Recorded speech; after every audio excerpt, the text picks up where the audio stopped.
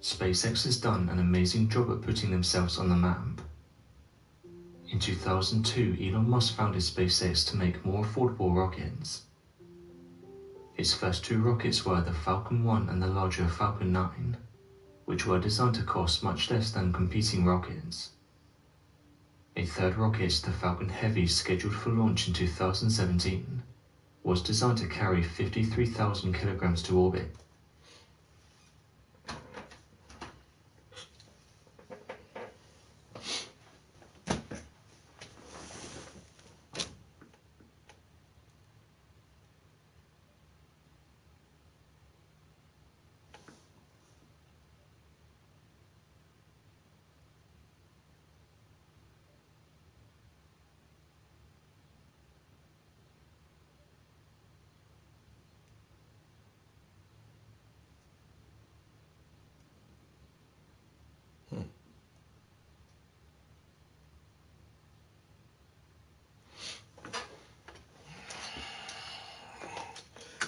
Hidey, hidey, hidey, hi, hidey, hidey, hidey, hi, hody, hody, hody, ho, hody, hody, hody, ho, hidey, hidey, hi,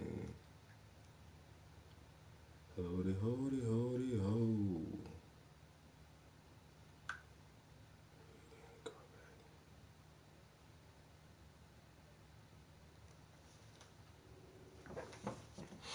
Hidey, hidey, hidey, hi, hidey, hidey, hidey, hi, hody, hody, hody, ho.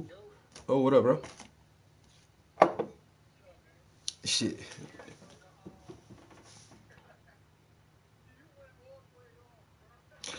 Cause, bro, I be so passionate about that shit. Cause people, it's straight ignorance, and like the chick, like the post you reposted, like she's just ignorant of the fact, and it does make perfect sense when you see it from the outside and you see it through the media and entertainment. But when you study this shit, yo, we're not the most violent people, and our shit, we should not even have this label of black on black. No, and we're the only people who get stuck with this fucking label. It's ridiculous, and then black people buy into it, but you don't even know how that shit got attached to you, why it's attached to you.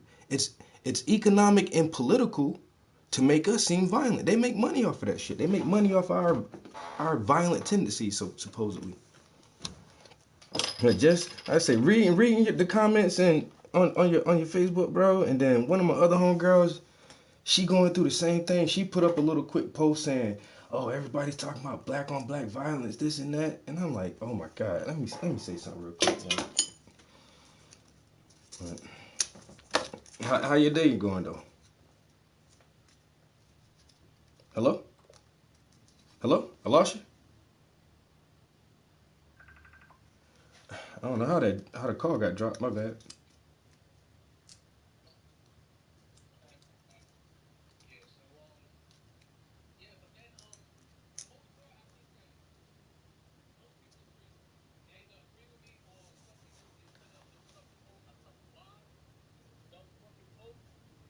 And they be like, "Oh, I never thought about it like that or whatever." But yeah, it's a couple of them, yo. I was just like, yo, you're just a dumb fuck. And then the one girl, yeah, the one that I showed you, I was going off on her in her post. If you would have like fucking followed her or went on her page and then she inboxed me. That's when they're losing the argument. When they take this shit off of the mainstream and inbox you, that means she's losing her argument, and then she doesn't want everybody else to see what she has to say now. Yeah, like but even in the conversation, she wasn't saying nothing. You know what I mean? She wasn't. It's like she's like, "Oh, I said what I said." I'm like, or I don't care. I'm just gonna. I feel, whatever. She wasn't really saying nothing. I'm like, yo, you're not. I said, I explained why what you said was ignorant. You just called me ignorant. That's all you did. You didn't explain it. You just called me stupid or whatever. I said, but you didn't explain your point of view of why your way makes sense. And that's it. They don't have any. You're just doing this thing. But then I found out, no, they don't have anything. No, they ain't got no support, and they don't have anything to support their argument. No, go ahead.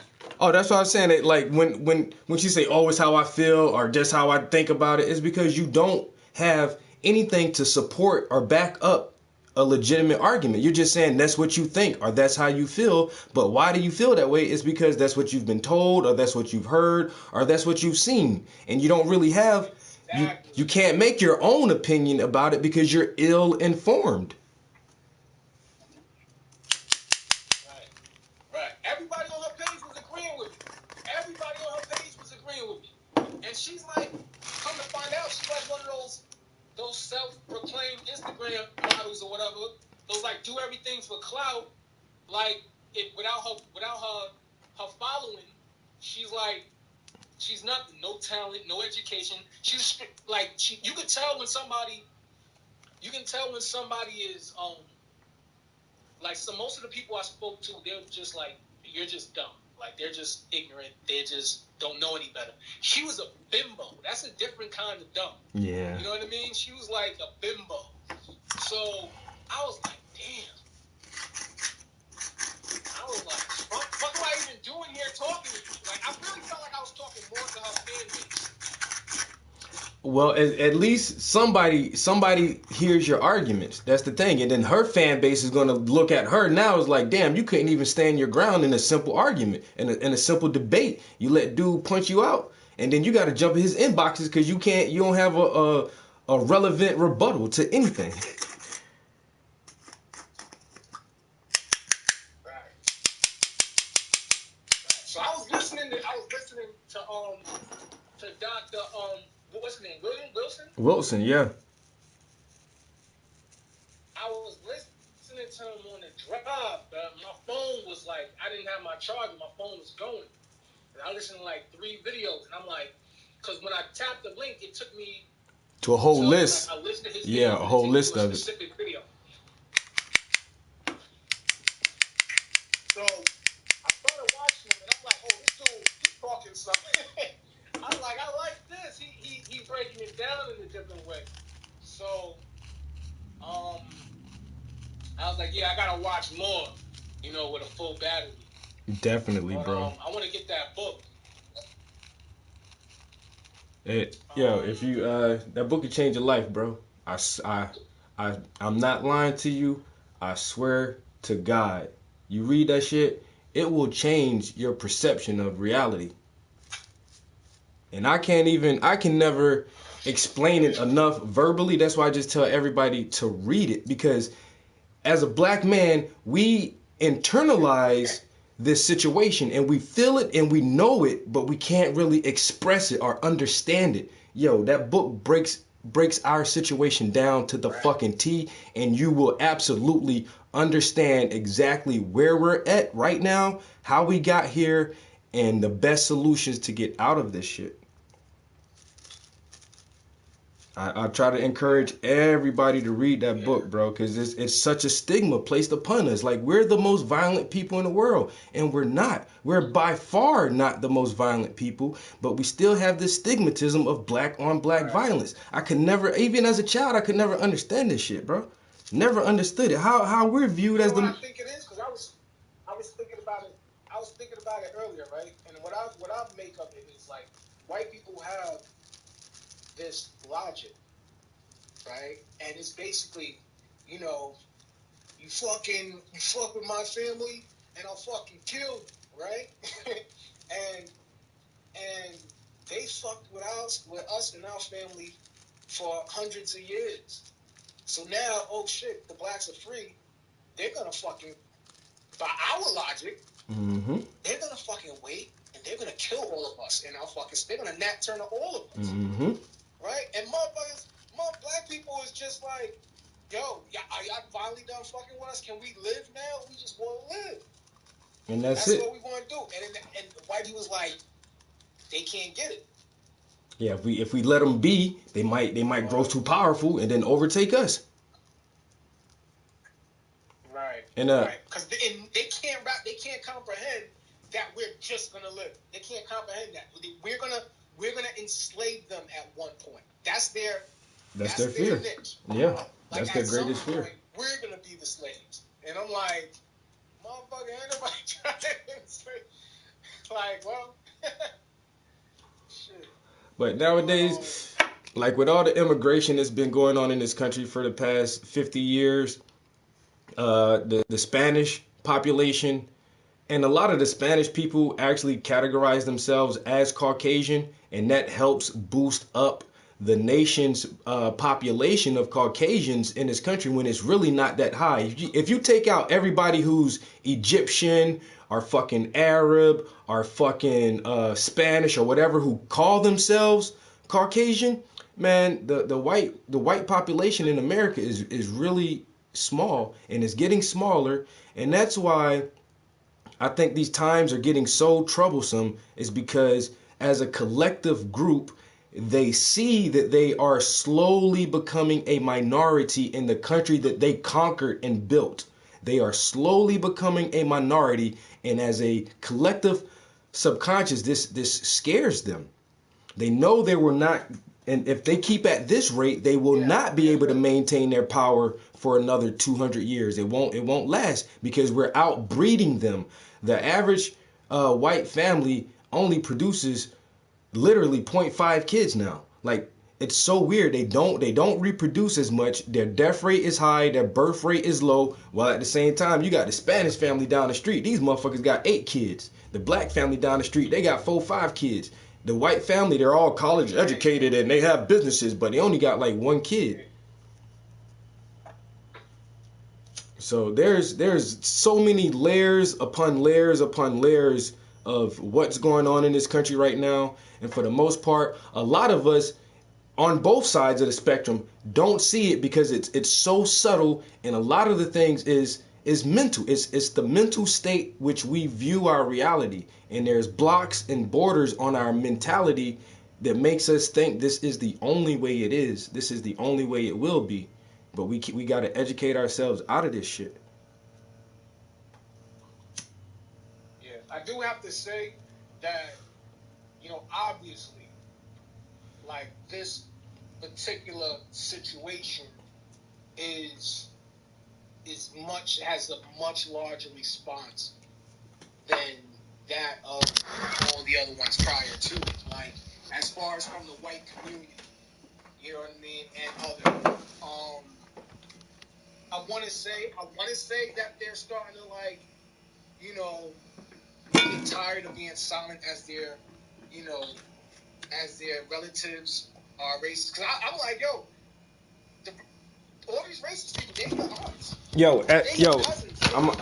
Let me cut you off real quick just to inform you. These are the people that you've been sitting next to.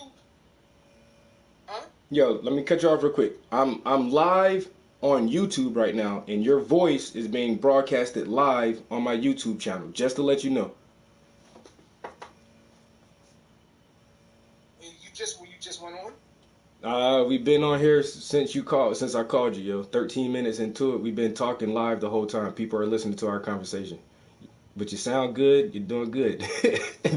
I just want to let you know that you are live right now. We got an audience listening to our conversation right now. So, okay. So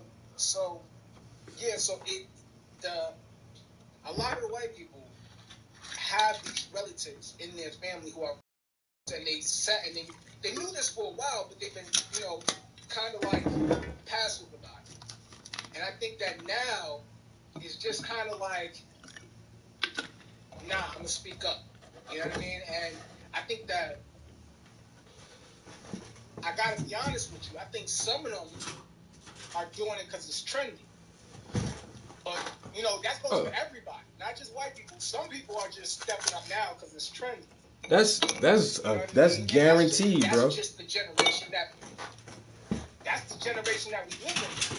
You know what I mean? Like, that's the era. Like, yo, what's popping? How can I get likes? How can I get followers? How can I get, views? What's popping? You know what I mean? I'm with it. Hop on the bandwagon. Right. What you say? I say motherfuckers just want to hop on the bandwagon. That's all it is. I even seen. Oh yeah. I seen one little video clip somebody got, yo. I think it was downtown Los Angeles or whatever city it was. People are boarding up their storefronts because they're scared of the looters. And so this one guy was boarding up a storefront.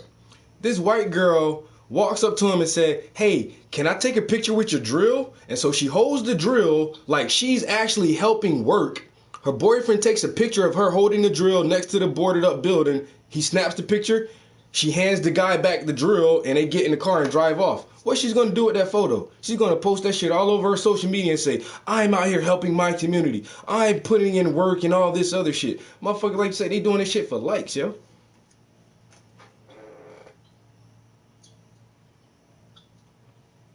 Yeah, you're right. Yeah, I mean, like I said, it's not everybody, but there are, of course, there are. Why? Because that's the world that we live in now. You know what I mean? Trump is funny because Trump is talking about shutting down the social media. It's all talk. But imagine, because that's some dictator type shit to do. But imagine he actually did that. What were all of these people who's like their whole life is being acknowledged on social media and on these is having these likes and these views. Now there is no social media. It's like what are you worth now? Oh, then that's that, how they value.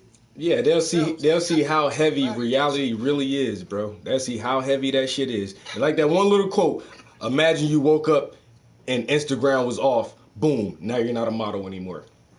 Like what the fuck? You can't do that shit, yo. And that's why I be online. I be online a lot, talking to a lot of different people and shit, and even especially playing video games too. Like that's one of my main peeves, yo. Playing video games, dudes who get mad at video games.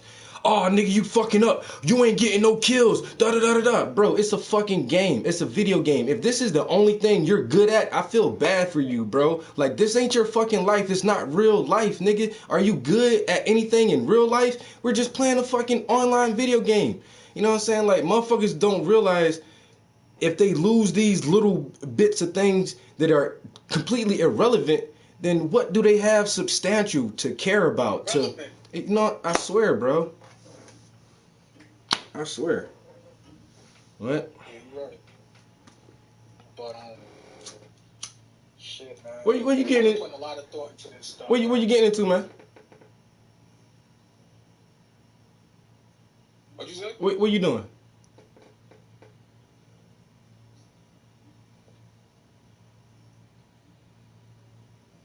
Yeah, you breaking up. Hold on.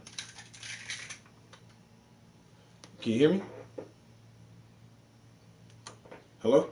Oh, I was asking what you was doing, man. Yeah.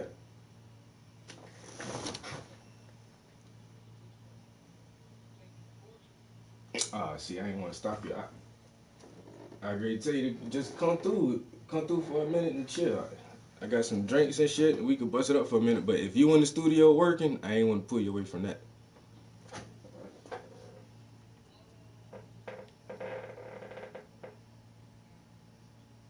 All right, cause I ain't doing shit. Like I said, I'm just sitting here. We on live, man. Like you could actually come in the studio. We can have this conversation live with my viewers and shit. All right, hit me up. All right, he might come through for a minute. I got a message from my niece. My little niece sent me a happy day post.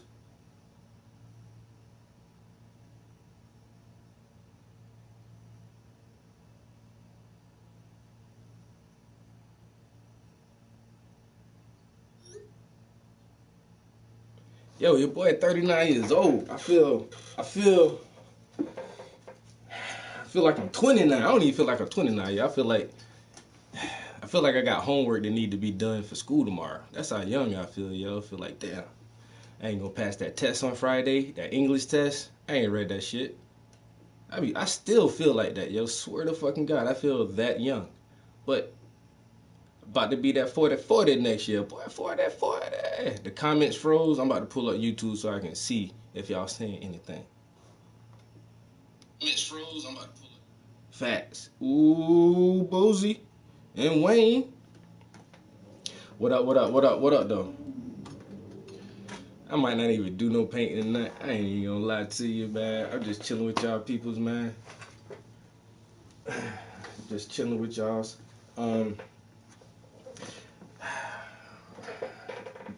One of the last streams, I don't know if it was the last stream or the stream before last, I asked the viewers, like, do y'all want to talk about the riots and shit, or do y'all want to talk about something else? Everybody was like, yo, let's please just talk about something else. Let's not talk about that. And I was absolutely cool with that. We wound up watching some SpaceX videos and listening to some mysterious science and all kind of shit. You know, I love that shit. But it's to the point now where there's so many comments, and I'm getting several people actually calling me, messaging me like, yo, what do you think about this? What do you think about that? And then for the simple fact that I kind of hold two positions. I'm really, really poor at both of them. I ain't gonna lie, yo. You know what I'm saying? I be trying my hardest, but I always feel like I could be doing more. Like, I could be streaming from Black Scranton Live right now, but I can't do it because I'm smoking and I'm drinking, and I don't want motherfuckers who don't really, really know me to see and get this first impression. If you only get one chance to make a first impression. But, so anyway, I'm a member of, well, I'm actually the artistic director in now, since our VP stepped down, I'm also the VP, I guess. I haven't actually done anything that's very presidential yet, but we are the Black Scranton Project.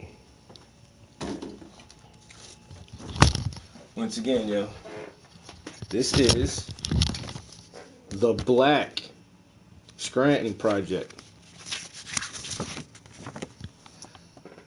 You know, why should we celebrate Juneteenth? The War for the Union.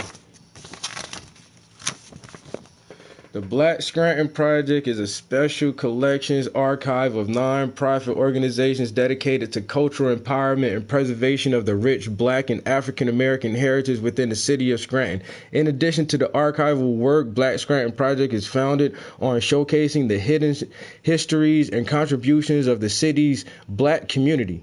Our mission is to seek out and spotlight local talent while offering a platform for conversation that gives voices and agency to marginalized and underrepresented groups in Scranton. The Black Scranton Project strives to promote multicultural education by creating spaces that educate, inspire, and stimulate dialogue, but above all, give recognition and reinstate 2 centuries of discounted contributions put forth by Black residents. This is what we do. Meet the board. Glennis John is the founder, a professor and historian. Travis Prince is the artist. You know, Connie, we got the whole crew. So this is our shit, right? We're an all Black organization. We promote Blackness.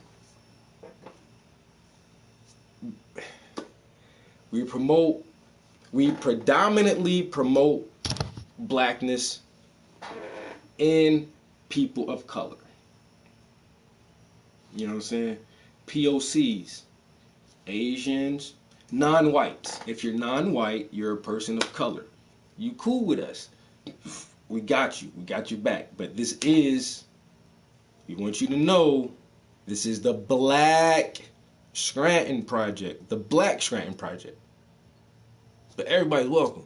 But we're gonna showcase us first. We need to focus on us first, our history, and our education and re-education, and showcasing our talents. And if you're a person of color, you're more than welcome to join too.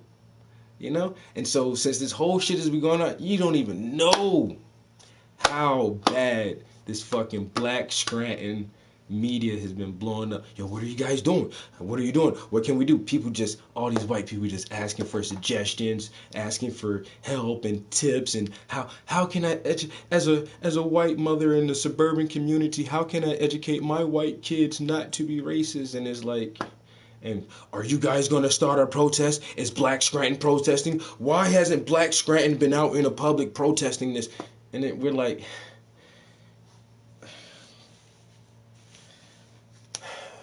look, people. And this is why I fuck with my homie Glennis, yo. Because she's smart. This woman is so fucking smart, yo. I'm talking about, she's going for a PhD. But the chick is from the hood. From the projects. Around the dope boys and shit. Made it from all the way out of there to be a doctor. You know what I'm saying? Motherfucker smart as shit. And she put out a statement for Black Scranton due to all the influx of messages that I would have worded that shit exactly the same fucking way. It's like, get it, girl. She said that shit, yo. Everybody's asking what we're doing. She was like, look, stay in y'all lane. Black Scranton, we not about to get out here. We not about to protest and march in the streets and, you know what I'm saying, because we going to draw a crowd. But we don't want to draw a crowd when people are emotional, with angry emotions, pent up anger, no real focal point to direct it at. We ain't about to do all that. You know what I'm saying? And then even if we are peaceful, you have these saboteurs and provocateurs who come up and smash shit and use that mob psychology to get everybody all worked up in a whirlwind. We ain't even about to spark that shit. You know what I'm saying? My homegirl was like, look, motherfuckers, I'm talking to the chief of police in my city. I sit down personally with him in his office and have a meeting with him. I sat down in the office with our mayor and I talked to the fucking mayor so we can formulate solutions and so she can have a clear, decisive conversation with these public officials so that they understand what we expect from them. You know, like I say, that's the shit to do. That's the type time shit we on. You know what I'm saying? If you feel like the marching and the riot and the burning and all that shit, y'all over there, we gonna do this shit this way. You know what I'm saying? We more communicators. You know what I'm saying? Like, and I would call her definitely a community leader by being 25 years old and founding this organization, this project that is now like grown. Man, we about to get a building. Yo, you don't even know, yo. This shit about to be, yo, we hung a fucking Pan-African flag in downtown Scranton at the fucking City Hall. That's history. That's making fucking history. You know how, yo, the city of Scranton is like 90% Caucasian.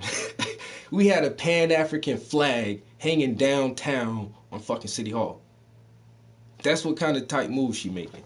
So I was really, really impressed and really proud of her for wording her public statement the way that she, and then it's not even like just regular, like news, like the fucking three different news outlets, like major news outlets, like local news, Fox 16 are reaching out like, yo, can we get an interview with Black Scranton? And she's like, nah, I'm good. I'm all right. Y'all ain't about to fucking find your little local black activist so you can make a story and say, look, we're covering the black people. Like, she already, man, she too smart for that shit, yo. Swear to fucking God, yo, she too smart for that shit, yo. You don't even know, like, we only talked for like a little while earlier today, but I had to tell her that, like, yo, how you handled that whole shit, I couldn't even word that shit better. Like, she said that shit perfectly. She said it perfectly. We not about to go out here and march up and down the streets and say, ain't no reason for that shit. Y'all want, and the white people, are you gonna protest? Well, if y'all want to do that, y'all know where the shit going on at. We ain't but 2 hours from Philly. You really want to be with the people? You really want to march and make a change where that shit is going down? It's 2 hours away. Get on the highway. Straight shot. 2 hours, you'll be right there in Philly.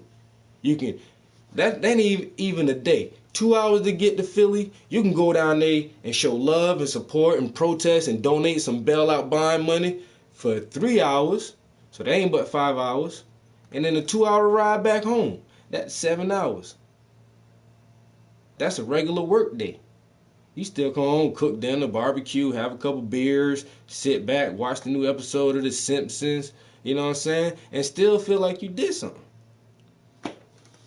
But we ain't about to do that shit. It's not worth it. You know what I'm saying? You gotta weigh the risk versus rewards. And the risk ain't worth it. It's not even worth it for us. And I've even had, like I said, I got people messaging me, and I'm just like, I give them like short ass answers, like, nah, I don't know, not sure. You know what I'm saying? It's just like, that's not our mindset, yo. You know what I'm saying? We militant, but not like that. You know what I'm saying? But you already know. If it come out to the come down, bro, don't make me draw the line in the sand. I ain't gonna do that. I want to sit back. I want to put my hair in a ponytail and shine up my glasses and talk with the mayor. Yo, mayor, look. We know what it is. Chief of police, mayor, chief, y'all know what time it is. Any interaction with the public, y'all be easy. Keep it cool. You be civil servants and serve us when we call you. And that's all it is. We don't gotta have all this other shit going on. We don't want it. Do your job. There won't be no problems. And she can sit down and communicate that. You know what I'm saying? With no fucking problems, yo. But it's weird. But like I say, this shit has been going on for weeks now. So I felt like I had to make like some kind of public statement. And when I do Facebook streams, I don't normally save them shits. You know what I'm saying? I save all my YouTube shit. I love my YouTube family. I love y'all, man. Y'all niggas been here with me for years. I still can't. When I say that shit, man, that shit be blowing my fucking mind, nigga. I've been knowing y'all niggas for years. That shit is weird, bro. Y'all stuck with me this whole fucking time. That's why I love y'all. I save all this shit. But Facebook and all that shit, man, if y'all don't catch my live stream, y'all ain't gonna catch it. I'll delete that shit. I'm not saving that shit all on my Facebook. Cause y'all Facebook people weird, and a lot of Facebook people just come in and out and be creepers and stalkers. Unlike my YouTube base. You know what I'm saying? My YouTube base, they fuck with me. We talk, a couple y'all motherfuckers, I got y'all real government names and phone numbers and texts and have real conversations, you know what I'm saying? That's why I save all this shit. But I had the Facebook stream I did today, I saved it and left it up there. You know what I'm saying? And I got tons and tons of white people on my friend list. And I don't feel like I be bashing white people when I say negative things about, not even negative things, just point out actual facts, the difference between the races. You know what I'm saying? And there's a lot that can be stepped up on everyone's part. You know what I'm saying? So I'll leave it up there for him. I'll leave that one. Even my aunt sent me a message. She said like, oh, I love how you're speaking, and I actually learned something. You know what I'm saying? That's what I try to do this shit for. My own goddamn aunt told me I just taught her something. You know what I'm saying?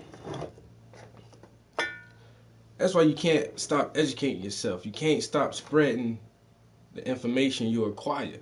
You don't know who needs that shit. And then we living in the information world. If you dumb, it's because you want to be. If you don't know something, it's because you really don't want to know it. You just don't.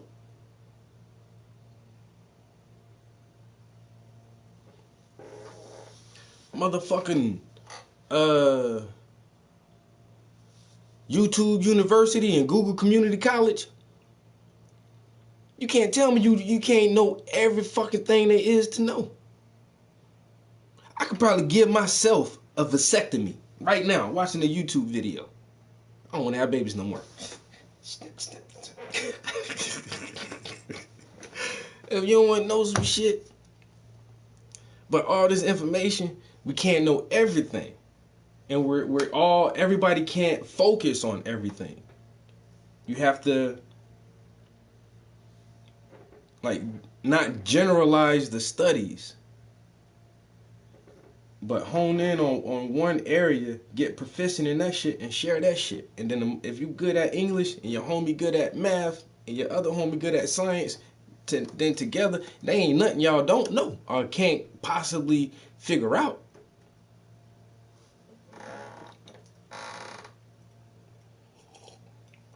Boy, this drink, y'all about to hear me talk all night.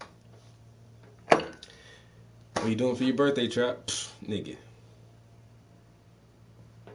It's COVID-19 riot season. It's my birthday right here, boy. Doing shit. I don't know nobody. I don't fuck with nobody. I might get some homies to come to the crib. Nah, I'm doing shit. One of my homies say he might come through and drink with me. The only dude I really call a friend, I known him about 6 years. Started out working at the same company. Smart motherfucker. You know what I'm saying? He's a homeowner 2 times over. Motherfucker owned 2 houses in the city. You know, man, you gotta have that bread to get that money in the city limits, yo. You know what I'm saying? Own land, property. Motherfucker drive. When I first met him, he was driving a Lincoln Navigator. Then he switched over to he had a Lincoln Navigator and a BMW 3.5i or whatever. Then the nigga had the X3. Then he had the Mercedes 430. His son wrecked that shit. Total wrecked the goddamn Mercedes. Then he got rid of the 3 Series. Now he just driving around in the goddamn the X3. But this motherfucker say he want a Range Rover. It's gonna be his last car, one of them nice ass Discovery, or I don't know, one of them $60,000-$70,000 cars. That's what I fuck with the motherfucker though. Motherfucker about that bread, bro. Motherfucker about that bread. He don't give a fuck about shit else, dog. Like, motherfucker don't care about it, bro. And he worked though. Ex-dope boy just like me. He did some time though. I ain't never do no time. Cause I always kept a job, yo. Since I've been a kid, like, I always had a job. And then when I started hustling, I don't know, it just never made sense to me, like, why quit your job though? Like, that's how niggas get locked up. Like, and I had that philosophy. I started hustling, I was like 14, 15 years old. I had this shit, young nigga, like, I had my first job. All right, I got a job at Burger King when I was 14. I think that same summer I sold my first piece of dope, yo. And then my cousin front me some shit, man. By the time I was 15, I was selling dope. But I still kept my job at Burger King, though. And then, I mean, one day, motherfuckers, man, nigga talking like, oh, you a working nigga. That was a different time. But anyway, no, that was in Philly, yo. I remember these Philly niggas. When I moved back to Philly, doing the same shit. I got a job. I was like 18, 19. I got a job working at fucking Checkers. The fast food joint, burger joint, right? That's all I knew how to do, man, is burger shits. But goddamn, I'm a hard worker, though. I got a job at Checkers in like 3 months. I was a crew lead. And then after that, they made me like assistant manager. But I was when I was in Philly, I was selling weed. So I met this one fucking Jamaican connect, and this nigga thought I'm Jamaican. I don't know how, for whatever reasons, man. But I got a kind of southern accent, but I live a lot in the north, so it's not really southern, it's not really northern. Then I do try to enunciate most of my syllables, so it sounds like I talk proper sometimes. So it's like my accent is weird as shit. But like I had just started growing my dreads, and I had like a southern accent. He's like, "Oh, you Jamaican?" I'm like, "Nah, I'm from the south." He's like, "Your people from the islands?" I was like, "I don't know, man. My people probably slaves, man." He's like, "Oh, your people probably from the islands, man. You got the high cheekbones," and he's like, whatever. So the nigga fucking liked me, yo. So he gave me the hookup. He thought I was like had Jamaican ancestry or something. I was getting like started out with the QPs, yo. Motherfucker give me QP for like $400-$500, yo. Swear to God, some good shit, man. So niggas up this motherfucker still selling nicks and dimes and shit. I was giving out whole grams. Sometimes like actually for my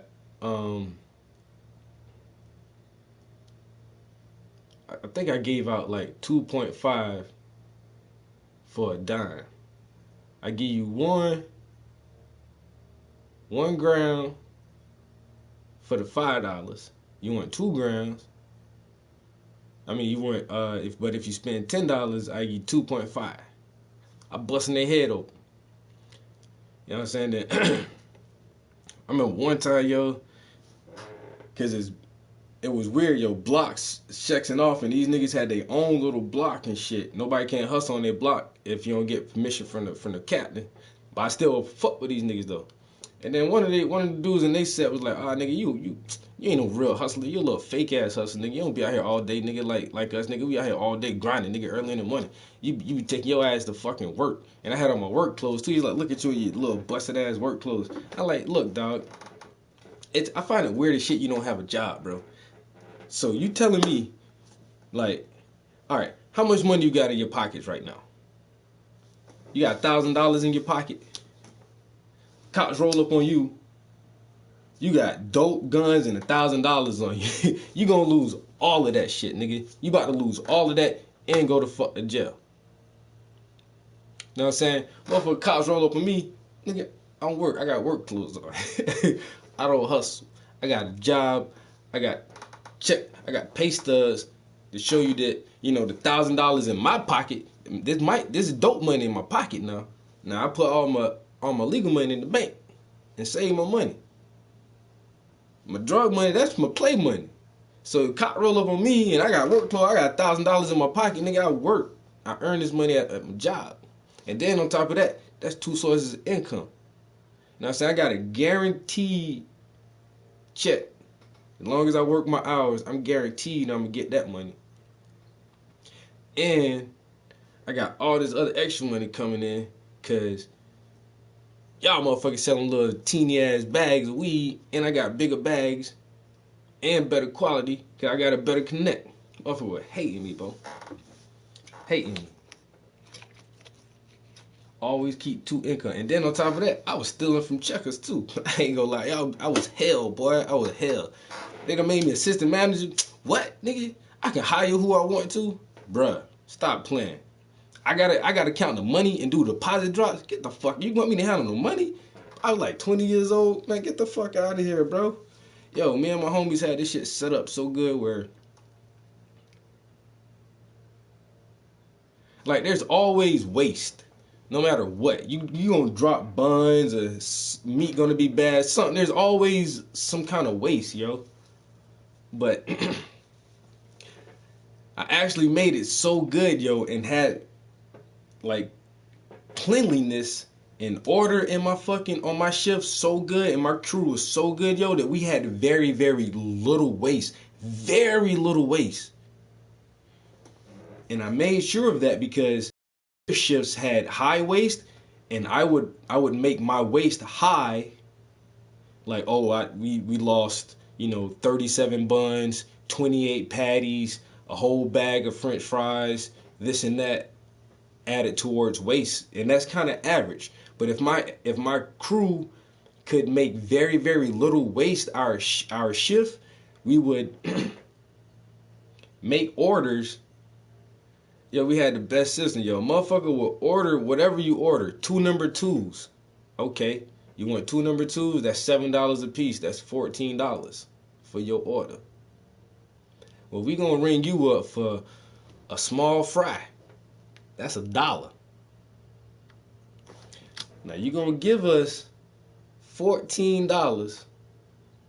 We gonna put $1 in the register for the fries we rung up, then we gonna keep the other $13, but give you all your food, and then we mark that as waste.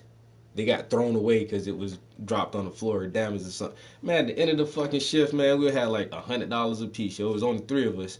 You had to have somebody working the board, working the food station. You got to have somebody working the cash register, and you got to have a manager that's cool with it. Yo, we do that shit. At the end of the shift, we'll divvy up the money.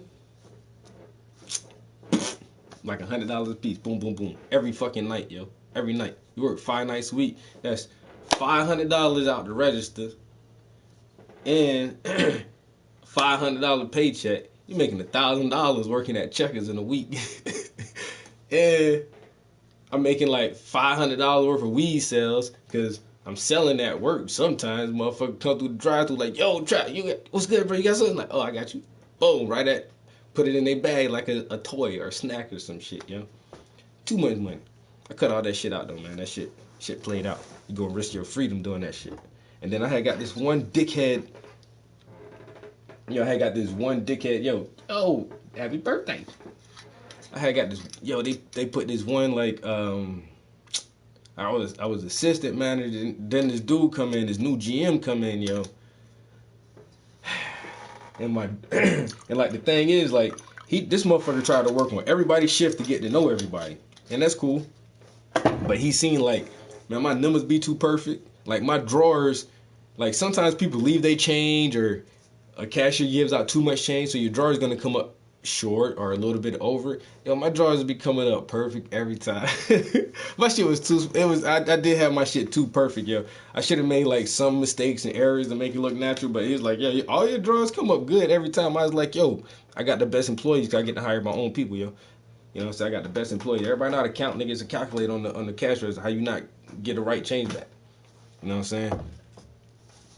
But he started watching my waist and watching my drawers and shit, and then he's like, yo, I know you stealing. I don't know how you doing it. You know, I can't figure that shit out. He told me straight up, yo. He pulled me to the back one time. He told me straight up, yo. He was like, man, I know you stealing. I can't figure that shit out, but I know you be taking money. I was like, what? Played that shit off like a ghost. Like, huh? Me? I'm the best motherfucker on this crew, yo. Look how, and then my numbers be better than everybody. My store always cleaner. I was like, bro, ain't no way I can run this store this good, keep everything clean, have the best employees. We got a mystery shop one time on my fucking shift, and they graded us with like, they gave us a 97 or a 98. The dude said the fries were too hot, and that's why he had to take points off. If it wasn't for the fries being too hot, I would have got a perfect score on customer courtesy, politeness, ordering properly, time, everything. My shift was fucking perfect, yo. Motherfuckers couldn't beat that shit, bro. But it was so perfect, the motherfucker thought I was stealing money. Oh, which I was. Paint and dank. Had to go pick up what? Bum, bum, bum, bum. Not the original Prince brush holding system. Bum, bum, bum, bum. I have for you my prototype. What? I have a prototype product right here, guys. This may go into production and be my $1 million idea. Please, universe. Just let 1 million motherfuckers buy this shit, bro. It's made out of plastic. We're gonna sell it for cheap. It's durable. It's ergonomic. It works. It's simple. There's nothing to put together on it. It's efficient, man. and it's my product, and everyone should buy 2 of them, one for you and one for a friend. Bruh.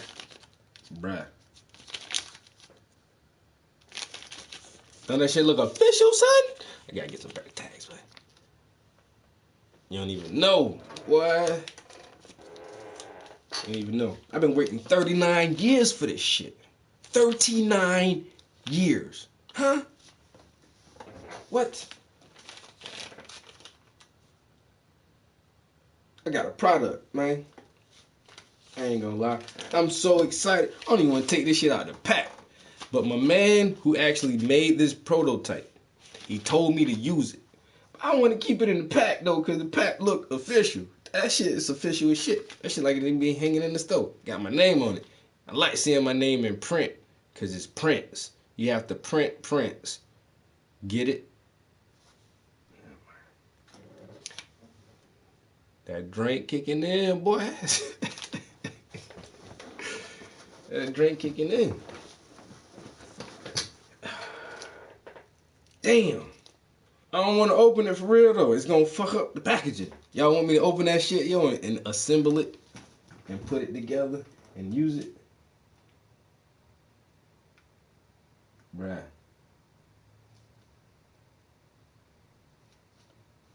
I can't even believe I'm holding this shit right now.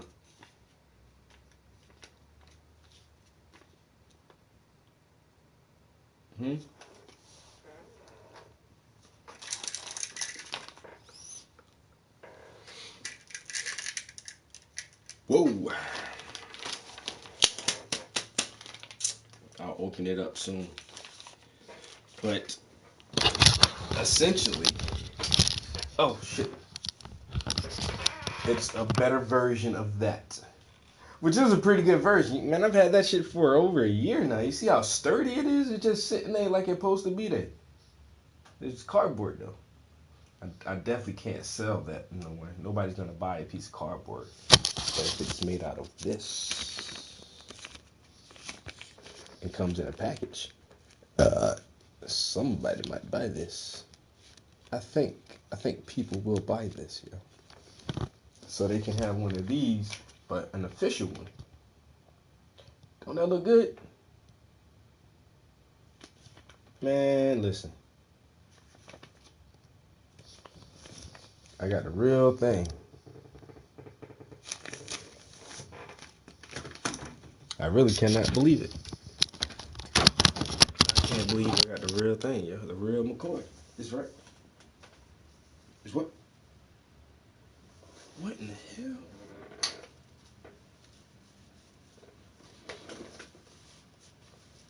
Oh, hell no.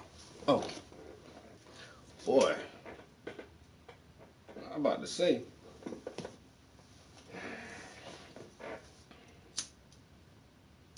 Ooh. Ooh la la la. It's the way that we talk when we do when I sing. Ooh la la la. So what's to say? Ooh la la la la la la la la la la. Yo, D1. Yo, I tried to find that shit. It's not on the video version of that song, yo. That Joey Badass song. But yo, on his album, American Badass, it's like track 3 or 4. It starts out with that clip of that little girl giving her little speech, and she starts crying. I don't know why he ain't put that shit in the video version of it, but oh well. I told my manager too, yo, like, cause it just be me and him at the office every day. Told him straight up, I was like close towards the end of the day, cause me and him, normally he leaves and works from home, but we had to set up some laptops, yo. We had got 16 new laptops today. So we had to, they came yesterday actually. And all I did yesterday was unbox them and connect the Ethernet cables and power them all up. But hell, That shit took an hour and a half. Unboxing like 16 fucking laptops, taking all the plastic off, getting all the cords, and then you gotta plug all these shits up and line them all up around the fucking table, yo. It's a job, yo. Then we gotta put all the software on it. You gotta put Adobe, Word, Chrome, all our work files, like.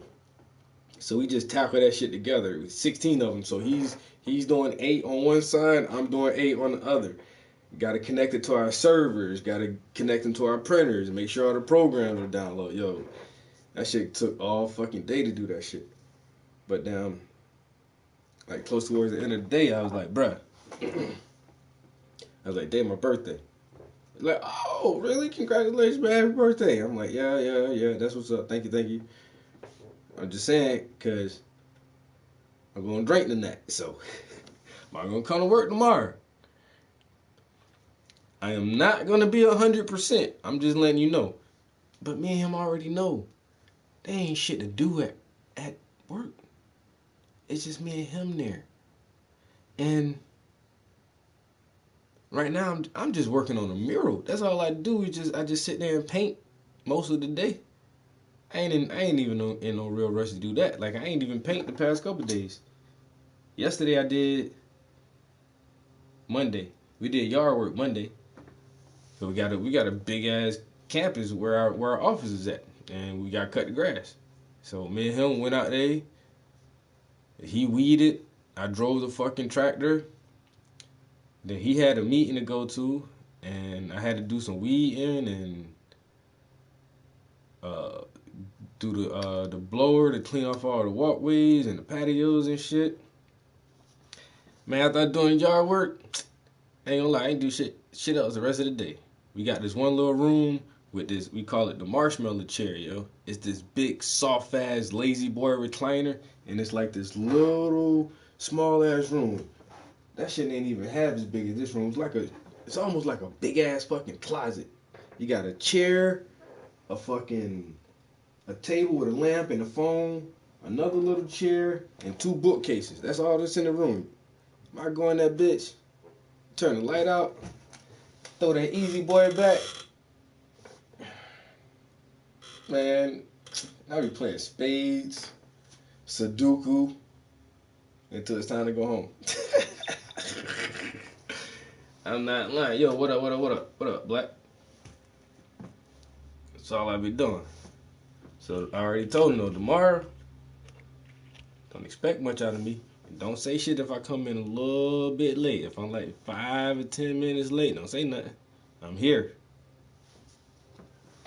That's the main thing. I will be there. What you getting into? You doing something? Like, what the fuck is there to do, bro? It's COVID season, man. I'm sitting my ass at home with a bottle of fucking tequila.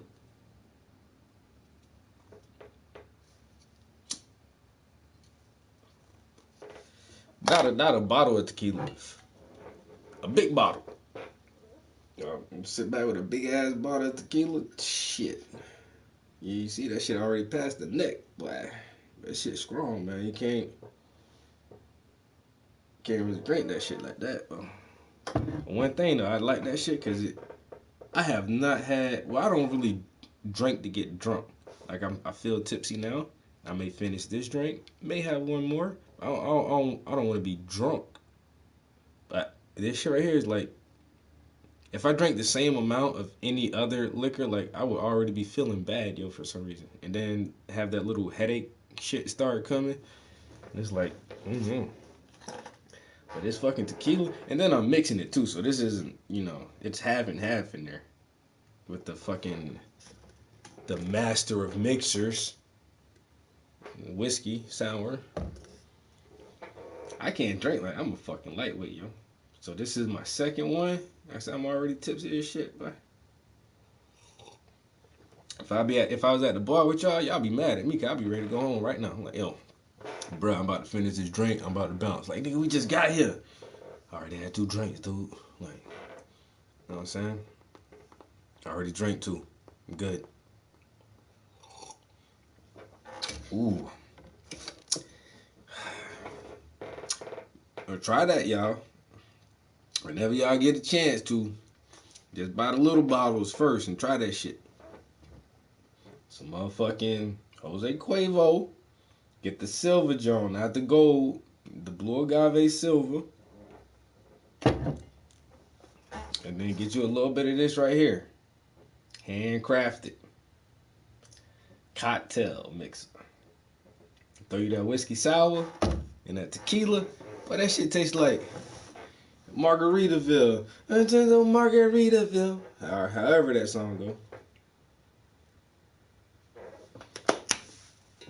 However that song goes. Alright. So Trump was supposed to make some kind of speech tonight. Motherfuckers, I'm getting messages from that shit. Yo, don't listen to Trump's speech tonight so that the ratings are low. You think I'm listening to that shit anyway? Bruh. I can't hardly listen to that dude for longer than 15 minutes, yo. It's his voice alone. Like, his voice is annoying to me. Like, when I watch some gamers be streaming and shit, honestly, that's how I determine on who I'm gonna watch first. Like, first of all, you can't have, like, an annoying voice. I'm not gonna watch a stream. I prefer to watch a stream where motherfuckers don't talk at all. Just play the game and shut the fuck up. But if you're gonna speak, at least have a cool voice. You know what I'm saying? I know my voice ain't the best, but I can make it sound cool. You know what I'm saying? At least have a decent voice. Turn it into a game like, oh, I'm gonna watch this motherfucking stream right here. He the top streamer for this game. Turn that shit on. Yeah. Oh my god, watch out. Look at that. I'm like, oh shit. My god, kid. What the fuck? Didn't even go through puberty yet. Alright, should I paint, guys? Should I? What time is it? I don't even know what time it is in real life. It's 6:50. I ain't even ate nothing yet. I might have a liquid dinner tonight, if you catch my drift, and just have a really big breakfast in the morning.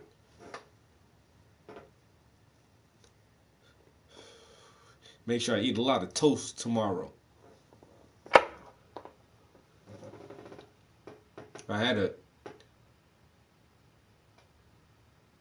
I left that shit at work. For lunch tomorrow. So by lunch today, I ain't fit to eat that shit. I just left that shit at work. I fitted that shit tomorrow for lunch. I guess I could eat that shit for dinner, but didn't bring it home.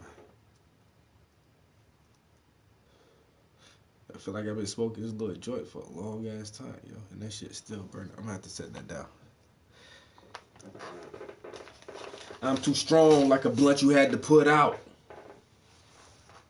Y'all remember that line? Yo, my homie.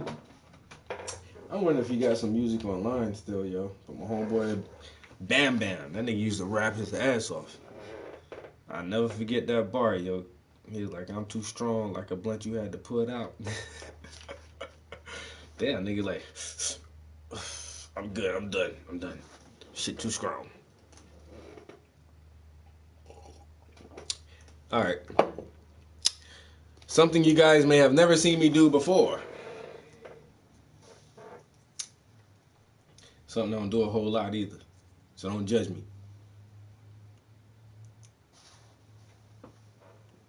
Shut up, nigga.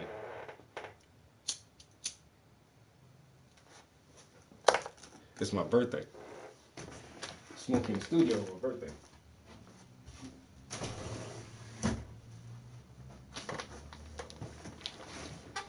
A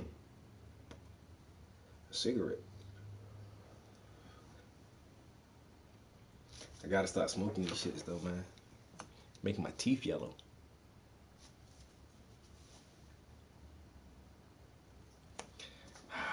Keep thinking about whitening my teeth, but then that shit look fake when you do that. Anybody ever whitened their teeth before? No.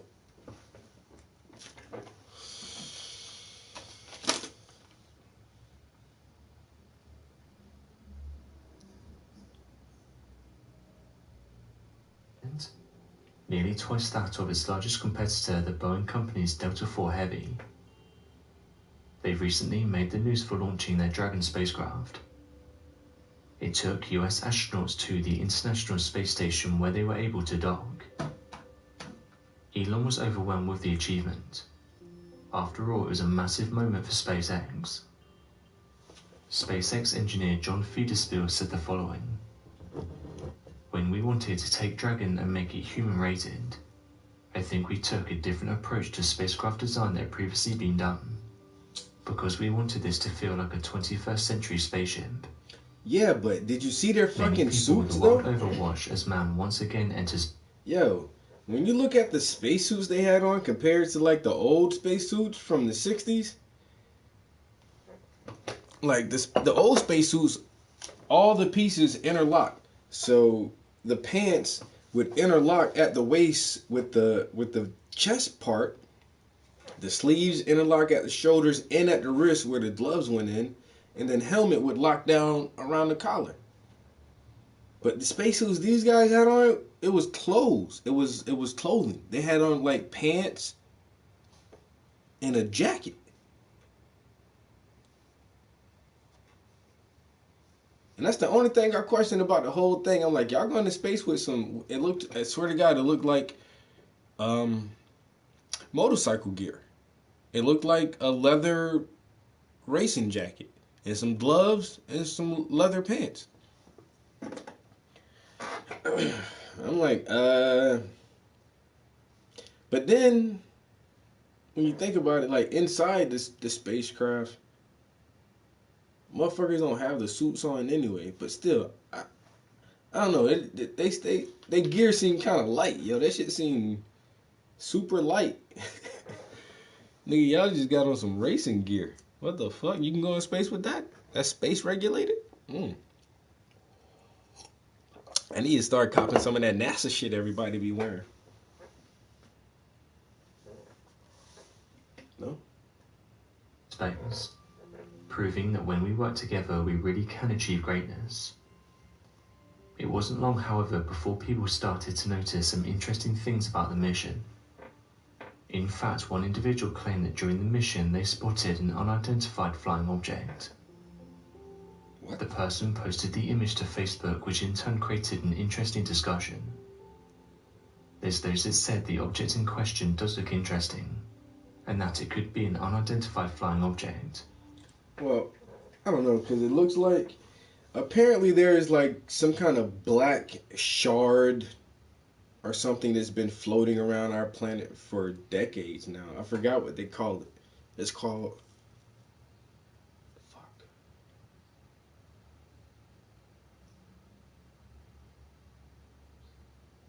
I don't know what the fuck that shit is called, yo. Let me see real quick.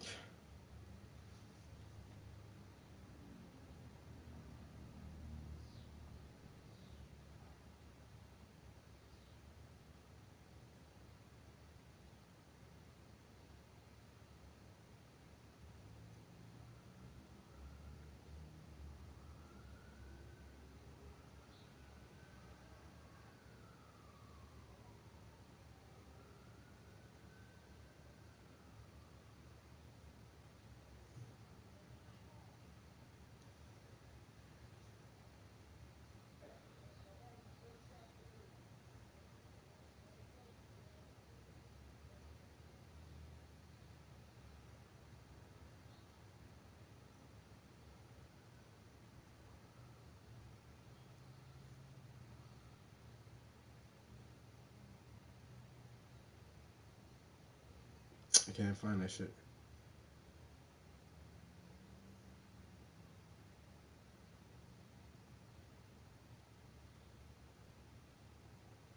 It's called the something satellite.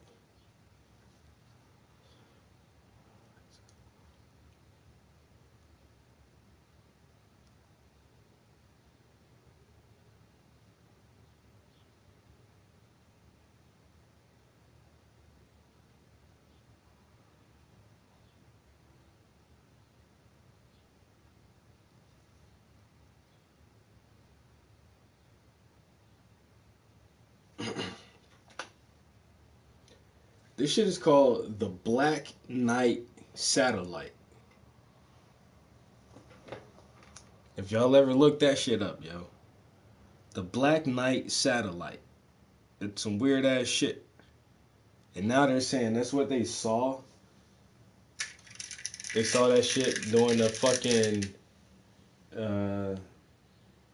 what it is, the Falcon? No, it's not the Falcon Heavy. What they launched up in space? The Dragon 9. And so when the Dragon 9 launched up to the space station, they're saying they saw some kind of unidentified object.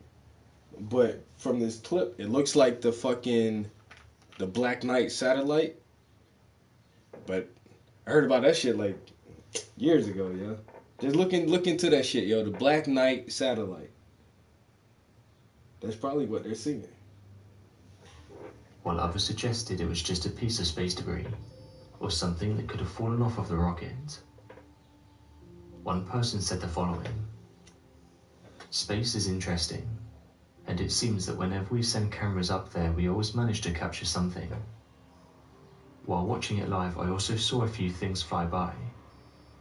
Who knows what's up there and who knows what's watching? It's always good to keep an open mind."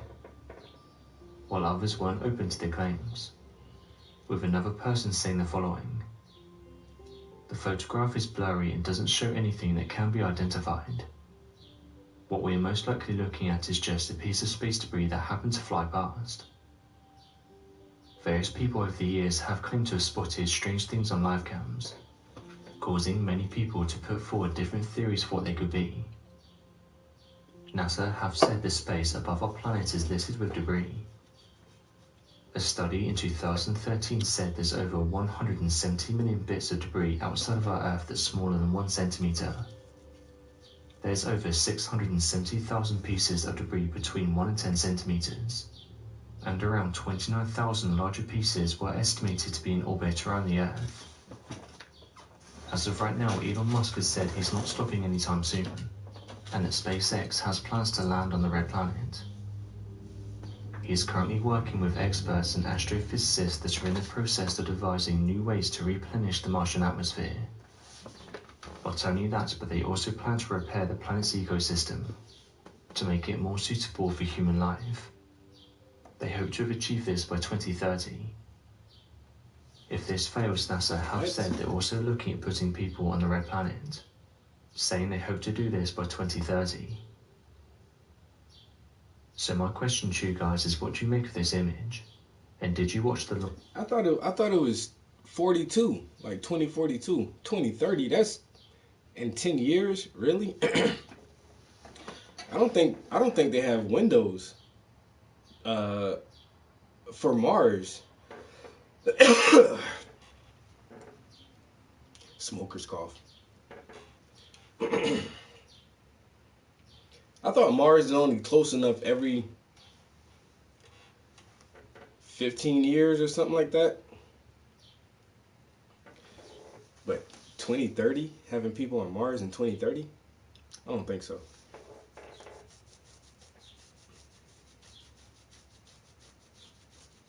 In 10 years. It'll be easier to say, okay, look, let's go back to the moon. Let's build a moon base. And then launch from the moon. Less gravity, less fuel, and you're already farther out. It would make way more sense to launch a manned vehicle from the moon to Mars instead of launching from Earth to Mars in the next 10 years. Like, you should try to establish a moon base first. Because if you're going to Mars, I mean, you would already have to have shit there. You would have to send all your cargo and supplies to Mars first before you sent humans there. And then they would have to already have experience with living in such a hostile environment and experience constructing the habitats that they will live in. So of course it would just seem more feasible to do it on the moon first, where if shit kind of fucks up, at least you're closer to home, and you may be able to have a chance to get home easier. But going straight from the Earth to Mars, that seems harder than it. Yo, what up, bro? That seems harder than it needs to be. My man, motherfucking graveyard assassin. It was my birthday today, bro. Motherfucking 39 years old, dog. 39, aging fine like wine. Boy, y'all ain't want a piece of this 39-year-old right here. I still got it though. Still got it. You know what I'm saying? I just need to keep it. Just smoke that cigarette too. That's my next goal. I might try to ride it out this year, and then make that my resolution for next year is to quit that nicotine. I don't really smoke a lot though. I think I smoke less than most people, yo. A pack of cigarettes. Sometimes like my last cigarette, that shit'd be stale as fuck by the time I smoke that shit. I'm like, god damn. I have a pack of cigarettes for about a week, yo. Cause normally like I just like to smoke when I'm drinking. Honestly. It's just something about alcohol and nicotine. And then you throw that THC up in there, the trifecta. See, but in the morning, it's nicotine, THC, and caffeine with the coffee. Bruh, you get all three of them in your system, you be like, ah! That shit be crazy. It's something but like just nicotine by itself, that shit don't really faze me like that, yo. Like, motherfucker just be smoking cigarettes all day just to be smoking them shits. I'm like, nigga. Nah, I'm good. I need to, if I have a drink, if I'm drinking, shoot. Some THC, some alcohol, and some nicotine. Oh shit, boy. Nigga in the groove now. You ain't gonna tell me nothing. That nicotine just be the booster, yo. That shit just, I don't know, it's weird. Like by itself, it's just like somebody asked one time, like, so what do you get from smoking cigarettes? And I try to describe the feeling of nicotine, and it's not like a euphoric feeling, but it's kind of sedative in a way. It relaxes you. It like, it's almost like it's a stimulant, like a muscle relaxer kind of, but not really. And it's really weak too, because you kind of only feel the effects of it while you're smoking it, and then almost immediately after when you stop smoking nicotine, the effects of the nicotine stop. And then you carry this mental stimulant further along. But when you combine nicotine with other mood altering substances, it seems to give the other substances a boost of a sort. It's the weirdest thing. I'm not a chemist. I don't fucking know how this shit works.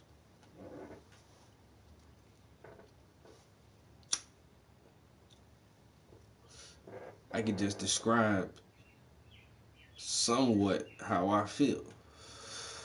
I'm feeling goddamn good right now. Shit.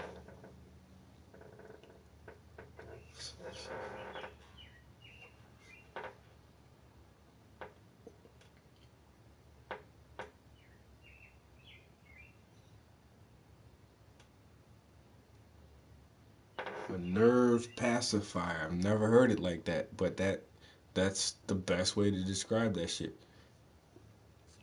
Did you Google that? So, yeah, kind of like, yeah, a nerve pacifier, yo. 39, 39, 39, bro. I'm trying to make it to 99. Fuck that shit. Let me push this bitch to the limit.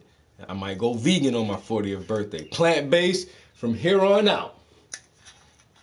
I did it once. Yeah, I went vegan for a little minute, yo. It was like a diet, a vegan diet for like 3 months. But it's weird because my lifestyle my lifestyle really didn't suit a vegan diet. I would have to change my lifestyle a whole lot more because I was so healthy. I lost weight. I'm too small to be losing weight. This ain't nothing but saturated fats and carbs.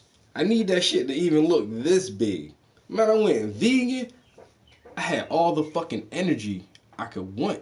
I lost like 8 pounds, yo. Like just eating plants, like all my little fat and everything just went away. I was like, wait, nigga, I look sick. Wait a minute, bro. I can't be losing 10 pounds for no reason. But at the same time, it's like I don't think I was really eating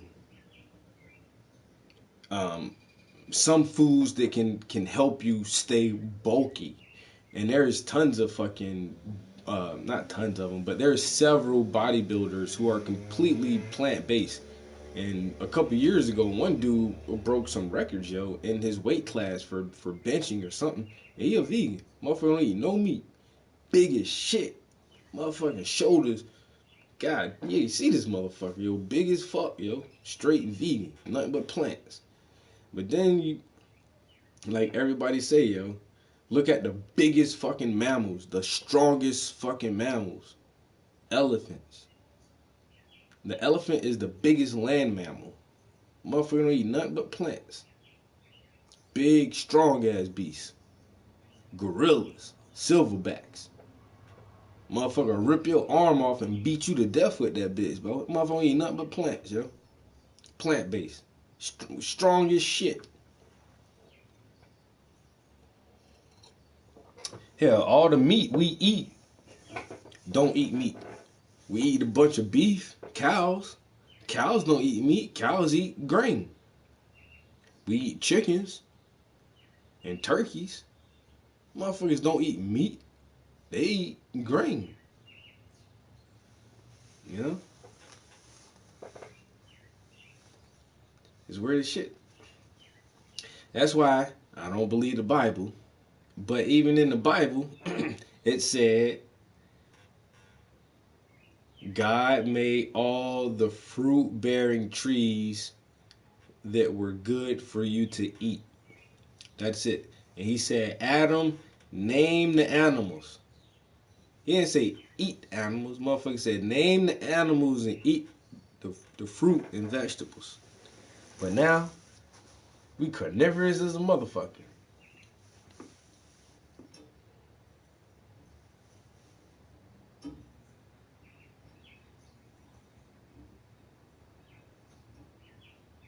Cigarettes on Molly? Wow.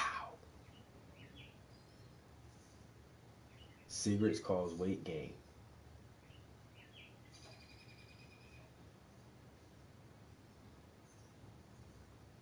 Olive oil shots? Wow. And I normally cook with olive oil. Like I use butter for some things. Like butter, I think butter is for like flavoring different foods, but not like, if anything need to be sauteed or something like that. Some people even sauteed onions with butter, but I still really rather use extra virgin olive oil. But I never took olive oil shots. And I'm maintaining my weight pretty decent. I weighed myself Sunday morning. I was 162.3. Now, that's still about 3 or 4 pounds shy of what I was at the end of last year because I was going to the gym every day. I was buying the Big Jones, a protein shake, and drinking my shake every morning. But then the gym shut down, and now I'm not getting that extra protein from those shakes and those BCAAs. But it's not a big deal. I still eat, nigga. I like to eat. I don't mind eating, but I don't eat like like weight gaining eat. You know what I'm saying? Because people say if you wanna bulk and build muscle, you need to eat 8 ounces of food 6 times a day. So while you're awake, every 2 to 3 hours, you need to eat 8 ounces of food. And it should, whatever you're eating should equate to 1 gram of protein for every pound of body weight. I weigh 162 pounds. Every day I should consume 162 grams of protein. That shit is hard to do by eating food. You gotta eat a lot of food with high protein all day. That's why people subsidize their diet with a protein shake where you can get, in 2 scoops of my protein shake is 60 grams of protein. Then I would add some black seed oil and a large helping of peanut butter. That would give it another 4 or 5 grams of protein, and a banana for potassium. And so in the morning, I would already consume somewhere around 65 grams of protein. And so throughout the day, I'm only, have to eat, have to consume another 95 grams in just regular food, which is doable, but you still gotta eat though. Right. Like that diet, since this COVID shit, man, like I need my gym for that shit, yo. And I got weights and shit, man. I try to do the shit at home, but it's different for me. Some people hate going to the gym and rather work out at home. I'd rather go to the gym. And like I say, since the stores were all crazy, you gotta wear masks, there's lines, the shit was shut down. I'm like, I'm not trying to spend extra money on protein, because I normally get my shit from Walmart because it's cheaper there. I really don't buy a lot of shit from Walmart, but like a lot of the other places, it's almost double. Like the protein shake that I buy, man, that shit be damn near double anywhere else.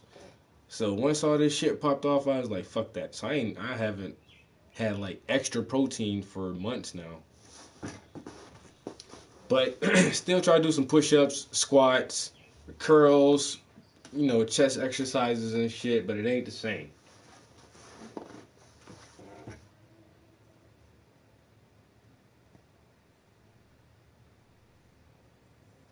The keto diet, one of my homeboys is on that shit right now.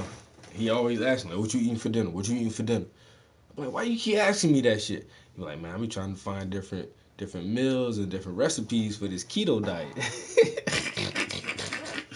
They like, damn, no carbs. Did I not mix that? I don't think I mixed that one. Wow.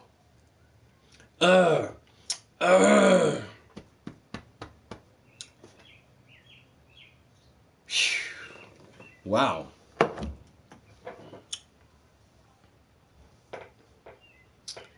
That shit got my eyes sweating.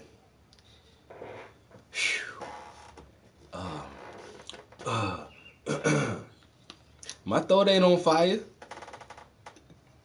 I'm not burning up inside right now. I'm not crying. My eyes are sweating.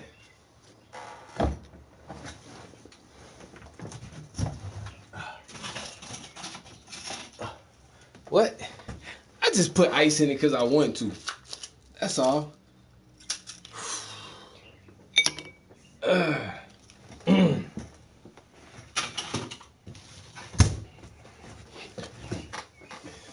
ain't like my man Blunt movie. Yeah, the motherfucker had this pretty ass bottle of some shit, man. That shit was like a round bottle. Had motherfucking copper inlaid on that shit, engraved with some fucking Latin and family crest or some shit. Motherfucker drinking that shit straight out the bottle. I was like, God damn, nigga. At 4 o'clock in the morning. Yo, my bruh. I love you, my nigga. But this dude got a high tolerance, yo. My man Blunt Mover, yo, my man got a high tolerance, yo. You know what I'm saying? His body is conditioned. I would never try to, like, contest, like, smoke out or drink or some shit. Like, you got that, bro. Yo, I remember one time, man, my girl was watching him. He rolled a blunt. He smoked that shit. He started rolling again. She was like, he rolled another blunt. I was like, yeah, he gonna smoke that shit. I like 2 is his minimum, yo. As soon as that motherfucker out in that shit, he be roll that next one. Motherfucker be smoking, boy. Right now, well, I'm not fucked up, but I'm not far, bro. I'm not far. Like I say, hanging out, y'all niggas be mad at me, yo. Can't take me nowhere. Like, man, where the bathroom at? This nigga gotta piss again. I told you I can't hold my liquor. I told you that before we came here. I gotta go to the bathroom. Shit. Then them blunts come around, then I'll be that first nigga be like, I'm good. Like, what nigga the blunt be this long?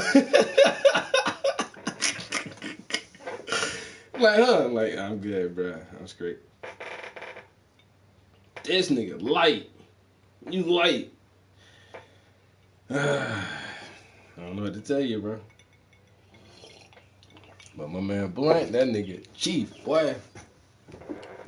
Nothing but the best, too. That shit killer me. Everything got a name. You, goddamn Shaman, and D1, oh, y'all shit be having names. I stay with the no-name shit. Yo, my guy, he don't put no name on it. I be like, can I get one? And then he be like, I'm about to pull up. And then his next text be like, I'm outside. And I be like, okay. And that's it. And then I don't know what the fuck that shit is. But you know why I fuck with my guy though? Cause twice he told me, he was like, you ain't want this. I'm like, word. All right, hit me up when you good. He be having some shit, but it's like, like his maintain shit. Like sometimes you gotta get something just to maintain. He won't even sell me that shit. He already know. He's like, nah, you don't want this. I'm like, that's what's up, bro. I said that shit once. I was like, I need one. But if it's the same shit you had last time, I don't want that. It ain't had no name, but I know for a fact it wasn't something I wanted. It was some maintained shit. Other than that, my man come through consistently. He pretty consistent. He come through.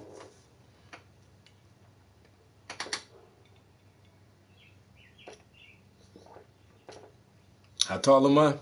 I'm 5'9". I'm slim, bro. I'm 5'9", 160, 165, right about there. You know what I'm saying? I ain't a big dude. My personality make me seem like I'm 200 pounds, 6 feet tall, though. And then even people who really know me in real life, they be like, really? I thought you were bigger than that. Like, nah, teeny as shit. I'm not teeny. Actually, I'm average. I'm really the average male. I'm 5'9", 160, and I wear size 9.5 or 10 in shoes. I'm like an average build for the modern male. It's weird, and that's why I can never find fucking jeans and pants. It'll be so hard because everybody wear that fucking size. Like, can I get a goddamn 32? Can never find that shit, bro. 32. Can I get 32? Somebody in them. 34. 32, 36, 32. Man, I need 32, 32, please. 29, 30. God damn, bro. I can never find my fucking jean size. Like, pants that fit where you don't need a belt. That's a fitted 32, 32. Man, bruh. You look on the shelves and look for 32, 32. See how many you find. That's average. Everybody try to wear that shit, yo. Even a motherfucker who's really a 34, because he gained a little bit of weight, he ain't want to admit to himself. So this bitch still gonna buy a 32. Move up to the 34, motherfucker. And leave the 32s for the people who can fit that shit. I'll rant about anything. Don't fuck with me. Is liquor kicking in too? It's kicking in strong now. I'll blabber and what?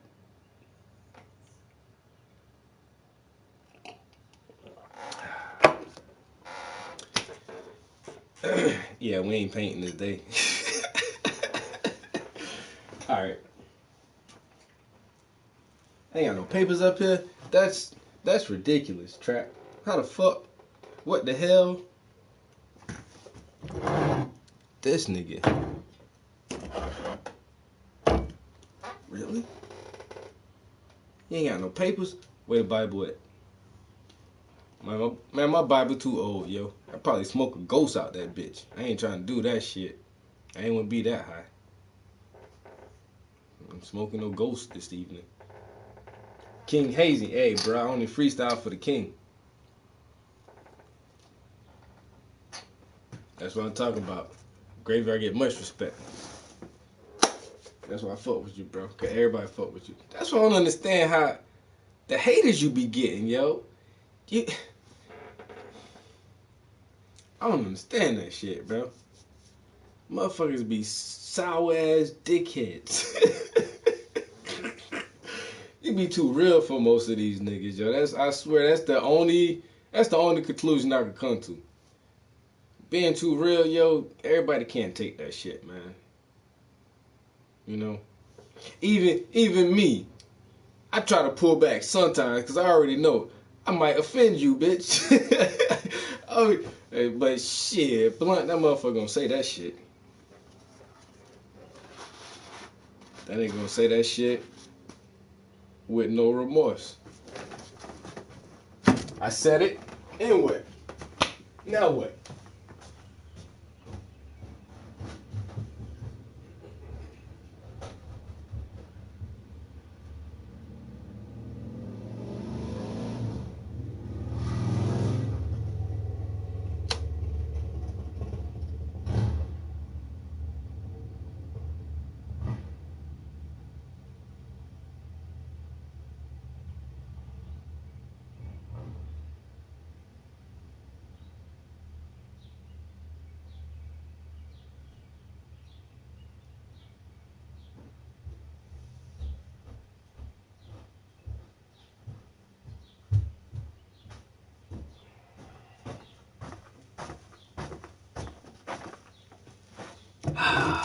I could have brought some papers, but by the time I roll up, you know what I'm saying, I can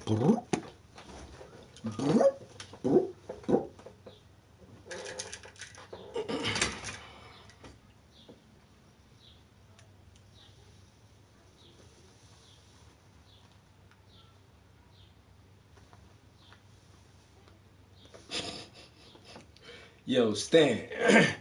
My main man, Stan. Yes, sir. Crime expert.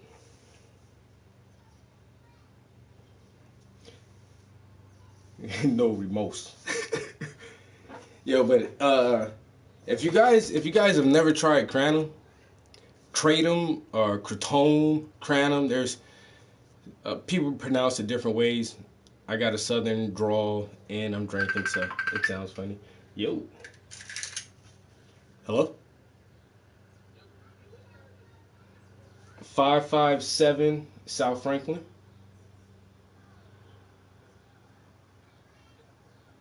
All right.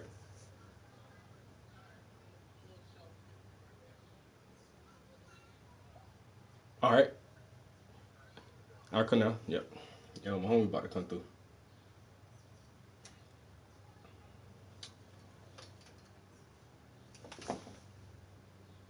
You just fucked up my whole train of thought. Shit about to get real now. I got company coming over. What the fuck I was saying? Something about something that was important but not serious. Kratom. Kratom. If you guys have never, if you've never heard of kratom or kratom, do a little bit of research on it. It's spelled Kratom. Kratom.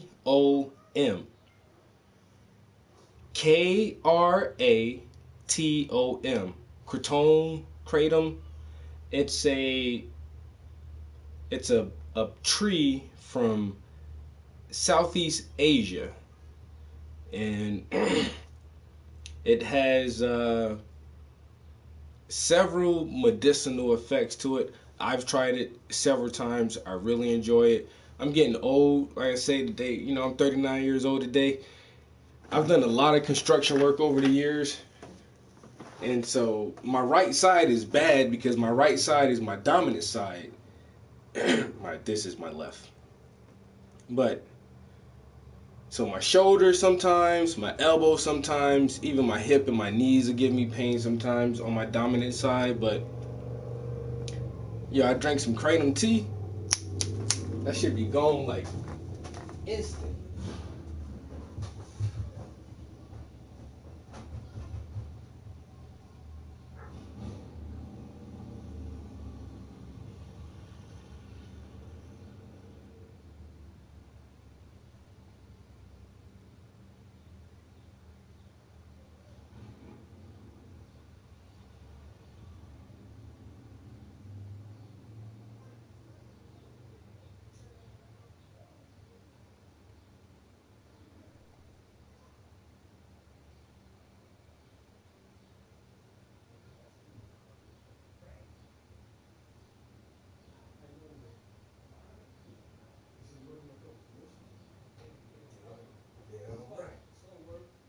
Hey, as long as they don't mind, I'll be taking my time, my shit, yo. Screw that. If you want it right, you're gonna give me the time I need. I'll know this channel. Yo, so after you got off the phone, I fucking played back the live. Yeah. Yo, you can hear my voice drop. Or he's like, yeah, you on live, bro. So you heard me say, he's like, wait, he might go a little too deep. So my voice dropped. I was like, oh. That's right. I was like, I wonder if I said it. Because it But no, I didn't say it. Yo, this paintings is crazy, bro. But that's the thing, though. Like, sometimes when shit like that's going on, I like to let people know, so then you're more aware of what you're saying. It's not even, and it's crazy because it's not even like what I say, but it's just how I articulate it. Yeah, exactly. You know what I mean? So I understand that. What's your level of understanding? I don't have to say things in depth, and you already gonna pick up on it. Like, you know what I mean? Like, I know what you mean. But if I'm talking to like a wide audience, I'm like, let me make this clear. But I love staring at these shits. But even if I'm once again, if I'm playing video games and shit, and I'm live streaming, anybody in the room with me, I'm like, yo, we live on TV right now, just so you know, whatever. But yo, this my man Grayson in the building with me. You know what I'm saying? A fellow artist, another local artist, yo. He works on large scales, does amazing fucking murals, gets tons of work, yo. It's phenomenal artist. Thank you. Really appreciate his work. We were just talking a little while ago. He working on some commissions right now. I'm working on commissions, you know what I'm saying? Like, do the shit, you know what I'm saying? If you're gonna do it, don't talk about it, just do the shit. I know people who doing this shit, you know what I'm saying? And we actually are gonna team up on another project from another young black entrepreneur who's trying to do more positive shit, yo. You know what I'm saying? And this is this is more productive than the riots and the burning and all this other stuff. You want to make a change, be the fucking change. You know what I'm saying? Start some shit, build some shit, show some shit, create some shit. You know what I'm saying? And formulate communities. and then we don't have to worry about other motherfuckers, degrading what we have when we're all supporting each other. You know what I'm saying, for the same cause of just building. So yeah, just like that post I put up, like calling all artists. You know what I mean? Like calling all artists, yo, step up. Every artist, you know what I mean? They want to leave their mark on the world, and it's opportunities like this. You know, it's funny how you got like Fox News telling like athletes to shut up and dribble and stuff like that. You know what I mean? It's like, yo, listen, you know what I mean? We're not here for your entertainment. We're people. We're minds. We have our own thought process. We have input. As an artist, though, from like the beginning of time, it's like this is where our work shines. This is where we become relevant. Where our work stands out and means something that's relatable to everybody. And I just call all artists, whether it's not just like painters, but sculptors and crafters and singers, rappers, dancers, poets. You seen your boy Nick Cannon put up that poetry piece. It was dope. LL Cool J. No. Y'all seen that? Y'all seen LL? No, I have to see that. Oh my gosh, bro. LL, I know he went in. If he did, I know he went. Oh, it's a freestyle. Yeah, LL went in. It's a written, but it's something he wrote real quick and put out. I just went and picked it up just this afternoon. Yo, I ain't even opened it yet. Well, we gonna open this on camera soon and put this together, yo. But what this shit? What's it?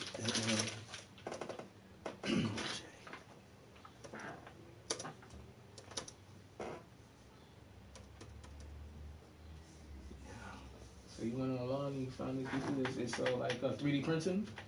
No, actually, so this dude came to one of my art shows and bought a painting from me. Yo, the motherfucker is well off, bro. Like, he was like, at the show, he didn't buy the painting at the show. He was like, look, I want this piece. Can I get it? He didn't want to pay what the tag was. So I knocked a little bit off. He was like, okay, that's good. He was like, look, I'm having a cookout at my house next Saturday. Bring the painting out there to the cookout, and we'll do the little thing there. This dude, his property,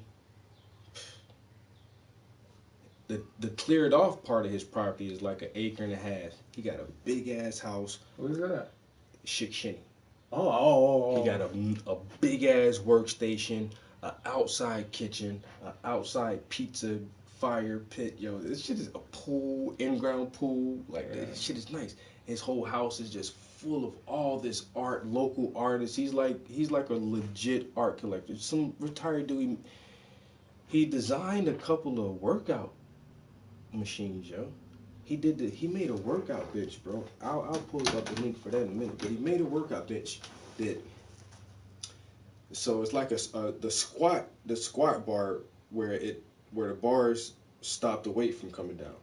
So he made a bench where when you lay all the way back, it has a foot pedal that jack you up. Oh my god! And then you can pump the weights.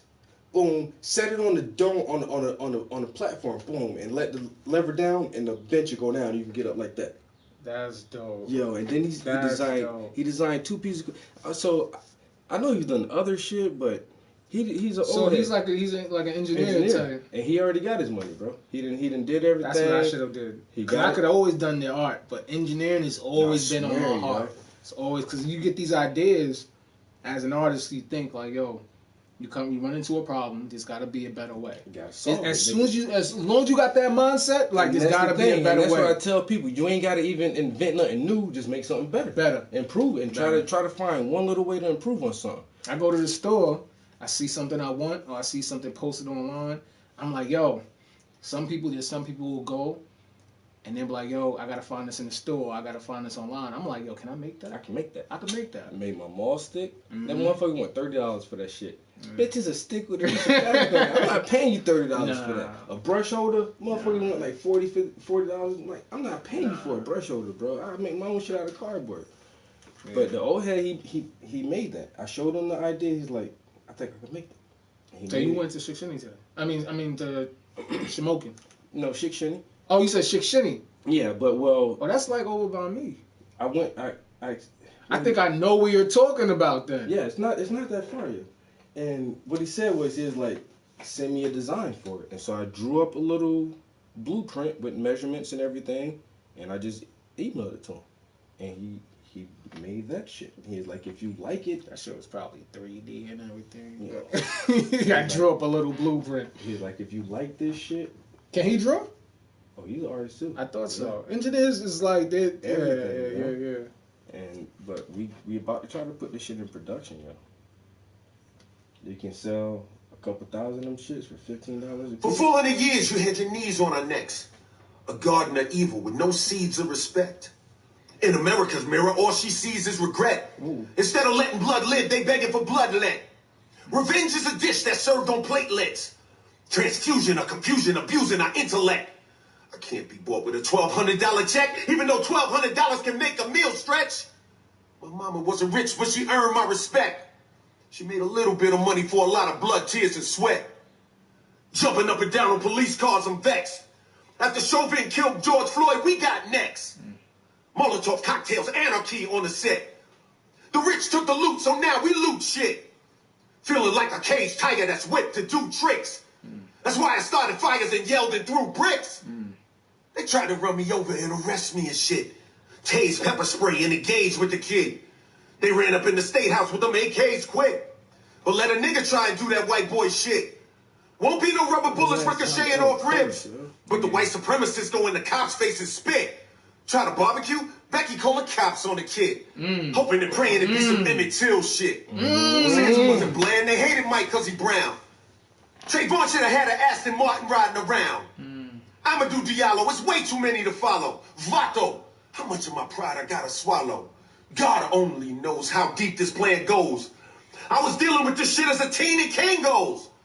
Harassed by cops, word to my ancestor souls. And watching that man die slow left a hole. He cried for his mama as the murder unfold. If it wasn't for them phones, Chauvin would be at home. Feeling justified because of George's skin tone. I'm telling it to those with melanin, you're not alone. The new Malcolm, Martin, and Marcuses are now grown. America's a graveyard full of black men's bones. And I ain't got to tell you that Breonna Taylor got slayed in her own home. Had they lived, Sean could have rocked bells. Eric could have garnered attention. Beyond the t-shirts and obituary mentions. Oscar could have been counting grants. Tamir could have went to Rice. They owed them cops nothing, but all of them paid the price. So yeah, you right. We should protect our Second Amendment rights. Because in a second, a dirty cop could kick the door in at night. A 2-4 in a light. Yo. First of all, that man don't age.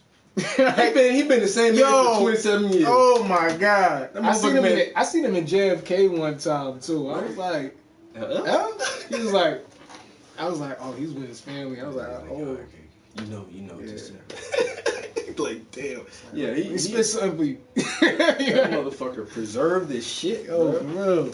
But motherfuckers, yeah, Nick Cannon, I like him. Then they got J. Cole at the one protest in Baltimore back in the day, and then they got him at this protest. Like, some motherfuckers do that shit. You know what I'm saying? Yeah. Fuck the money. I like J. Cole too. Yeah, J. Cole. He already had that flashy shit. He was like, that shit not for me. Yeah. He backed up from that shit fast as hell. He was like, nah. He thought that was what he's supposed to do. Then he realized, like, yo. Like, quick, especially when the nigga like Jay-Z put you on too, you know, but he was like, nah, and he fell back. Now he just a regular nigga, yo. Oh, that's the Bible. Where you get that from? Ooh, everybody asked that. Grab that shit. For that? Where you get that from? Pick that shit up. See how heavy that shit is. Oh my God. That's the Bible. I was like, yo, imagine it. I was looking at the book and was like, yo, imagine if that was the Bible. I was like, yo, where it is though? Yeah. Look at this. Even in that condition like that right now, I already appraised it. It's $450. Yeah. I paid $25 for that book.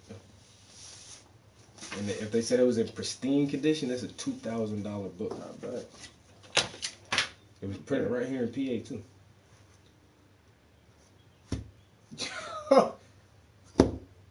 That's the real. Wow. 1885. That shit like 130 years old. Dang, man. soaking it up, man. And people don't like to read that book. They'll preach that shit all damn day. You really read through that shit though? Nah, they don't read. They don't read through it like that. Nah, they skim through it. They pick out what they want. That's what I tell everybody, man. Y'all gonna pick and choose that book, man, and cherry pick it to make it sound like good for you. But you ain't want all the bad parts in there, man. There's so much bad shit in the damn book. I think there's some posts on YouTube that's got Bible verses just arguing with each other. Just don't even make no sense. Just clashing. But nah, I'm gonna talk about that. Yeah. But it's just, you know, it's what's that? There's an old game that's called, I think it's called Telephone. It's called Telephone? Yep. You whisper something, you carry on. By the time you get to the last person, that story done exactly done changed up. And that's, I mean, in my opinion, right? I don't know if I probably say this. In my opinion, I think that let's say I give it credit, God spoke to his disciples, right? I'll give you that.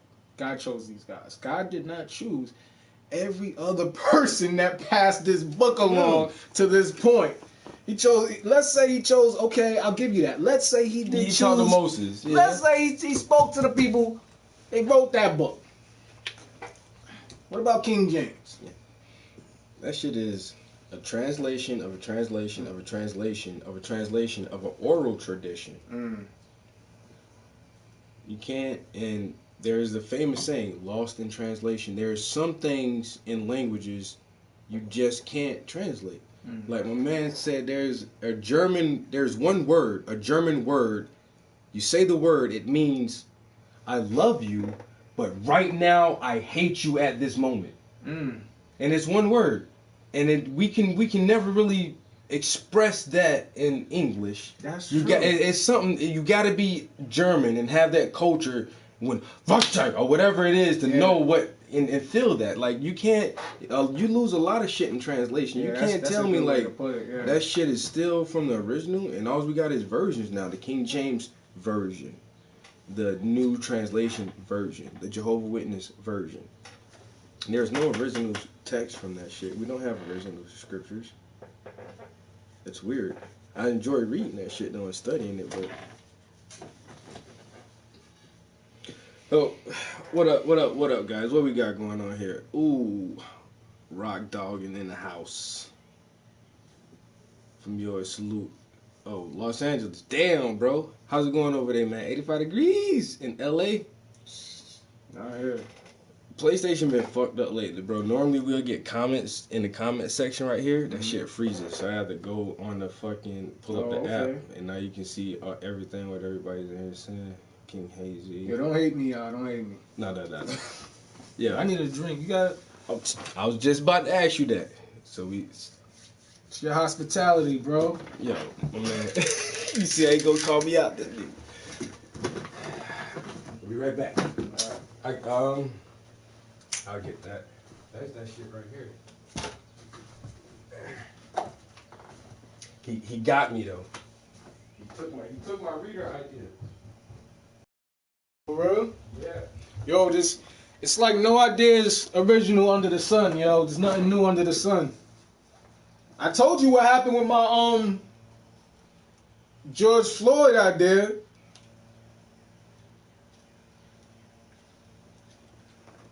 Yeah, I came up with this painting to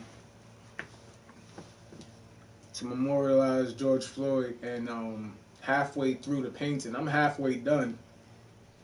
And I look online, and somebody posted like the same exact concept as the painting I'm already doing. And I could, I could be a little bit more creative with it and do some other stuff. I don't know if I'm gonna put it out there or just keep it for my own personal collection. But you know, it's all love though. It was a great piece. I liked how his came out. I shared it.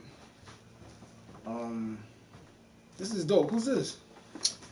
Fahamu Peku. It's that guy right there. Oh yeah, you was telling me about him. Yeah. Oh yeah. You told me about him. Dope ass artist. But right after you spoke to him. Yeah, he took my best idea. Yeah. Like damn, bro. I'm still up and coming, man. That's my greatest idea. How you ride me on my greatest one? Yeah, he good though.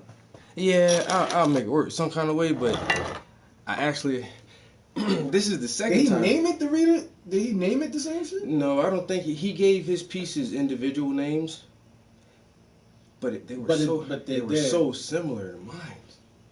And then he did like a few pieces with the books, and that's why I stuck with it so hard, because I've never seen anybody else do that shit, bro. Yeah. And then I saw him, and I'm like, oh damn. He did the Spook That Stood by the Door. And he did another black author, Frantz Fanon. He's a black French psychologist. Then I was like, damn, he got me, yo. And then he's already out there, so people in Italy and France, they're like, oh my God, this is phenomenal. This concept is brilliant. And I'm like, damn, I wish I would have got that shit first. I'm gonna stick with it though. Like I said, so now I'm gonna do another one. Because if how many more pieces you say you got left? For the Reader series, Yeah. that shit ain't gonna stop. Oh. That's my flagship. Every time I read something new that I can show somebody, I'm putting it in the paint. I got you. That's my whole deal, bro. My bookshelf ain't never gonna stop. I love to read. Every time I read an author, it's going in the paint. Yeah, I got a nice little collection, but So far, I got 14 of them. But then at the same time, like, some of them incorporate multiple titles in one.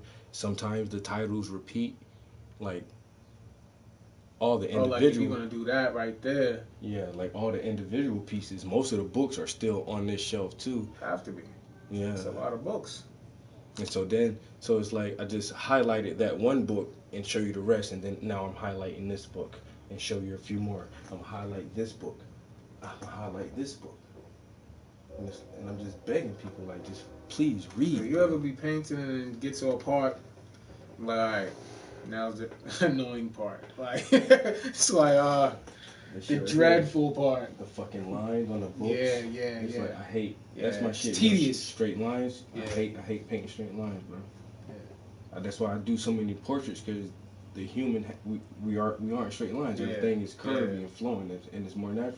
Like, I fucking can't stand that part. And now You seen that video I posted with the dude who went up to the chalkboard and just drew that circle? Like, oh, you're like, what? How the fuck you do that? I'm like, I have no idea. The talent. This motherfucker that did that shit a million times before he got that shit right, yo. He had to do that shit a million times. I should do the challenge. There you go. Boom. There's some ice in the freezer part of the fridge. Drink mine with some mixer, because that motherfucker don't like nobody. He'll fuck with you, but he don't like you though. Jose Kramer don't like. Too late nowadays. no take backs. Yeah, I see you like too late now. It's in there. But yeah, that's a mean motherfucker, bro. Jose. He'll fuck with you, but that don't mean he really like you like that. Yeah, so like I was telling you before, yo, I'm new to like the networking part of the art community and stuff like that. I've always been like, yo, stay away from other artists, yo. Stay away. You don't wanna. That's a good thing though. Yo, it could be a good thing. Yeah, because you want to keep your own. Exactly. But that wasn't even it. And not have. And that's what I said about this guy. I unfollowed him twice. The first time I unfollowed him because I felt like I was comparing myself to him too much. And it really had me feeling some type of way. Like every time he posted a new piece, I'm like, damn, he did that shit fast. But he works in acrylics, and I'm like, I was like, let me just not look at his shit for a while and take that shit out, because I really, really enjoy his stuff. And so after I unfollowed him for like almost a year, and then I followed him again, and then it was a little bit easier where I'm not like comparing our shits to each other. And then he started doing some shit that looks really similar to mine. I'm like, this pissing me off. Let me unfollow him again. Just not to see, not him as a person, but just his art. I don't know. It's distracting, and it's, I don't know. Like you say, not having so much influence from other artists lets you be more of yourself. I did that shit when I was writing music. Like I would not hardly listen to other music when I was writing songs. Yeah, I've been connecting with a few artists, but none of them are like. It's only on the art plane. Like it's only on. This is the only court that we can meet on. Yeah. I mean, they're like, yo, you're a cool person, but it's like your life is nothing like my life. You know, for the most part. I mean, that guy Chris, the other guy who was here. Yeah, Chris is cool. And then I went back to over there to Rudder Ave, and the owner, he was like, "Oh, I tried to hit him up a couple times." Mm-hmm.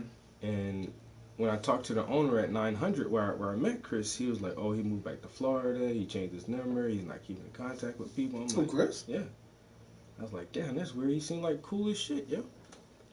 And Yeah, then he's cool, but he lives that. That's Fly- the mentality fly of a graffiti artist. yeah, That's the mentality of a graffiti that artist. It's nomad, like that, kind yeah. of nomad type shit. Yeah, I yo. kind of like sometimes I envy that kind of like, People yo, who ain't scared to just get up and like, fuck that, I'm out, man. like you don't really get too tied down and like, Attached to shit. yeah. And he got his girl his seat, and then he like they fucking roll out like, man. Yeah, I mean, but you gotta keep it moving too. I mean, I've been looking at some walls. I've always like followed graffiti artists. There was one time when I was in Harlem, when I used to stay in Harlem, and I would follow these graffiti artists, and they would like took me under their wing for a while. But I've never fucking like went out and just grabbed a wall, like, cause I've always needed money.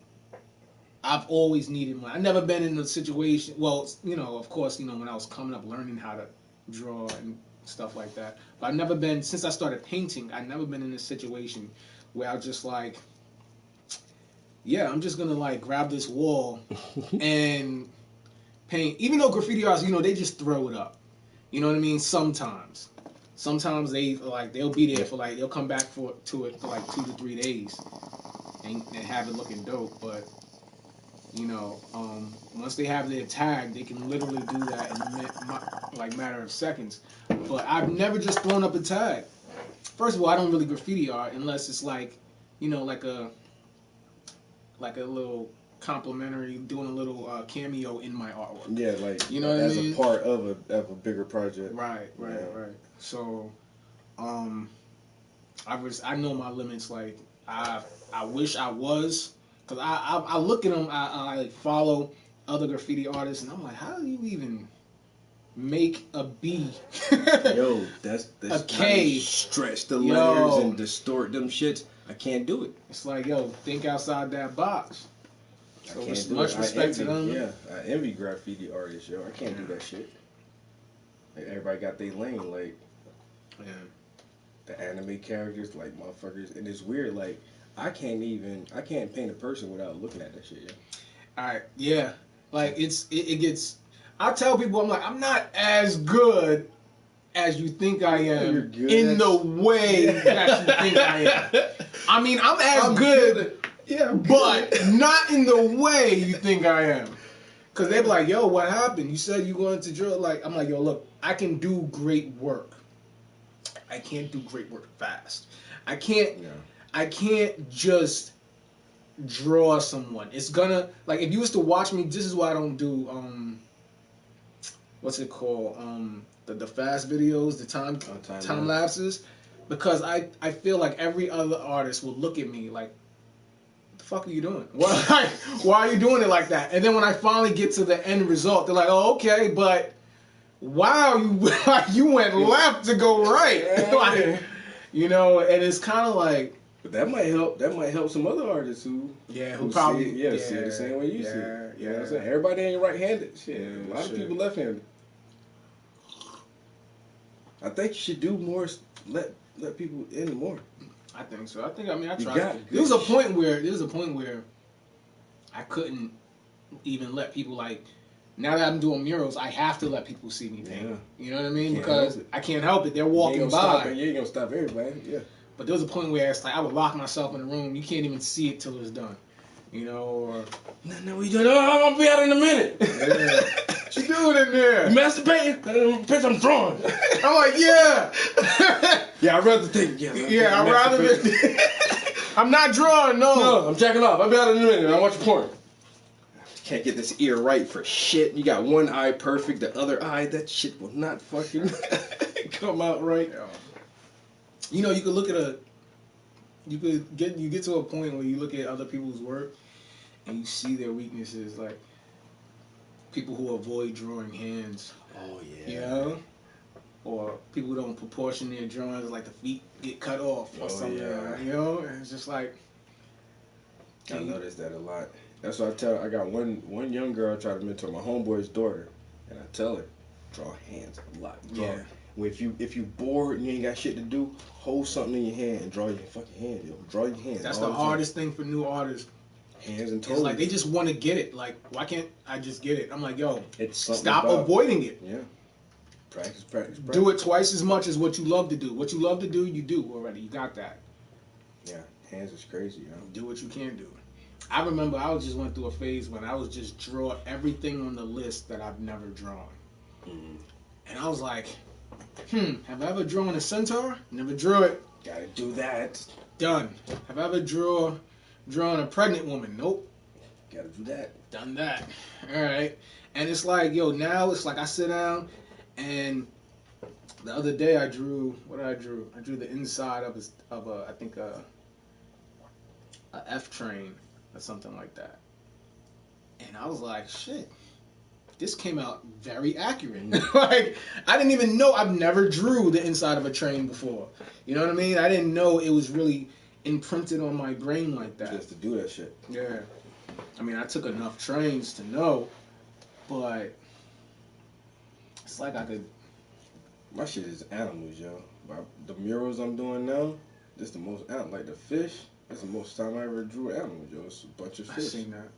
Never really drew animals. I'm working on a safari scene. That shit got a giraffe, some gazelles, an elephant, some birds. I hate drawing horses.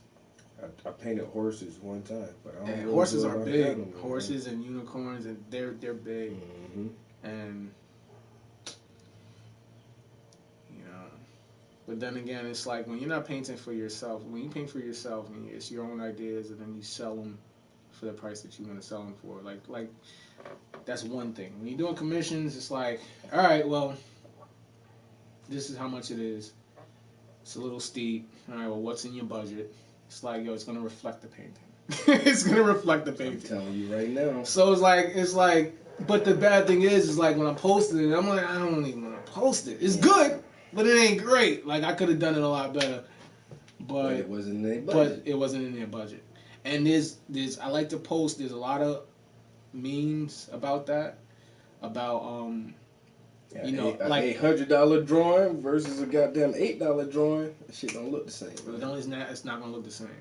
That shit don't look the So, same. and I tell people too. I tell them when they, yo, you got a lot more than what you paid for, and that's because I like sometimes I get a little carried away. Mm-hmm. You know what I mean? I take it personal, and I'm like, oh, I like this. That's why your shit good, bro. You can't cut yourself short, bro.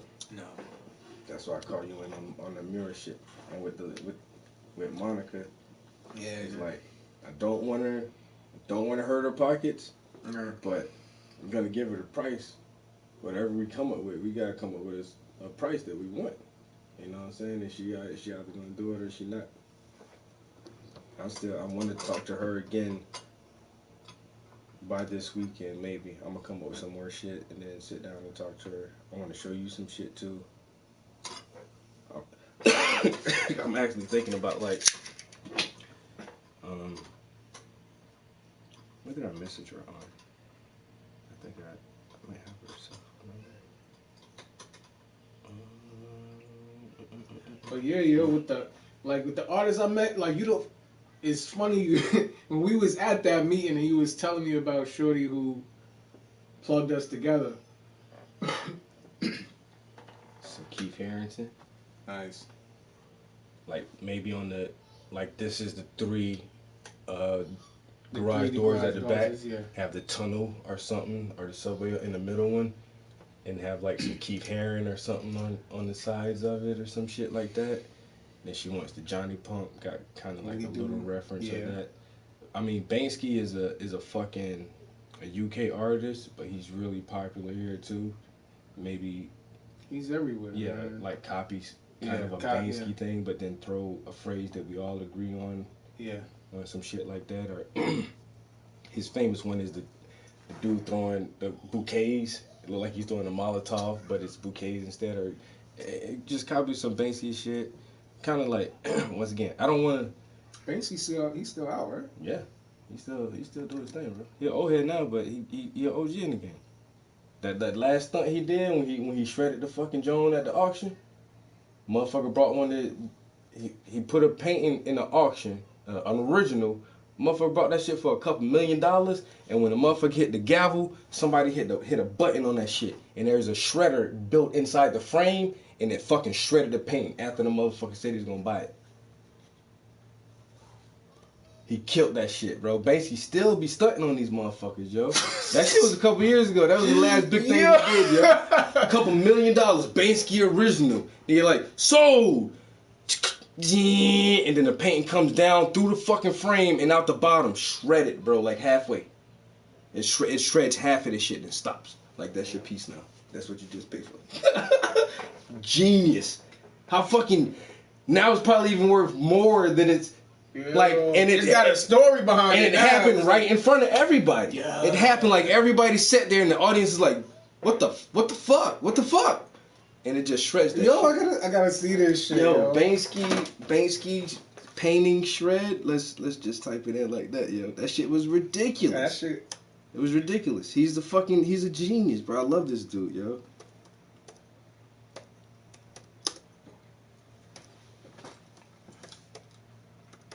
That was actually good. That Jose Cuervo and that little mix shit, bro. That whiskey sour. Get him every time.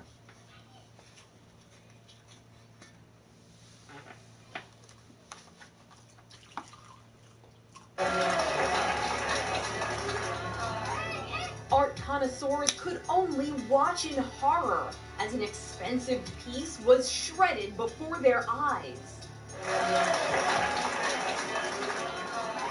No sooner did the gavel come down to mark the sale of Banksy's Girl with Balloon for a record $1.4 million, did the picture start to slip out of its frame into shreds below. The anonymous artist claims to be behind the stunt. On Instagram, he posted a photo of his prank with the caption, "Going, gone." In a later post, he explained how he did it. And it seems this stunt was years in the making. He claims he built the shredder into the painting's frame in case it ever sold at auction. 400,000, 600,000, last chance, and selling for $860. Witnesses couldn't believe what they were seeing. We can only imagine what the buyer was thinking. The person's identity hasn't been revealed. Sotheby's claims it was shocked by the stunt. The auction house is also trying to figure out what this 1.6 million. Anybody else? Considering Sold. the artist who is Yo, I still can't get over that shit, bro. That motherfucker Some genius artists for that shit, bro. speculate the value of Girl with Balloon could actually soar. For Yeah, now that shit probably worth more than 1.6 million. That motherfucker probably worth 10 million now. It's the one painting that was shredded live. Yo. You gotta think of some shit like that, dude. Like, Yo, you gotta do you're something. gonna make it like, well, first of all, fuck, $1 million, man. Shredded. And then, like you said, everybody's just looking around, talking, and just, they look back at that shit and it's going. It's I got like, chills, bro. Damn. Yo, the one thing he did before that shit, like, nobody really knows what Banksy looks like because he always hides that identity. Yo, he sat on the fucking corner in New York and sold original pieces for $60. Nobody knew who he was, and he said he only made like a couple $100 because nobody went and buy his shit. But the people who did have an original Banksy painting for $60, bro. That shit worth $10,000, $15,000. That's giving back to the community. Yeah. He sat there, he's like, all he had like 20 pieces for $60 a piece. Who want one? That sounds like some shit I would do. Yo, if you wanna make it, you gotta have balls, yo. That's balls right there, man.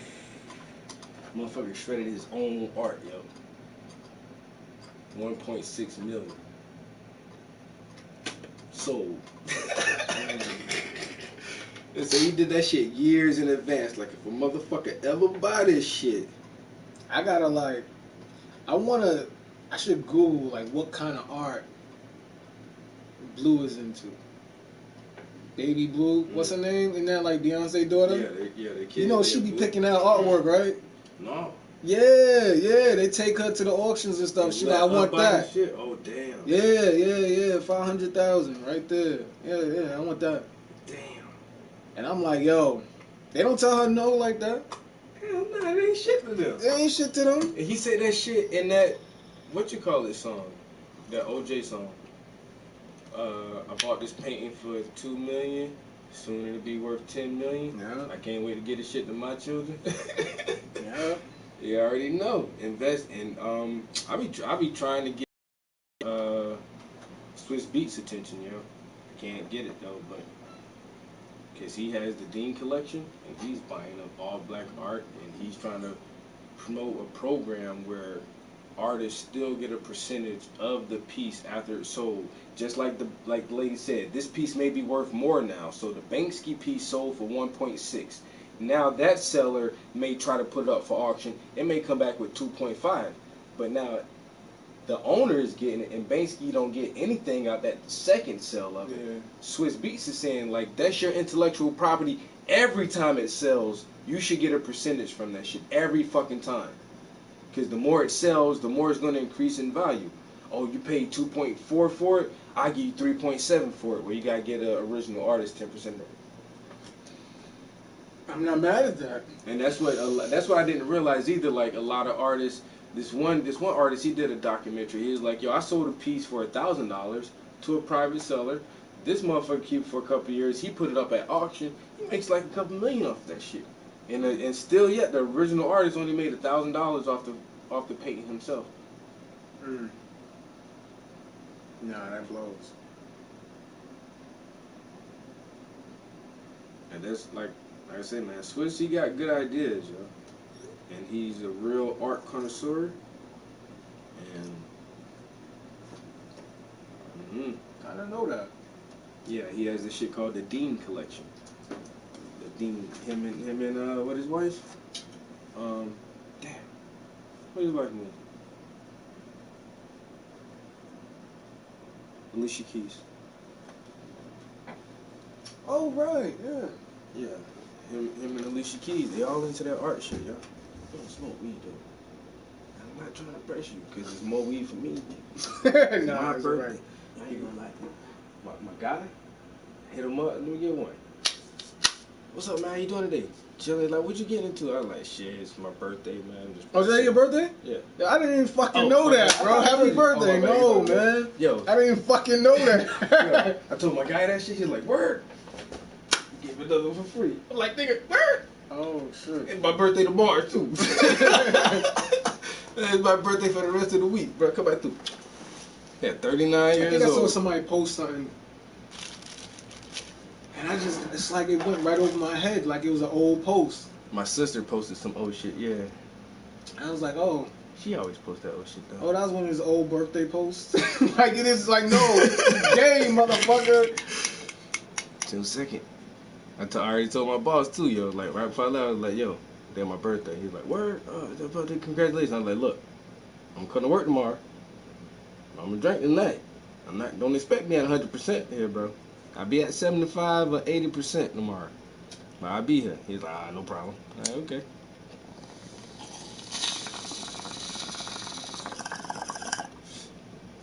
That motherfucker got it made. Like, he the building manager. He has the last say so on when we get to come back to the office or not. But he does a lot of IT work from home. And he's loving this shit right now, yo. So he said he gonna make that shit stretch as long as he can. I say do that, bro, cause I don't be doing shit at work. Make that shit stretch out, bro. Give us another 2 months. You know, I might be there with me and him. You know, I hate fucking people. Somebody just followed me on Instagram. They got 2 posts. Who is you? They got 2 posts. They got more followers than me. What the hell? And their posts ain't shit. Like, the posts ain't shit. And I'm like, You pay for them followers. Yeah. I'm like, you follow people, they follow you back, you unfollow them. It's so much work. Like, why are we doing this? Why is this so important to us? I mean, as a business, it's important. But as an individual, why is the fake famous so important? Like, why is it make you feel validated? Like, I don't get it. You really have that many people following you? Like, you had to pay for those. Tell them, YouTube family, this shit is organic, man. Yeah, this shit is organic. Shit. You pay for these shits. What's that? Amsterdam. The fuck they doing in Amsterdam? Everywhere, yo. This shit is worldwide now, man. Are you?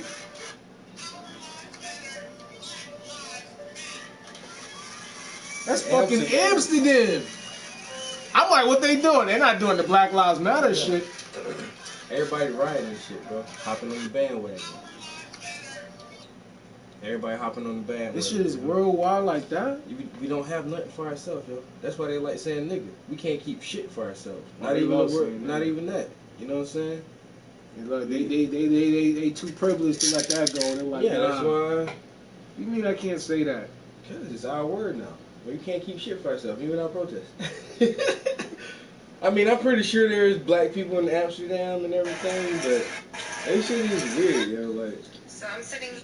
Motherfuckers tired of COVID-19, so they need a reason to get out the house. That made everything more sensitive. That's what it is. Yo, because the whole world's dealing with that shit. Everybody locked in the house, yo. We can protest. Black Lives Matter. Like, really though? Do it really matter to you guys? Come on, man. Even I had to go to the ATM downtown on the square. There's still people down there standing on the stone. I don't know. I stumbled across a protest. They said they had something in the park. In Wilkes-Barre. Kirby Park? Yeah, in the park. That was it. It went from Kirby Park over to the square. The square. And back. I stumbled across it because I started going to Kirby Park last week. And I was like, yo, this shit is alright. It's a nice park. Yeah. Big, got a nice track, yeah.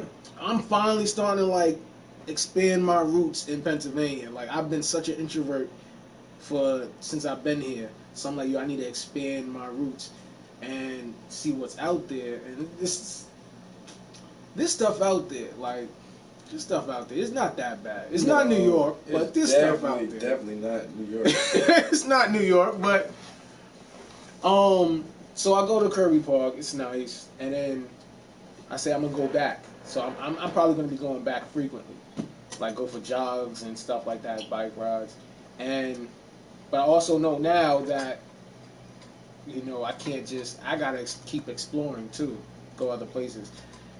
Anyway, I go there, and hey, all of these people, I'm like, are they protesting? Fuck, I don't have a sign. Everyone has a sign, but I'm black. It's like everyone's white. It's like I am my own sign. I am a walking sign. So when I walk, and people, the crowd parts. Like Moses. There is one here. Nah, there was black people there, but damn. It's funny, like the way I dressed too. It looked like I was in the military too. So the crowd just like, yeah. I fucking get there and I was like, damn, I'm a fucking artist. Like, I would have had the best sign. My shit would have been the dopest. Like, come on. Right? So I was like, damn. I was like, I should just like go into the pharmacy, right? And like get some paint and just like fucking write like Black Lives Matter on my shirt or something, or take off my shirt and just, that'll really get their attention. But yeah, I just fucking marched for a little while, then I was like, oh shit, when's the next one? And it was just so, I just felt weird. I was like, yo, it's like, I'm not used to this. I'm not saying it's a bad thing. I'm just saying I'm not used to the white support. Yeah.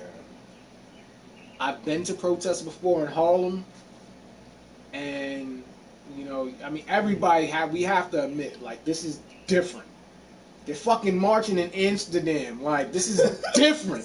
Like, this is unprecedented. This is different. And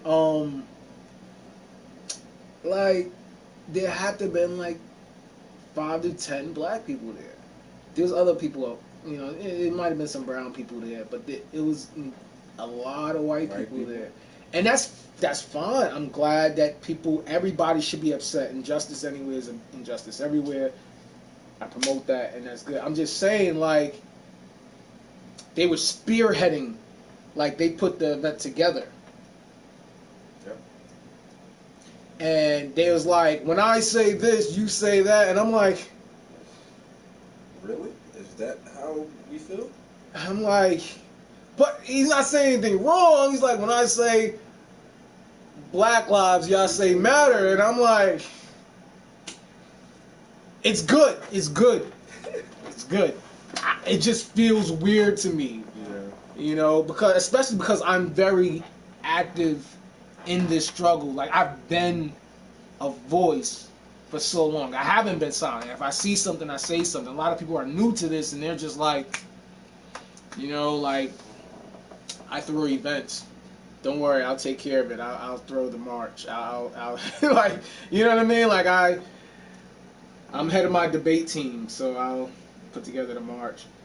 But I mean, like, I've been active. I've been speaking up, and so, like, there's people who actually look to me to speak on their behalf. There's people who's been messaging me, inboxing me, like, yo, I need you to blast this person. This person's being racist. I need you to talk to this person. I need you to... And I'm here, and I'm just like, I just hope that everybody's heart is in the right place. Because, especially like the younger generation. I know the older generation, if you're there because you had a change of heart, or you want to be there. I'm going to say a change of heart, because even if you wasn't racist, you were silent. Because you wasn't there before. You wasn't active. Because this has been going on every 2 months. A black person is being killed. So, sometimes less than that. But the younger generation is like, you know, I'm not even gonna say, I'm in like mid-generation, but the younger, I'd say like, like 20... Motherfuckers is trendy. Like I said, they just hop on 25 and down, it's like, it's trendy. It's like, I'll do anything for the likes. And actually, the young lady I got into an argument earlier with, she actually, when she inboxed me, she actually was like, yo, thanks for the new followers or whatever. I'm like, I know that's like literally all you're worth. Like, I don't care. Like, you know, you're talking to an adult right now. Like, I don't fucking care about that shit. Like, you're new followers. You're not a model. Yeah. You're not a model. You're an Instagram model. You get paid in like I don't know, like patting yourself on the back. That's what you just like. You get paid in attention. I'm gonna pay you attention. That's it. That's all you get. That's it. I'll pay you attention for a few seconds. But yo, I'm thinking it's people who went to school to follow their dreams and become something great. There's people who spent countless hours learning the texture of skin versus the texture of cotton, so they can paint masterpieces and stuff like that. There's people who's spent countless hours learning how to come up with plays to like football and sports and stuff like that. There's people who are talented, who sing. There's people who are smart and are useful, and then you have just people who just have none of that. And what they do, those are the ones Those are the ones who stir shit up. They stir shit up. Because if I can't get positive attention, then I'm okay with getting negative attention. Because I can't paint a picture and get likes. You're not gonna see me fucking walking on the moon or in Congress somewhere, or, you know, I just graduated, everybody's gonna like my graduation picture. No, what they're gonna do is they're gonna post the ass picture, and they're gonna try to stir some shit up and try to be confrontational online. Like, I'm like, stay off of my page with that bullshit, man. That's how you got the offer.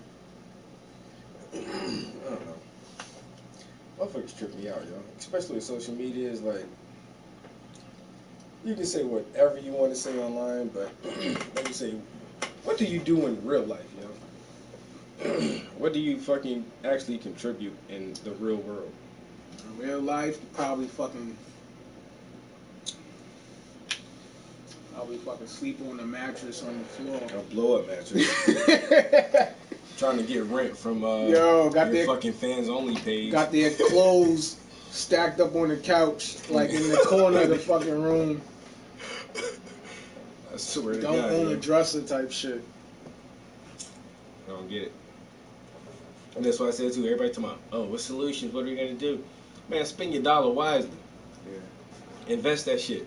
Buy you some land, man. Yeah. Buy you some properties, some assets, something of value. Teach your kids, educate your kids. The kids is the only weapon we got. Don't let your kids get indoctrinated. Don't let them get brainwashed like we was brainwashed for half our fucking life. Teach them the shit early. Teach them to be inquisitive. Teach them to question everything, even you. You know what I'm saying? My son questioned me all the time. If I can't hold my goddamn point, I remember one time this motherfucker said something, I was like, you know what? I think you're right. And this motherfucker, at the time he was 15 years old. But you gotta give it to him, you know, motherfucker thought his way around a complex issue. But the kids is our best line of defense, yo. It's the information age. It's been here for half of my life. It's been here for my kids' entire lives. Gotta get them to utilize all the tools they have at their assets. That's it, man. Like somebody said, knowledge is key, but you don't see nobody looting the bookstores and stealing books and shit. Yo. I ain't gonna lie, yo. Swear to fucking God, I still have some of the books on my bookshelf right now. So me and we kind of had beef and falling out, and we're definitely not on talking terms. I gotta stop smoking cigarettes.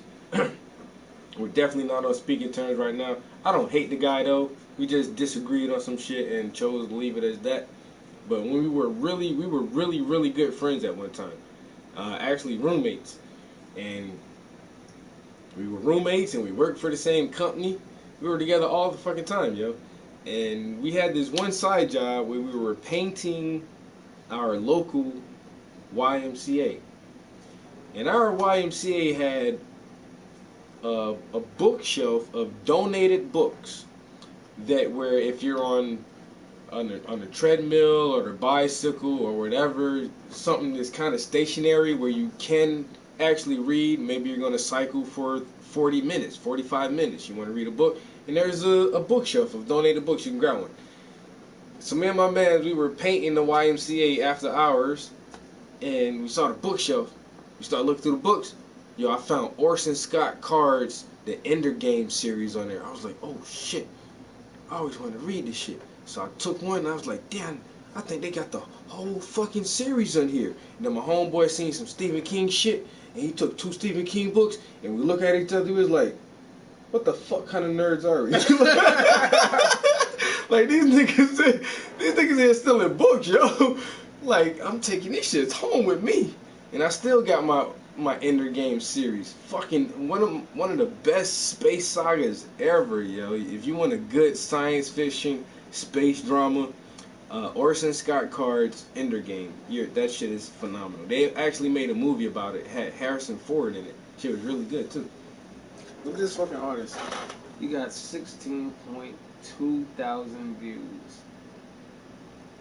You pay for that.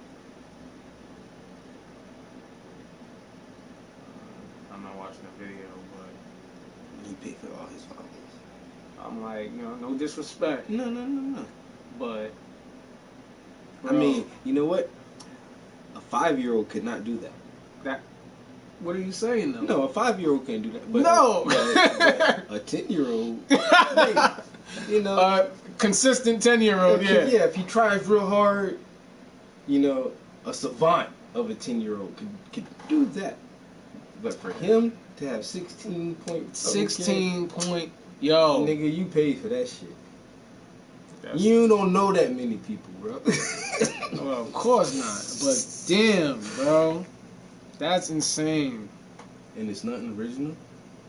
It's just anime characters and cartoons. And this motherfucker makes Ninja Turtle with Dragon Ball Z. Never seen that before. And he not even handsome. I'm like, damn, nigga. Yeah, one. Let me see. Wasn't he in shape before? He was doing like wife beater thing. Oh, there you go. You ain't get 16,000 followers off that picture. Nah, you ain't get nah. Nah, over that, nigga. Wait, we doing something? That's probably your best. That's your best. That's the. Oh, you had to scroll way down. Yeah. What happened? Yeah. I tried to simplify.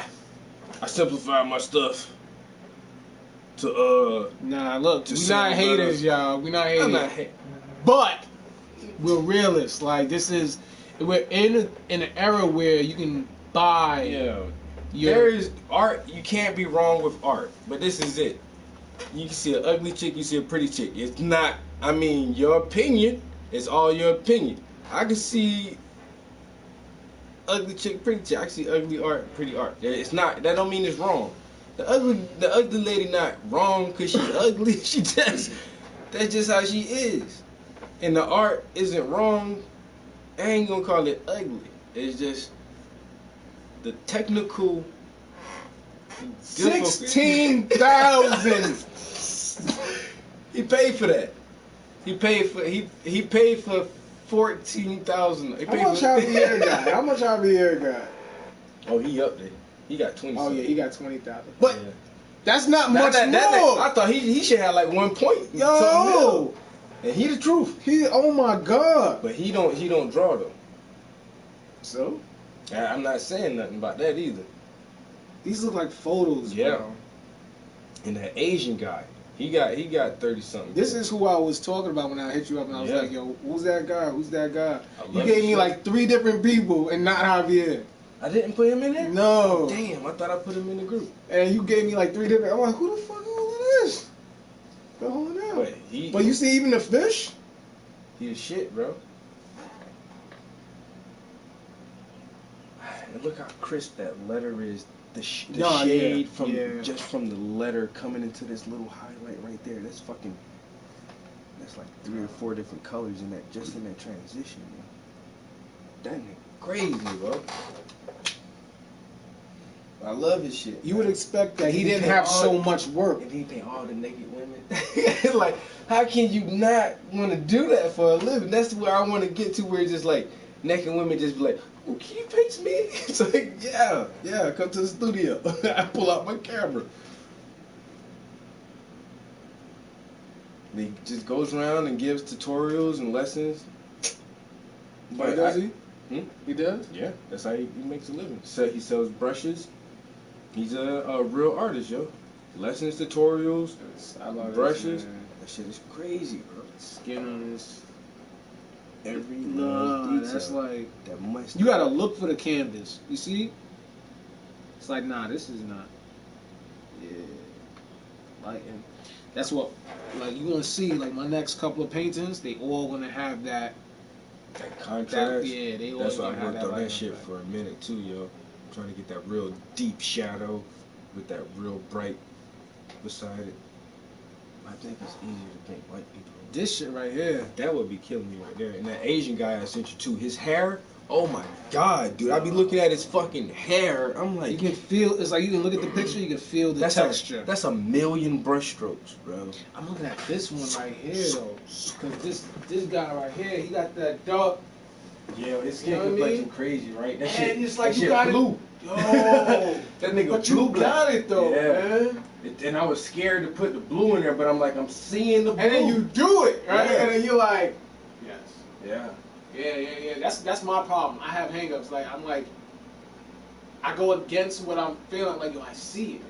It's like, but that can't be right. It's like, no, but I see it. And it's like, for all the colors in that shit. you see it, yo, go for it. That motherfucker blue, black, dark skin, dark skin. I got a cousin like that. My cousin, he just chocolate, motherfucker, dark. And then I'm even ashamed of myself, yo. Like, I used to pick at the nigga back in the day, like, oh, Yeah, black ass motherfucker. That was me. Black. I'm ashamed of who I am. But he always loved himself, and Yeah. he would never. This is shit like, yo, them bitches love this chocolate, nigga, too. Yo. Bitches Yeah. love this chocolate. Bitch love chocolate. Like, yo, black ass nigga. Like, now I'm looking at myself like, damn, I wish I was that black. Yo. I wish I had that much fucking melanin flowing through my goddamn DNA. I got some. I got more than most. But them black motherfucker, like, darker the flesh, the deeper the roots, yo. The closer you are to the original people, the darker your skin tone is. You just got, your DNA can produce that shit. And that's the weird thing about white people, yo. We got one section of the human population that can't produce pigment. And that's why everybody else got a color, even yellow people, Asians. They call them yellow because you do have some tint to their skin. And some Europeans, like Southern Europeans, Italians can get a little that olive color. But like them Central European and them island England motherfuckers, milky, pale, like they don't produce no color. That ain't even right. They don't even look right. Everybody else in the world make color in their skin. Everybody. The Spanish people get darker than some black people. Even some Indians and Asians get darker than black people. What's this? Norman Rockwell. That's my favorite. That's my favorite artist, bro. Like, when I first looked at art, and out of all the art that I saw as a kid, Oh, I seen this picture before. No. yeah, he the man. That's the man, yo. And he wasn't really ever taken serious for a long time because he worked for a newspaper and a magazine, and he was considered an illustrator. Right. But he did oil paintings. Nobody ever took him as a serious painter. Oh, the Saturday Evening Post. He just does the Saturday Evening Post. Saturday Evening Post. It's like, this motherfucker is amazing. His shit is fucking. You can't. I mean, this motherfucker's done that shit in the fucking 40s. And he was putting out these shits once a week. Get the fuck out of here. Stop playing with me. He's got a lot of work. Yo, he worked for Saturday Evening Post for like 20-something years. Trying to put a painting out every week. He got work. the old Santa Claus with the Coca-Cola bottle. Yeah, that's Norman Rockwell. Anybody ever seen Santa Claus drinking Coca-Cola, the old-fashioned style Santa Claus painting? Norman Rockwell. That's how we all know Santa and Coca-Cola. How much you pay for this book? It was a gift. That book, that's probably a $200 book. Yeah, that's a good gift. Yeah, so somebody gifted it to me. I couldn't imagine Mailed it to me, having bro. this much work. Somebody mailed that shit to me from a different state. Oh, yeah. He did the problem we all live with is the picture of the little girl getting ushered by the two guards, and you see a tomato thrown at her and it says nigger written on the wall, the little black girl. Norman Rockwell. He quit his job because he started seeing shit get too bad. He wanted to reflect it in his art, and his publishers was like, we're not gonna really, help promote these images. He's like, you know what? Well, I don't want to work here no more. Then I'm gonna paint this shit. He painted the freedom riders in the '60s who were getting beat up. The white guys who got beat up. He painted a picture of that shit. Yeah. In his later years, he used his art as activism. And when Obama was in office, Obama had the original Norman Rockwell painting, "The Problem We All Live With," brought into the White House and hung in the White House. Yeah. What you mean? What problem we all live? What do you mean? I'm pretty sure it's in there, but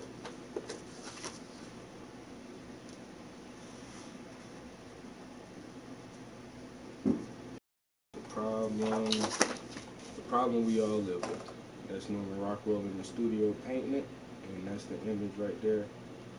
It was doing integration when the schools were integrating, and the little black girl getting marched in by security guards. Got nigger written on the wall. People throwing tomatoes and stuff at her. And he got and Obama brought the original. He had the original Rockwell painting hanging in the fucking White House. While he was in there. That's a famous ass painting. See, I don't really know shit about art history. Me neither. Really I felt art. I tell everybody that shit, yo. I had the blessing, bro, of having the same art teacher. So that's why I've been avoiding fucking artists my whole life. I'm scared of these conversations. I'm intimidated. Like, damn, yo. All I know is fucking Stan Lee.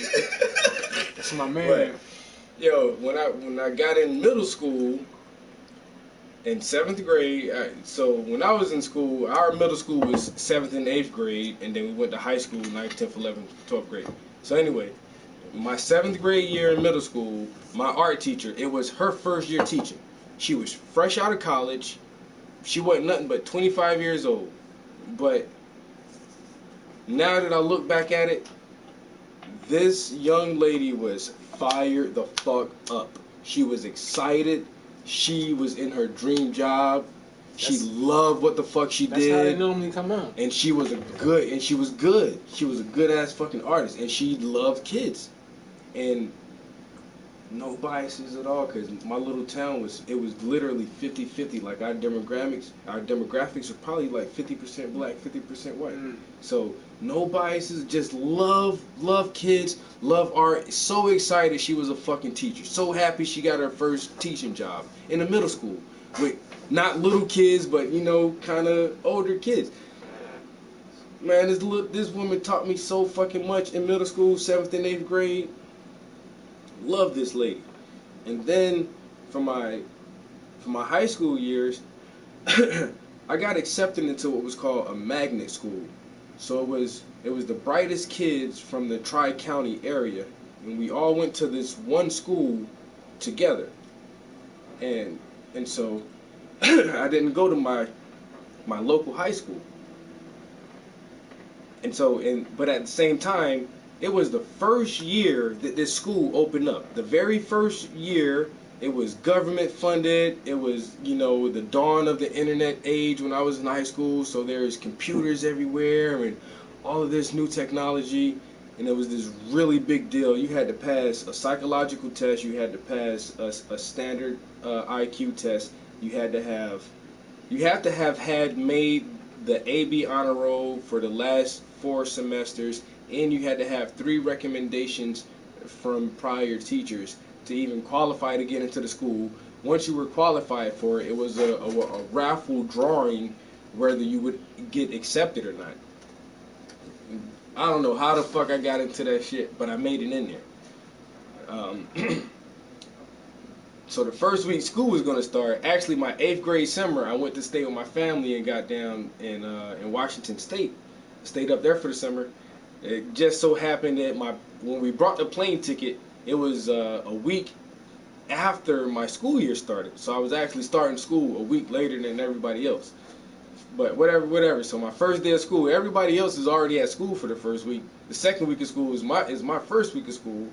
I'm trying to get used to shit. I go into art class, and it's my fucking middle school art teacher. And I'm like, Miss Hoffman? She's like, Travis? I'm like, what the fuck? I ran up and hugged her. I'm like, oh my God, what are you doing? She's like, I switched schools. I applied for the job here and I got the job. And I was like, and everybody else in art class was like, you guys know each other? I'm like, yo, this is my fucking middle school art teacher. She just taught me for 2 fucking years. Now I got her all through high school. But damn, she had to fail me in like 10th grade because I could not pass art history yet. I would not study that shit. All I wanted to do is fucking draw.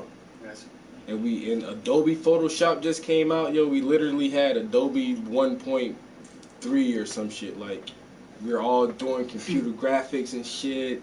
Man, our school, it was so well funded. We got the best of any kind of art supply you can fucking imagine, yo. The top grade every fucking thing, yo. and I would not give a fuck about the Renaissance or Gauguin or Da Vinci or any of it. I just didn't care about that part of it, yo. And I remember at the end of one semester, she was like, Travis, you didn't pass. And she almost had a fucking tear in her eye, bro. She's like, I gotta fail you, yo. I'm like, where? She was like, yo, I got to fail you, Travis. You didn't pass art, nigga. I was like, damn. Wow. Oh well, yo. But now I try to read as much as I can. I try to read it and try to absorb it now. It's stuff like that really sticks with me. I got that same pencil sharpener. So my high school experience was like, I passed art. Fuck you, dude. Yo, but my art teacher was dealing with some very unruly kids. And in comparison, I was heaven sent. And people hated my art teacher. And she was not new. She was very old in the game. And she was more so of she loved to do pottery type work. But then she also had to teach everything else, drawing and stuff like that. She would have me go around and try to help people. Wow. Yeah, you the assistant. But I went into high school very cocky. Like very as far as art goes, like I'm the best fucking artist in this school. You made it to high school ever? Like freshman year, like I'm the best fucking artist. Let's see it. Like, and I used to draw. 9th grade, I used to draw Dragon Ball Z and Pokemon and Marvel. That's it. Dragon Ball Z, Pokemon, Marvel. And real full of myself. I wasn't drawing. I probably drew a couple portraits. This probably wasn't good at all. I didn't paint anything. Never painted before. But I'm full of myself. And then I keep drawing. And then, I mean, high school really fucking changed me, though, because I was, like, really nerded out with the anime. And then I realized I wasn't going to be cool if I stuck with the anime. So instead of being true to myself, I was like, yeah, fuck anime. And then it left me because I stopped watching. And then it took off, and I was, like, so far behind that I actually, like, I was like, damn, I don't know what anybody's talking about anymore. Yeah. Right? So... I wound up meeting the best artist in the school because I really wasn't, and he was a senior, and it was three of us who were really good, and the senior was like way better. And he came to me, he said, when I leave here, you're gonna be the best artist in the school. I'm like, but what about Jeremy? He said, no. Yeah, he got it. He ain't got it.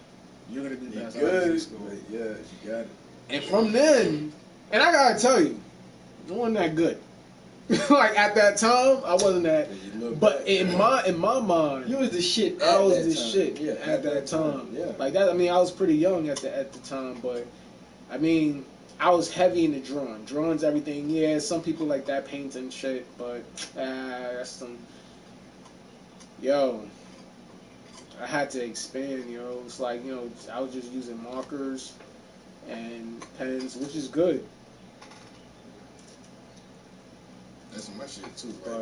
All my shit was graphite, black and white. Like you said, comic book shit. Yeah. But I met my match in middle school in that same art class with my first art teacher, yo. Matter of fact, the same day of class, we saw some shit. I was only the best in elementary, yo. When I got to middle school, Marjorie Smith. I hope you know what, Marjorie? I might send you a link to this shit. I done told this story so many fucking times, and sometimes I don't say your name, but I don't mind saying your name. But Marjorie Smith, forever, you will always be a part of my life. Yo, she opened up a notebook, and I saw she drew this dog. I was like, what the fuck? I look at my shit. I was like, wait a minute. How this girl draw better than me? Ever since then, it's been on, bro. It was on like popcorn. For now, I could not believe this girl drew. Yo, this dog looks so fucking real. I'll never ever forget that shit. Yeah, I remember my 10th birthday. I had all these kids over my house, was having a birthday party, and this little girl who I used to like, and She was there. My friends was there. She was my sister's friend, and my father was like, "Yo, we're gonna have a coloring contest. Everybody take a page from the coloring book." I said, "Well, shit, I'm an artist, right? I'm gonna win this shit." The girl I liked won the fucking contest. I was so mad. Because you know how kids are. You're not nice to the girl you like. You're extra mean to the girl you like. So I was like, nah, let's have a drawing contest. Let's have a drawing contest. It's like, nah, that's not. Beat you in that. Grayson, that's not fair. Grayson, that's not fair. No one here draws but you. And I'm like, from then on, I'm like, I gotta learn how to color. Damn. I gotta learn. So it was about, I would say about 10 years old, I really started taking coloring seriously. And I think about how she colored, and it was so basic. Outside dark, inside light. Yep. Outside dark. That's Inside light. That's crazy. Outside dark, inside light. That's it. Like, damn, that shit look good though. That's cute. That's cute. My first comic book, yeah. I drew up some shit. And then right here, Adobe 1.2 or some shit, bro, on the computer. Wow, bro. That's that shit right there. That's good line work. I got the dude right here. And then I reversed them. Then that shit comes from this dude's face. I swear I was gonna be like, I'm being a computer graphics show. Be the motherfucking next goddamn Steven Spielberg up in this bitch. I'm not gonna lie, man. Computer graphics is like, if you want to get that shit, I mean, I love it. I actually love it. My first laptop was stolen in Harlem. I was like drunk and fucking forgot the shit in the car and was going the next morning. My second laptop crashed. 97. That's dope.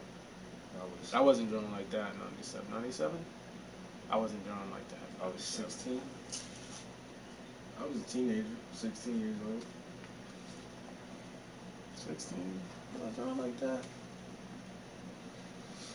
That's like some of the older shit like that. But that's not off the head, right? No. That's the difference in off the head Okay.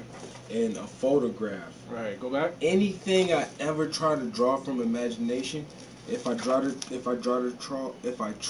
the alcohol. Yeah. If I try to draw a real face, I don't know what the fuck it is. My shit is anime, cartoon, comic book style. But you give me a picture, and I know her. Even when we was in high school, my homie, she was so pretty. She went to New York, and her aunt actually worked for a salon that was featured in a hair magazine. And her aunt did her hair, and they took pictures of her. And you know the old hair magazines back in the day. She was in like a fucking hair magazine. She came back home from New York. She's like, "Oh, I went to New York this summer," and I was like, "Girl, you lying?" And the next day she brought the magazine in. I was like, "Oh my God, you was really in the fucking magazine, yo." I was like, "Can I draw that picture, yo?" And she been asking for this shit since '97. I was like, I might see that shit one day. I didn't see how dark and shaded this is, and how less light it is. It's more shade. I drew more like that. Yeah. Less shade. But she was real light skinned though. Like I used to draw. I used to have braids.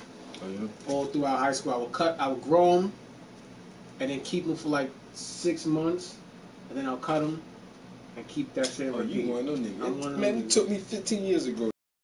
My You one of them dudes just. They stop after a fucking year. I mean, it'll stop at a certain length. Oh. Yeah. So it wouldn't get like yours. No, but that's my stop right here. I did do locks at one point, right? I only did locks once. Sometimes. But I used to draw my fucking I used to be in school and draw fucking braids designs and then bring them to some girl like, this is what I want you to do. Oh damn! You see this pattern? Can you do that? Can you do that? Is that realistic? I follow this one female artist. That's all she does. She does like it's almost a portrait where she'll get a little bit of the face, but she really focuses, and her thing is different braid designs and how she adds. For real? She puts a lot. That's what I used to do, except for it'll be a blank face. Oh yeah. But like how the dude gets real detail with his hair, Javier. Oh, the face always come out Asian. Why she cheeky eyed? Just look high. I try to hold on to this shit. It's like the oldest art, yo. Like I say, I even got notes from my art teacher in here still, yo. Right here. 98. I wish I had no. I love my art teacher, man. I try to find her. She told me happy birthday today, yo. I was like, I hope she's still alive. I can't find her. She stopped teaching for about 10 years. When she had her first kid, she really went full mommy mode, and her and her husband were well off. Her husband can support the family on his income alone, and she stopped teaching to be a stay-at-home mom. And she wanted to be there and raise her kids. And she wound up having 2 kids, and she say she didn't teach for about 10 years, but then she went back to teaching, and she went to elementary instead of teaching middle school kids. And then, like, this has been years ago now, but she actually invited me to her classroom to talk to her students. And I think that's why I never became a teacher. So, I mean, the schools that I went to, the schools that, because people say, won't you try to teach some people art and stuff? Like, first of all, I try to teach people art, like relatives and stuff like that, and they're fucking hard headed, yo. I can't do it. I can't. Honestly, yo, teaching anything, imagine trying to teach them how to drive. It's difficult, yo. Teaching is difficult. I can't do it. And just because we can do art really good, like you say, you got to have like that patience factor and be able to explain it. And some things we can do and really can't explain, like how we do that shit, you know. And that's that one part, yo. Yeah. And I don't think some things I feel like I shouldn't have to explain. That's why you're not a teacher. I'm like, so now all you gotta do, why'd you do that? Do you not see what I see? I can't. I try. I give instructions, and like you say, it's like some people just. I don't think I can do it well enough, especially for younger kids. You know what it is? People get comfortable in doing things a certain way in one medium, and then try to transfer it to the other medium where it doesn't necessarily apply. Can't work it that way. And that's fine. I understand that. But when I tell you, when you ask me for help, and I tell you what you need to do, and then you then try to, you know, like, convince me, like, well, that's not how I'm comfortable doing it. I'm like, well, then fuck you. You see what I do? It's like, you want to be like me. This is how I achieve it. It's like if you only draw. First of all, people, this is the stages to artists. You know what I mean? You find out you can draw, and you draw things in the center. You draw one object in the center of the page, or off center. You don't draw the full object. You won't draw, like, you might draw a face with no body, and then you're done. You put it aside. Right? I tell people, you'll finish the draw. Use the whole paper. You're like wasting paper. All this empty space. Right? Or you draw a couple things on the paper. That's the next step. You draw like a whole bunch of faces on the paper. So now you're practicing. Right? And then you decide to start drawing the body. You draw the body, and then you're avoiding parts of the body that you don't want to draw. You put his hands in his pockets, put his hands behind his back. You put some fire balls in his hand to block it off, whatever. His feet's off the page. You finally get the hands and the feet right. Then you want to start drawing backgrounds. But anyway, once you get to painting or coloring, it's different ways to go about it. You could go about it, depending on what kind of painting you're doing, you could go about it the way you've been going about it. You know, you draw the object, you fill it in, like a coloring book. Or you can do it like that one guy who got 16,000 fucking followers. Right. That's exactly what he did, like a coloring book. Yes, coloring book. Yeah, like, I don't know. I kind of like to, like, if I was to, when I give somebody a suggestion, I don't always follow this, because I don't always follow this, but I would suggest you start from the back towards the front, but I don't always follow that. So, because I want to know what the main focus is. But it sucks to do the main focus and then have to do the background around that main focus. So depending on what the main focus is, I like to start from the back towards the front. But it's not like that when you draw. It's the complete opposite, I would say. That's the only thing about painting too. Is like it is the reverse. Of What the hell is this? Oh, them jalapeno. You need some water, nigga? No. I mean, I'm about that jalapeno life, bro. I just didn't even know they made these. Oh yeah, them shits is delicious, right? Oh my god. Make your mouth feel tingly. Then they got okay. They in competition with somebody. With those hot Cheetos and stuff. They was selling off the. I wish I put stock in that. I do like the crunchy hot Cheetos, but if you want the Takis, the Takis too salty. They're like salty. I can't eat a lot of them. I can eat like 5 of them shit. So I'm like, that's has a salt on that bitch. These aren't crazy crunchy either. No. They're like Cheetos. Ain't got no waters up here.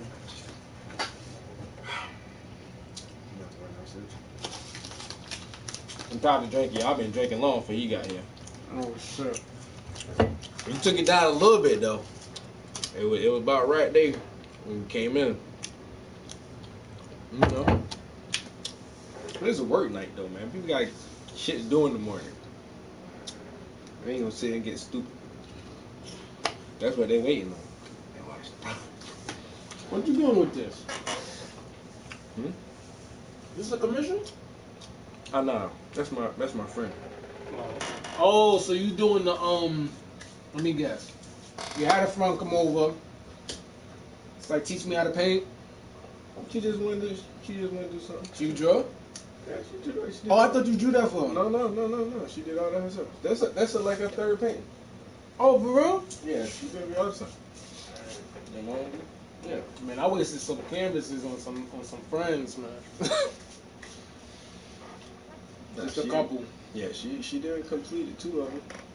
I let her use the use the little French. Oh, yo, you know what I should have told you?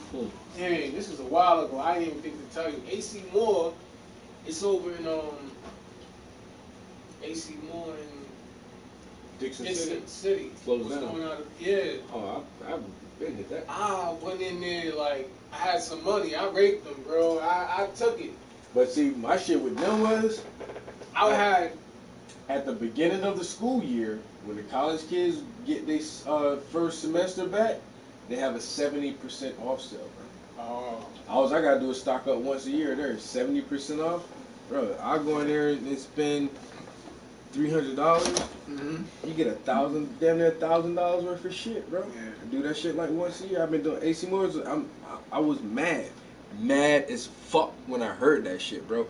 Nobody else does 70, and even without that shit, and up in Dixon City, you had AC Moore's, Hobby Lobby, and Michaels. Mm-hmm. Right now, where I live at, all we have is fucking Michaels. There is no Hobby Lobby, there is no AC Moore's, there is no fucking Dick Blick. But out of the 3, AC Moore's always had the best deals. They always had the best fucking coupons, and their normal prices for good canvases was always less than Michaels and Hobby Lobby. There was They only. got Joanne's, but Joanne don't count. I don't even count that. Almost, kinda. I went to Joanne's one time when I thought about stretching my own canvas, and I went to look at some fabrics, and I was like, I probably won't come here anymore. I went that bitch once. Yeah, I was talking to like an old school artist, and they was like explaining the breakdown of like stretching the canvas. I'm like, I should stop her right here, yo, because this sounds like too much fucking work. I'm not doing that shit. But the only thing is, you can make your own dimensions. Yeah. Buying canvases, there are several standard sizes. Yeah. And I needed a specific dimension. yeah, But all my luckily, shits are standard. luckily it was the painting was for my father, and my father's that guy. So I was just like, yo, I'm gonna stretch it. I'll make that shit myself. But And that shit is work though. That shit like But then on top of that, it's 100% yours. You even stretch that bitch. Yeah, That's all your work. That's the only extra step. Like, and if I stretch my own canvases, I'm gonna have to charge you motherfuckers like another $400-500 for that shit for stretching the canvas. And that's how I feel about that shit, cause it's that much more time and my energy that's actually going into this piece that it makes it that much more personal. That's I actually built this fucking frame and stretched this fucking canvas myself. And I painted that bitch. This is 100% my project. If I start doing that, then my price is gonna go up, yo. For any commissions or any original pieces, I'm gonna have to tax that shit onto it. But I am actually getting tired of the standard sizes. You know, I like working on the standard sizes, but all of my shit, the images, not the images, but the shapes are looking cut out now. Boom, boom, boom, boom. And I'm tired of that. I'm not there yet, but I could see why you're there. Yeah. I can see why you're there. And that's what I was thinking. I was like, well, shit, if I produce this much work, if you lay them next to each other, then you're gonna feel like. Now listen, the first time I went to meet Tim Akamura, he said that too. He's like, I'm gonna change up a little bit for this next session because he's like, I don't like my art feeling stale. And he's like, once if you feel your shit getting old or you feel it getting kind of stale, you need to do something different. And like you say, stretching the canvas seems like a lot of extra work, but I honestly think I might try that just to have a different, at least just change the size of or the dimensions of my canvas. Because all of my shit is 36 by 48, 36 by 48, 24 by 36. It's like, shit. You know what I'm saying? What if I want a fucking long, thin ass canvas? I want a fucking 49-inch by 8-inch canvas, you know? Or some crazy ass shit like that. I have to make that shit my damn self because you won't find that shit on the shelves anywhere. No.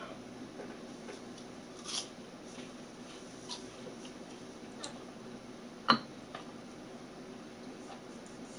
looking for this large rollout paper. It's like 6 feet.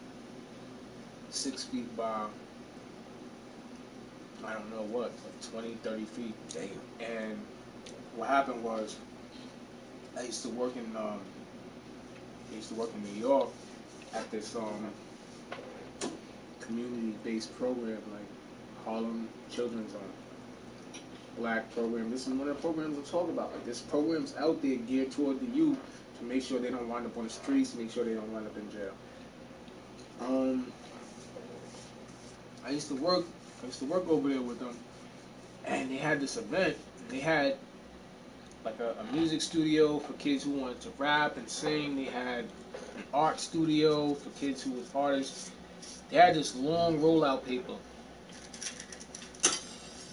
And I was like, yo, I want that shit. But the stuff that they used to get companies to donate shit to them. They used to get companies to donate things to them. And they had this long rollout paper, and I wanted it. Boom. One time they was like, yo, we throwing this out. This is what's left of it. It's not much. I took it. And then I used it. I painted like a nice masterpiece on it or whatever. And I was like, yo, I need more of this. And it's been hard. I've been looking online. The quality of paper it was. I don't know where they get it from. And I'm like contacting the company. But it's good for like backdrops. So I did the backdrop on. It's like and it was 6 feet. You unroll it, however length you want. And I've always looked like it was a canvas. That's how thick. I could have done it on a canvas. I could have done it on canvas. Canvas comes what? The roll of paper comes like what? The largest roll of canvas I've ever seen is like 4 feet. I've never seen like that's not. Yeah, that ain't no shit. That's why I even went to Joann's and looked, and I don't even think they had like a big one.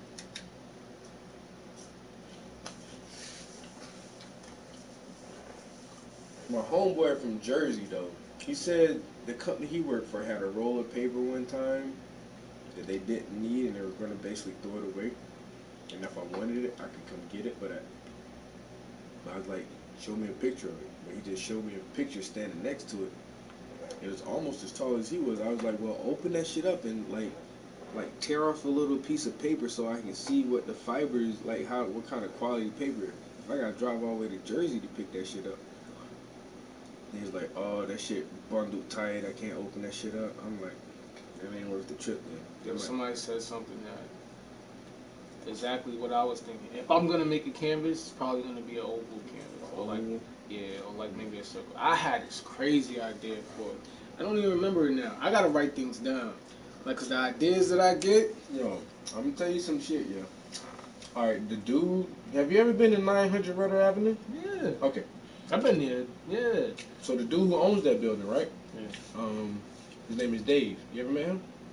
No.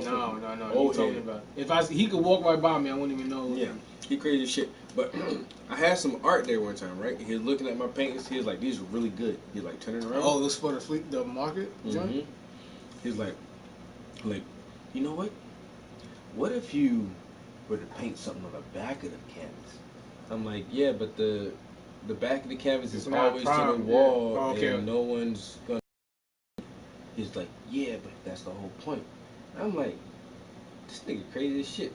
But then your signature, how you do the just a little small paint, and I'm like, this motherfucker's goddamn genius. I said, this motherfucker had this shit, and I was like, this dude just did that shit. And somebody told me to do it, and I was like, no. But then I see you do it, and I was like, wait a minute, that is fucking genius. I don't know why I did it.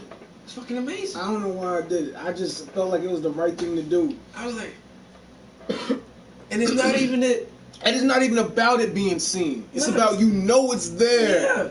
And it's personal. Yeah, I was like, God damn it. I should have taken his advice. Yeah. But that shit is hot. As soon as I seen you do that shit, I was like, okay. I want to say something, but I'm not even going to say it because I know you got artists listening. But I got an idea stemming from that as well. I don't know, I'll tell you later, but I just gotta make sense of it. It don't really make sense yet, but I don't want to, you know what I mean? Like lose out and put my idea out there, and then it gets done. It's probably already out there though, man. I really gotta start thinking like that's the only totally thing. outside If you the box. think of it, somebody else already thought of it. You just gotta do it first. Yeah. Because a lot of people hesitate. Pull the trigger. Now, I've been sitting on that little brush thing for a minute. 2 hours. But that's the thing about. 2 hours ago, somebody said, "How tall are you?" Wow. Oh, my man, Blunt Mover. Anybody with my man with the wrench beside his name, he a moderator. Yeah, my man Blunt. I've been following him for years. He was following me for a couple of years. He an artist? Nah, he an OG. Oh, okay. Art lover. Yeah. Yo, like I was saying, I don't really fuck with a lot of artists on that level. It's crazy that I feel like we connect on multiple levels. You know what I mean? Like, of course, art kind of combined with us. But I'm like, yo, this dude work out. I work out. This dude about that, his people, black consciousness, and everything like that. And I'm like, yo, I'm telling you, most of the people who I met out here that art is just like good people. That's it. It's just, but they still bait. I mean, like a lot of hipsters, like just, yeah, man, carefree, man. I'm not gonna front, like, sometimes I'm like, damn, I wish I was a fucking hipster. You just like smoke weed and space the fuck out and like not worry about shit. You can't really beat that shit. I like your tattoos. What are those numbers on your arm? I don't know, like, it's weird. Like, the art scene I done got myself into is hardly Oh my god, I'm so sorry. the king of Staten Island. I just think it was pretty good. I wanted to see that. Like, the art scene, even I hear it a lot from that gallery in Scranton. It's like, yo, you really make a difference that you make it. And for the simple fact that my art is black. And there's not a lot of fucking black artists. That's why I love, like, any black artist I see, let me try to link. What are you into? What are you doing? You know what I'm saying? Because this shit is It's crazy. And I feel like I get so much publicity, yo. Man, just between last year and this year, man, I've been in the newspaper like 3-4 times, yo. Radio interviews, TV But I could have interviews. been basic motherfucker, yo. Like, it's Yeah. like, you know, like whatever's trendy, like whatever's popping. Like I see like a lot of black guys do the black community no justice when they're just like they can be fuckboys or whatever. And the problem with fuckboys is that they'll tell a female whatever they want to hear, regardless of whether they believe it or not to be true, regardless of whether or not it's wrong. So, like, I think about, like, there's a lot of white females who feel obligated and feel justified for doing and saying things they say because they've been backed up by a black male. And he didn't necessarily mean what he was saying. I feel like he was just saying it because he wanted to beat it up. You know what I mean? And he didn't have any morals or anything like that. It was worth, you know, like, I'm gonna just tell her whatever so I can lay down with her, whatever. But it's like, if she want it, she gonna get it regardless. I'm gonna tell her, yo, you can't say that N-word. You know what I mean? Yo, you can't do that. You wrong for that. It's females on my page. I'm like, yo, they'll say something. I'm like, yo, you right, but why do you feel it was necessary? What made you feel comfortable to say that N-word? Oh, nah, yo, my man is black, whatever. Like, that don't mean shit to me. He don't speak for me. You just check that shit at the gate. Don't say that shit. If your man is black, you can say that N-word. Get out of here. That's what I tell any white person who feel they can say that shit, go in a completely strange black neighborhood and call that shit to a stranger if you feel comfortable doing that. Because that's gotta be a joint decision. Yeah, because your man give you a pass. Everybody else ain't gonna give you no pass. I don't know what you I don't know. It's so weird with that word, yo. Well, this is my main argument about the N-word. First of all, why do you want to use it in the first place? Because you can't. Yeah, you only want to say it because you can't. Just explain to me why you want to use it. And then most people say, oh, because that's how I grew up. And it's a word that we use, you know, when I grew up. That's how I express myself. Okay, but no. You know I use it because it sounds fucking cool, right? It sounds cool as shit. It means so many things on so many different levels with the nuances and the tone of your voice, how you utter the word, right? And then the best thing about it is it's transformed from a completely negative word. We respelled it and we repronounced the word and made it our own, repackaged the whole thing. Now it has several different definitions, but the main definitions is camaraderie, because that's my nigga. And in a general sense, that's how it's used towards a comrade or a friend, not someone who is ignorant or uneducated, a beastly type person. We took that shit from nigger to nigga, from a negative to a positive. But that's the thing that nobody else has been able to do. A cracker can't say, what's up my cracker? What's up my honky? What's up my pink toe? What's up my spick? What's up my chink?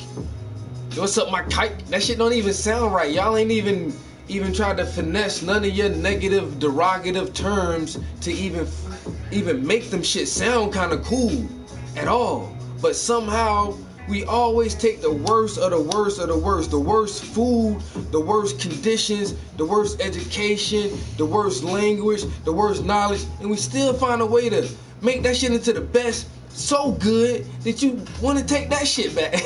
But it's the weirdest thing. It's the weirdest fucking thing, because now we can say nigga and make that shit sound something good between ourselves, and now you want to use that shit too. But that's not what you originally used the word for. So I don't feel like nobody can say that shit except black people. Spanish people, Asians, whites, I don't think nobody should have a pass to say it, because you weren't responsible for the transformation of this word. Like, can we have something? Can we have, like, motherfucker, y'all get cornrows and y'all want to gauge your ears out like the Ashanti in Africa ain't been doing that shit for 1,000 fucking years. Like, get the fuck out of here, Yo, man. let's simplify this. If you a child and you allow your friends to play with your toy and they mistreat your toy, you're gonna take it back and say, yo, you can't play with this no more. You can't play with it no more. You don't know how you're using it, not how it's, you're using Xbox controller as a smash car, like as a bumper car. Like, that's not, I don't want you to play with it like that. So it's like, the word was actually used prior to slavery, and it meant something completely different. But when y'all took us, well, I'm sorry. Not when y'all took us, but when black people was taken from the motherland, I should say, from ancestors of some of you, they took that word as well, and they took it and they deformed it, not reformed it, or they deformed it into something negative, and that's not what it was used for. And they pronounced it different because they didn't give a fuck how it was pronounced prior to that. They don't give a fuck about anything really. They're just gonna take it and make it their own. I always like to contrast, right? I give credit. You guys came a long way from your ancestors. Your ancestors wasn't shit, but you guys are better. The white people fascinate me. What they've managed to do in 1,000 years is something that no one has ever seen. It's amazing how they've controlled the planet for 1,000 fucking years. That's why I love this shit, yo. Have to study these motherfuckers the same way they study us, yo. It's the weirdest thing, yo. But it's such a coherent system. It's amazing, yo. It's really amazing. If I was a part of it, I would be proud too. Shit, be proud to be white, motherfucker. Shit. Yeah. I mean, you gotta be proud of that shit.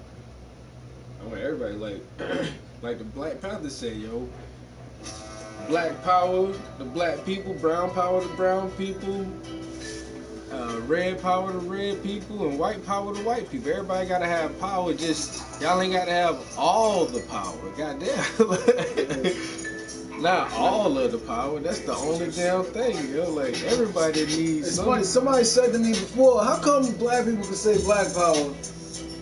Oh no, black pride, and like everybody can say their pride, Asian pride and Spanish pride, but why white people can't say white pride? And then it'd be racist." I'm like, it ain't racist. I mean, you could, but here's the thing. There's a saying that says too much of anything is a bad thing. Too much of anything. I remember being a child trying to dispute that. It's like, yo, what about like too much air or too much money? They said it's too much. Too much. It's too much. It's not good. If it was good, then it wouldn't be too much. Mm-hmm. I'm like, all right. So too much pride is supremacy. Too much pride is like, I'm so boastful in myself that I feel not only proud to be me, I feel like me and anything like me is better than anything that's not like me. So too much of anything, and that's all I'm saying, like the history behind it. Yo, let me tell y'all something, yo. Nobody's want to live like this where we sit around talking about, you know, the unfortunate events that we have to go through every day as black men. Nobody wanted that. Like, I would much rather, like, yo, people like, yo, you always playing the black card. Listen, I'd much rather just delete the fucking past and like, shit was done right from jump. I don't want the fucking black card. You know what I mean? Like, it's here, like, racist white people made the card. You know, it's like, everybody say that everybody says that like so many phrases and so many things are sensitive topics. It's politically incorrect, like blackface.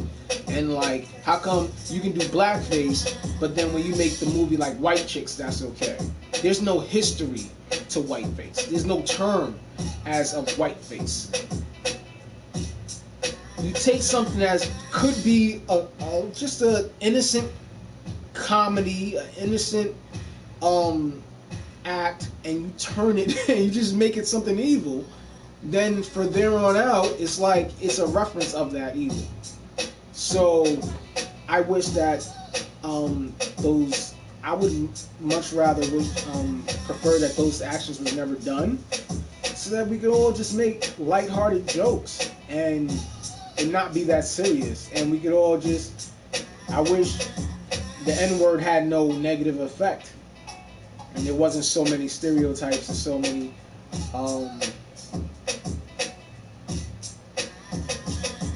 So much. I don't know. I honestly think that's one of the best solutions for black people, bro. Is selective segregation. You know, that's the one time we actually prospered, and when we are forced to deal with each other. I think that's the main downside to being subjected to another person for so many generations, is that we have this idea that someone else is always in charge. So if we were to do like an elective, not segregation, but an elective separation, and built more of our own communities, such as Black Wall Street, and then we would have to solve our own issues amongst ourselves. And this is the same thing I said earlier today, and it's a very drastic solution that would probably never happen. It doesn't have to be. This is what I think, right? This is what I think. I think that in this age, because we're only looking towards the future now. If we could do this now, imagine like in the future where we're going. But Black Wall Street should not be a physical Wall Street. We shouldn't choose Tulsa or some other place. Black Wall Street should be an online global thing. Yeah. So our dollars circulate within our black community business, a network of black businesses, like 500 times before it leaves our community. Online. It doesn't necessarily have to be a central location. Things normally work with a central location, I think, but online should be the main base, because not everybody's gonna like migrate to one central location. That's not gonna happen, and people they don't want to feel alienated to have like a freaking Wakanda somewhere, and then everyone else outside is like, I want to be part of that, but I'm not leaving home. I have all my family here, and it's like, but online is like the new real space now that people operate in from everything, especially after this coronavirus. It forces people that wouldn't normally operate online. I think it could work both ways. I plan on relocating. This isn't your last stop. No. I got one more. I'm too far up north. We guaranteed snow every winter. I don't want to live up here, bro. We hardly got snow this winter. This winter, and they talking about global warming and shit. You know, that shit getting dangerous. But I'd rather live down south. If there was like some type of I'm looking at Georgia. What if there was a reparations fund set up? If you want to relocate to a city that has a majority African American population, such as Atlanta, Chicago, Detroit, someplace like that. If you want to relocate to one of these cities and add more to this black urban center, There's funds in this reparations for you for a starter home and $35,000 toward a startup business. 60,000, 75,000. There's a home for you. It's an initiative. $100,000 for a startup business. Would you relocate? So you're gonna present people with an incentive. Yeah.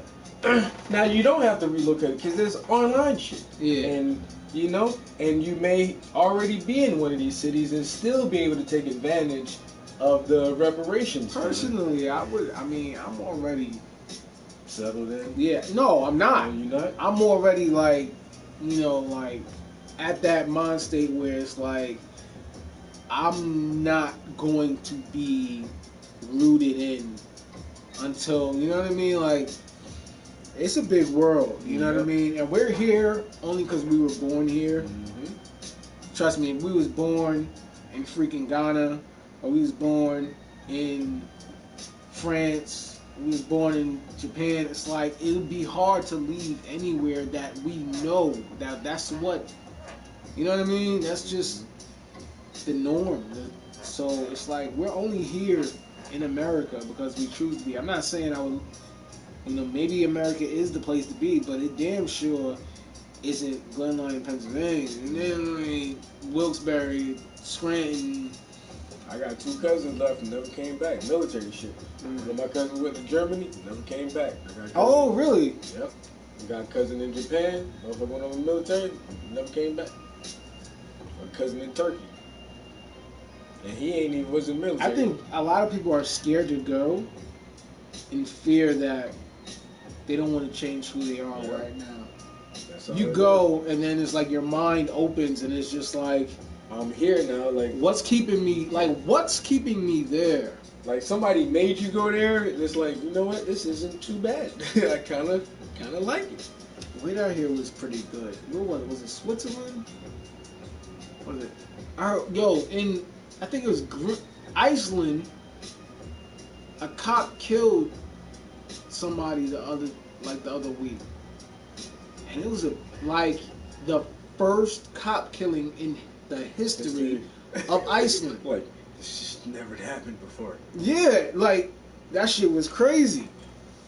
And that's why cop killing over here is weird to the rest of the world too, because like, I don't know, some Middle Eastern countries are really distressed, and even some African countries are really distressed, but like most like third world, I mean most first world nations, they don't have a lot of cop killings.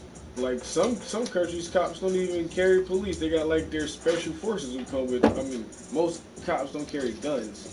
They got their special forces that come with fucking guns and shit. Which is weird. Right, they got their different departments. Yeah, different department that carry like real weapons. Especially a lot of parts of China, like the first people you call, motherfuckers don't all the time. Like Japan cops are like the number one cop because their cops are the military. Yeah, because they can't have a military. It's crazy how different countries work, yo. But our cops, them bitches come out guns blazing to start with, yo. Yeah. Shit, Iceland ain't never had a cop killing in the fucking history. It's like, damn, we actually had to kill somebody. You had to use lethal force, yo. It's like, don't make me do this, please. I don't want to be that guy. I don't want to. I'm gonna go down to history. Oh my god, I want to be that guy. What the fuck? Like forever. You know what? They just got there. I wonder what did that perp do, yo? What did he do to be the first guy? Yeah, he had to try to kill the cop. Oh my god! The cop name, I bet they're like, look, we're just redacted. We won't print your name in the history books. It's it was an officer had to kill such and such. Like, please don't make me beat him. He's gay.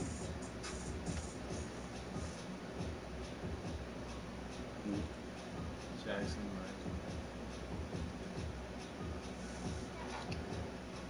Nothing for you to talk about, homie. Damn. So what's good with everybody? Anybody living in any of these cities that are having riots and all this stuff, or even if it's not even like major frontline national news, is there still like protests and stuff going on in your city? Somebody said they're supposed to like riot, loot, Walmart tonight. And I'm like, I haven't seen anything out here. How are they planning? This isn't Philly. They're planning looting. Yeah, it's like this. It's fucking pathetic now. This is what I'm talking about. It's not. This is not genuine. This at all. Protest. This is like, yo. Let's take advantage of the situation. Let's take advantage of the situation. All it is. That's why I'm not trying to get caught out there, yo. My homegirl Glennis. I don't really fucking care because I don't have a storefront. You know, I feel bad for small business a little bit, but this right here, once again, this is gonna cause more racial tensions because who are more small business owners? A lot of white people have business. Yo, you know what? Alright, I'm glad I'm on this platform because here's my take about it, right? As far as peaceful protest versus violent protest. And people who's for peaceful protest like to quote Martin Luther King. Martin Luther King, y'all act like Martin Luther King was loved when he was alive. He was not. He was not. He was tolerated because there was a Malcolm X. So, compared to Malcolm X, Martin Luther King seemed like, look, if you're going to follow somebody, follow Martin. But if not for Malcolm X, then Martin Luther King would have been painted like a piece of crap, like how they painted Colin Kaepernick, who is also a peaceful protester. More so peaceful than Martin Luther King. And I say that because he's not being arrested for his actions. Martin Luther King was arrested for his actions. Yeah, Martin Luther King was a fucking criminal. He went to jail several times. Motherfucker went to jail like 13, 14 times. Several times. If you really want to talk about it. Motherfucker's a criminal. So he was not loved. They didn't like the guy. They just was given an ultimatum. There's peaceful protest. And even Malcolm X wasn't going around doing like I spoke, oh my God, I spoke to this white lady in what town was it? Berwick. And she felt that Malcolm X and the Black Panther movement were the equivalent of the KKK. And I felt like the public school system done her wrong.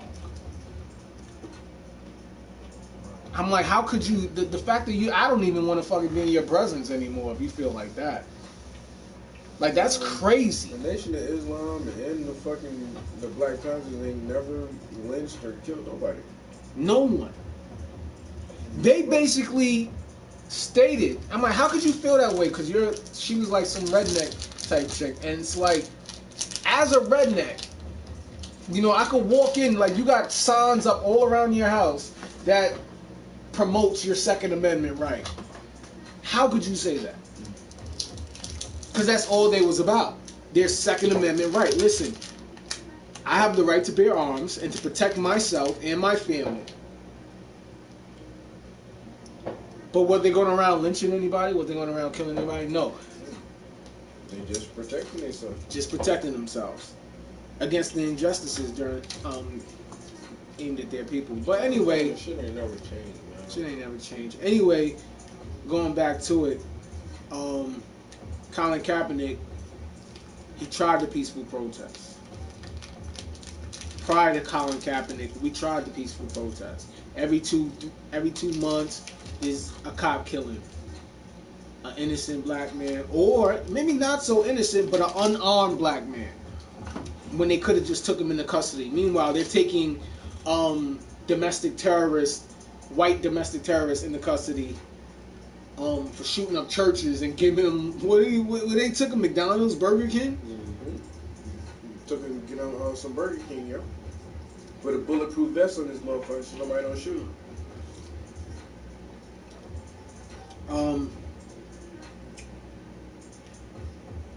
How you do that, though? This motherfucker killed 9 people. In a church of all places, church. Going to manhunt for a week. It's a God-given country. A country built on Christianity. And then, when you catch him, before you bring him out the house, you put a vest on him so nobody don't shoot him. He gets in crazy, like, man, I can't hold this. He ain't even walk him into a Muslim,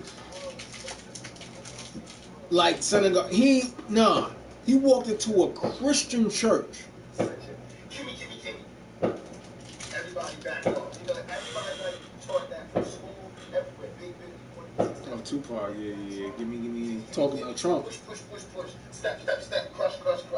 That's how it all is. And it's like, nobody ever stopped. Just, you know, I feel like, instead of us just being like, slavery's bad, bad whitey. I mean, all right, let's stop that. And everybody's smart enough to know that, I mean, we've been slighted. And we want ours. And I don't mean by, like, ours, 40 acres and a mule, because we passed that. We need help. I mean, for us to be on our own 2 feet, us meaning youth or us meaning black people, whatever you want to take it from, for us to be on our own 2 feet, we do need help. Because we have been here, we have been a good friend. If you want to make it a relationship type thing, we have been there, and now we deserve our payback. It's like, you got a friend that you don't never look out for. You know, you dressed up in jewels. Now America's got jewels, and they paid and everything, and they lending money to everybody except us. Yeah. And it's like, you know, everybody need a little help on their way to being, you know, self-reliant. You know what I'm saying? That's the whole thing about the album, about the Special Olympics. Everybody need a little something and they to be independent. No independent person just grew up and was born independent. You worked and you learned teamwork and you learned cooperation and unity and struggle, and then you became independent. And we have to teach that and instill that. And why is it that they want to do that? I mean, if this is truly a melting pot in the country where we care about it, Lady Liberty got a hand like this, she really loves us, then we really need to be like that.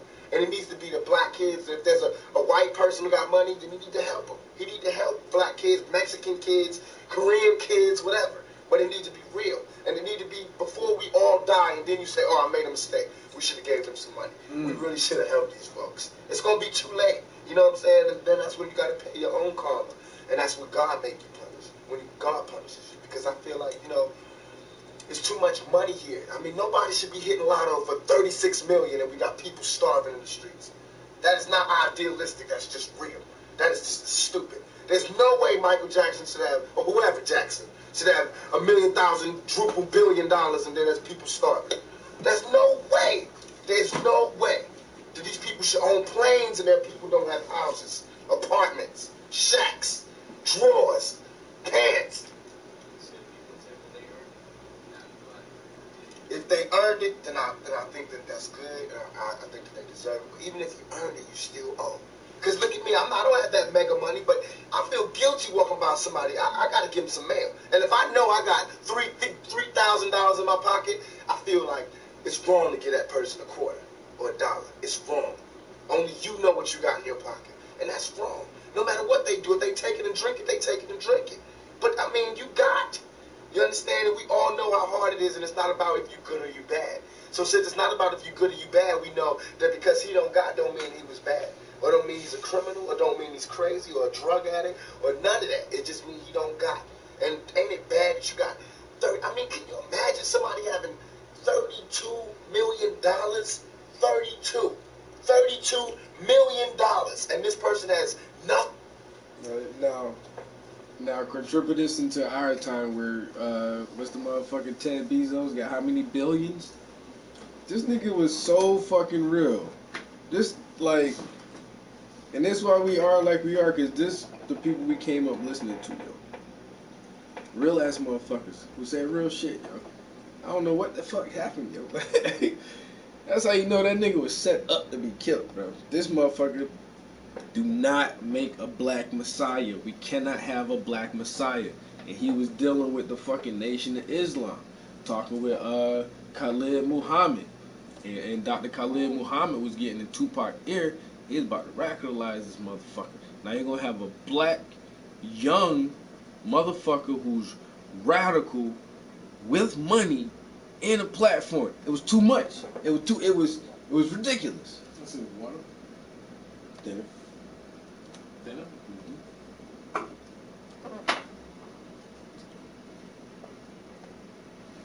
Yeah.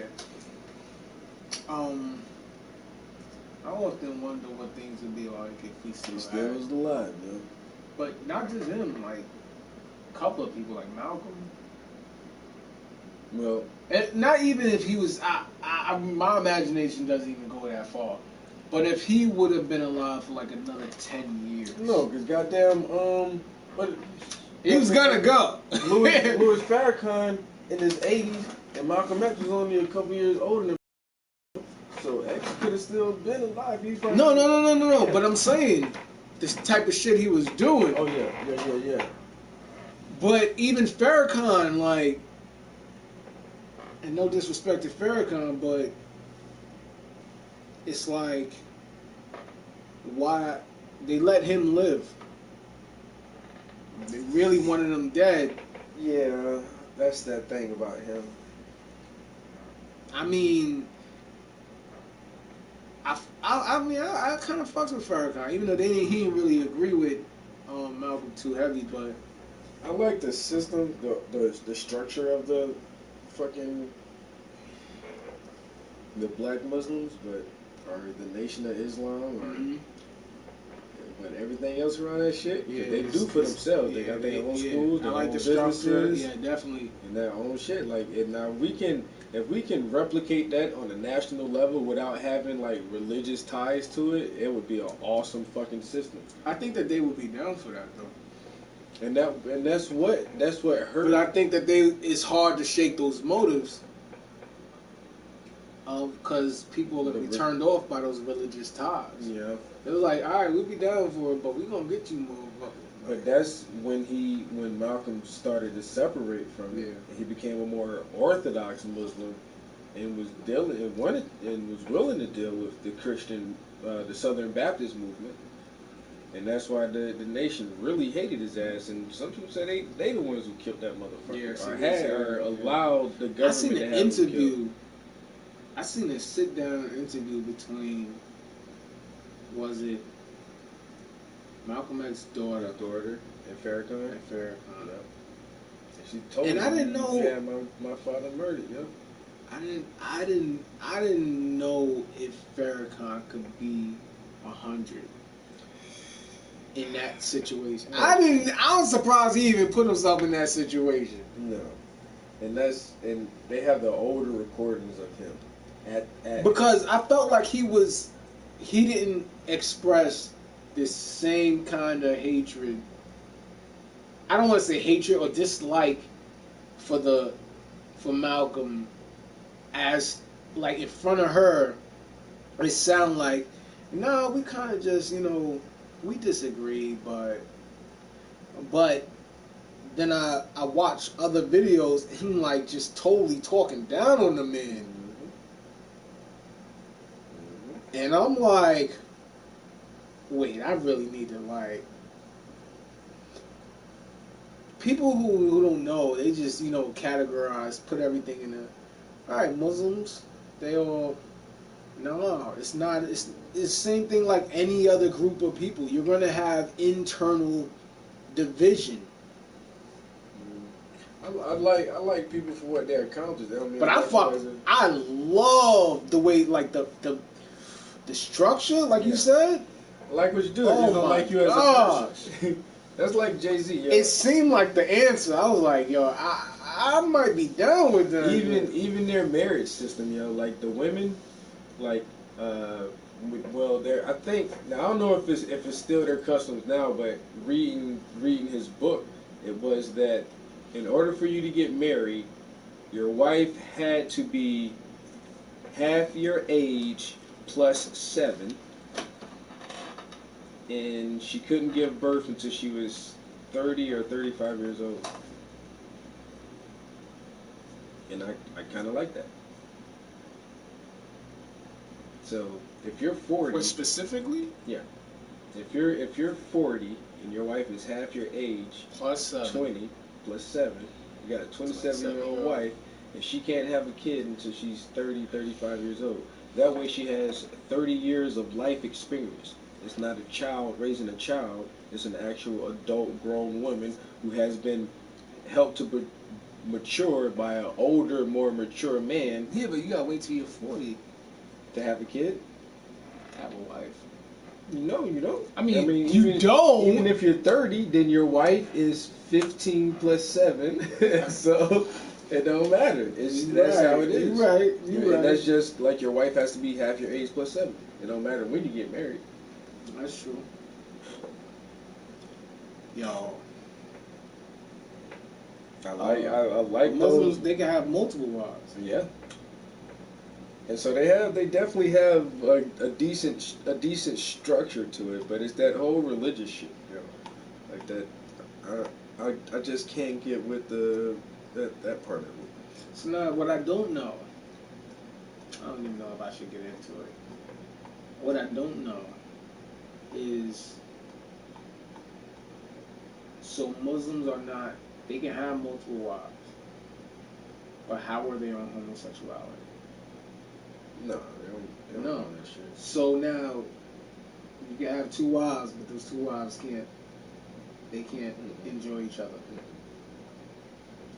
Nah, it ain't going down like that. I didn't think so. All right. Damn, so that's, because the reason why I say that is because most relationships where it's more than 2 individuals it's normally a mutual like a mutual attraction amongst everyone. Yeah. That makes it work. So, but I mean obviously this shit, you know, this relationship situation been going on for a long time, but that's a tough pill to swallow, man. Like, I think Brother Polite, all his wives like that. He got like 4 or 5 wives, but I don't think his wives are into each other. But you gotta respect each other. Yeah. And what role you play as That's one of the wives, yo. wow. Oh no, I had 2 living girlfriends for about a year one time, but I was too young for that shit. I could have made it last longer and really like work that shit, but And they wasn't into each other? No, they set it up.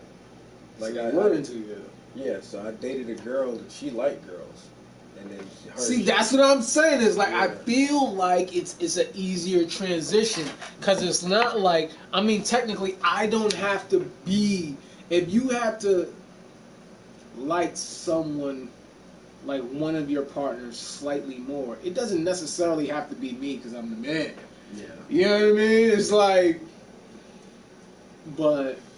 I think she just chose the wrong girl because the girl had a boyfriend. Oh yeah, that's the wrong girl. Yeah, and it was weird because she would be at her house for like days at a time, but she still had a dude. But then her dude, she was pretty sure her dude was fucking around, and then that shit was getting to me, like too many people fucking each other, and it's like, yeah. But at the same time, like in that same situation, if I was a little bit more mature about it, I could have just like moved her in all the way, and then just like look. You said you was young at the time. Yeah, we was in our 20s. I was like 24. Also, but I was like, I had my own crib though. I already had a crib, and the girl I was dating, she had moved in with me. And like I say, she just liked girls, and her girlfriend started staying over more and more and more and more. And I'm like, yo, I thought about it one time, just trying to move her in, but. Yo, real quick, I was born and raised in New York, Queens, moved to Harlem, was in Harlem for like 4 years. I'm out in Wilkes-Barre, near the Coke area, Pennsylvania. That's where I'm from.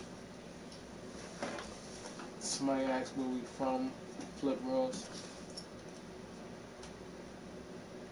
Where's Flip Ross from? He looks southern. Where you from? Where you from? Motherfuckers out there shooting fireworks? But Yeah, they no goddamn holiday every day. Motherfuckers just do that shit just for the hell of that shit. If they selling them, they gonna shoot them shits off. Shoot them.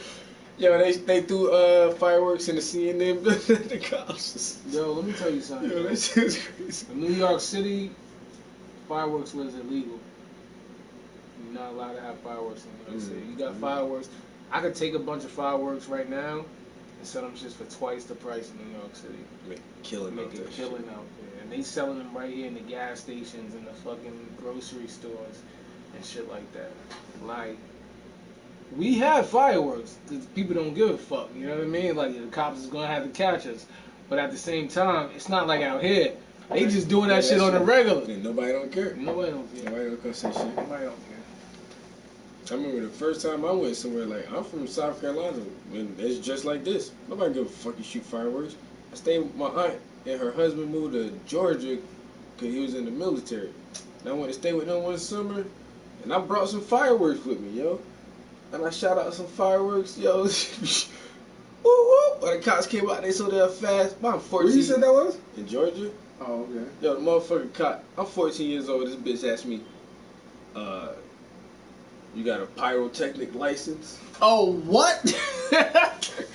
Nigga. You know I don't got no fucking pyrotechnic. Get the fuck out of here, bro. Like, yeah, let me go get it. It's in my other wallet. The fuck is that? I never heard of no shit like that. Like, you know, you gotta write your citation, right? I'm like, oh my god, bro. I ain't know that shit. Where you from, kid? Like, I'm from South Carolina, yo. You paid that? Huh? You paid that? It was like a warning. Ain't nobody do shit. It was so fucking dumb, yo. It was so dumb. So I got a pyrotechnic license. Like, That's I knew a big fucking ashtray. Yo, that shit. Pick that shit up. That's a big fucking ashtray. You can curl this shit. Look at this fucking ashtray. I like big heavy shit, yo. This shit is a fucking What is that? I don't know. What is it? Granite? What the fuck is this? Hell, I know, bro. There's some kind of rock, ain't it? That's a stone. And that shit rough and it's just polished on the top and polished on the bottom. But the edge of that shit rough as shit. And it's heavy as fuck, yo. I be trying to find, yo, got that shit for free. I be trying to find some secondhand shit. Some cool ass shit.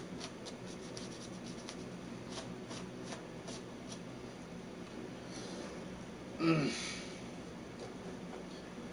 gonna look in here.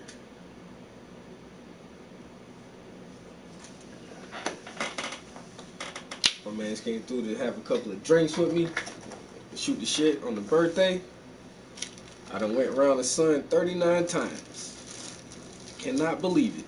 My generation, bruh, motherfuckers ain't expect to see 25. Like, you made 21, you was lucky.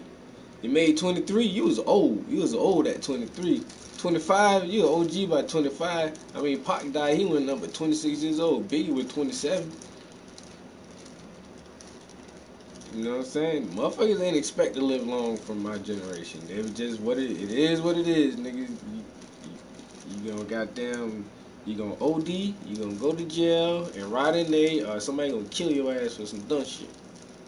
But somehow, I started to get gray hairs. Nigga almost 40 years old.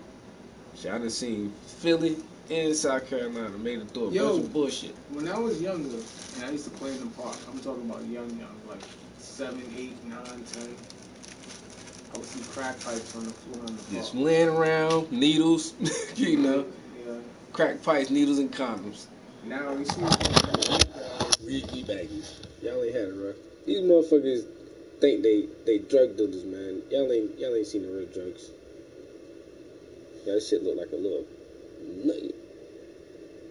this shit right here. Yo, this shit right here look like something that would go in a fucking bearded dragon tank.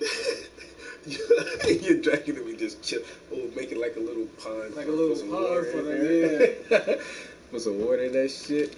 Motherfucker just go slouch up in that shit. Like some old prehistoric fucking spa. Like, I'm trying to think, oh, you know, alright, so at my job, yo, we got this fucking, I probably already said this shit to y'all guys, but we got a fucking table at work. It's just like a long, one of those wooden fold-out tables. And goddamn, it's called the giveaway table. And if you got anything at your house that you don't want, anything at all, you bring it to work, you set that shit on the giveaway table. Oh, for real? And anybody can come pick that shit up. That shit just been spotted, That's bro. a smart idea. Yo, I am the only black person in my office. I work with all white people and 2 Mexican ladies. Don't you know these old white women be having the best shit? I'm talking about teapots and plate sets and silverware and big ass stone ashtrays and goblets and linens and comforters. Man, I got so much shit off that damn table.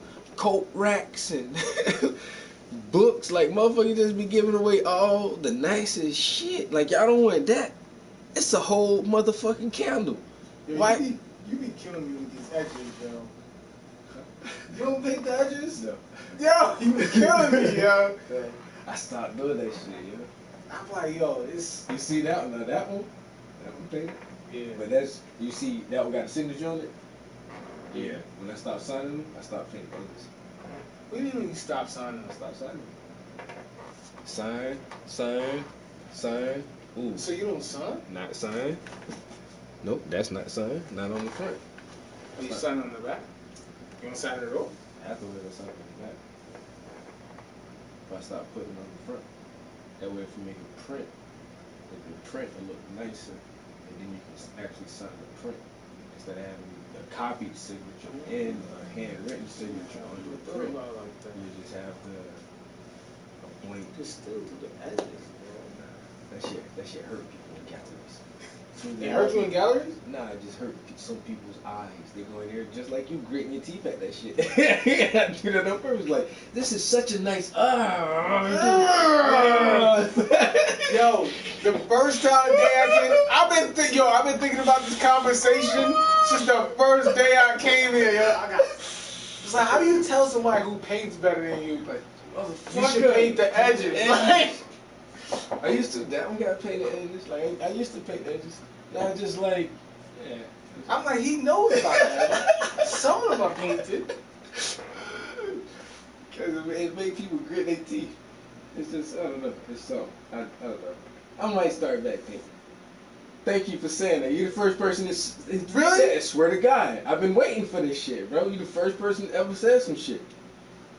Because somebody told me, that's the first time I did the painting, I hung it. It's like, paint the fucking edges. My bad. I paint my edges. I always paint my edges. Then one time I didn't do it, I was like, I'm just gonna paint that.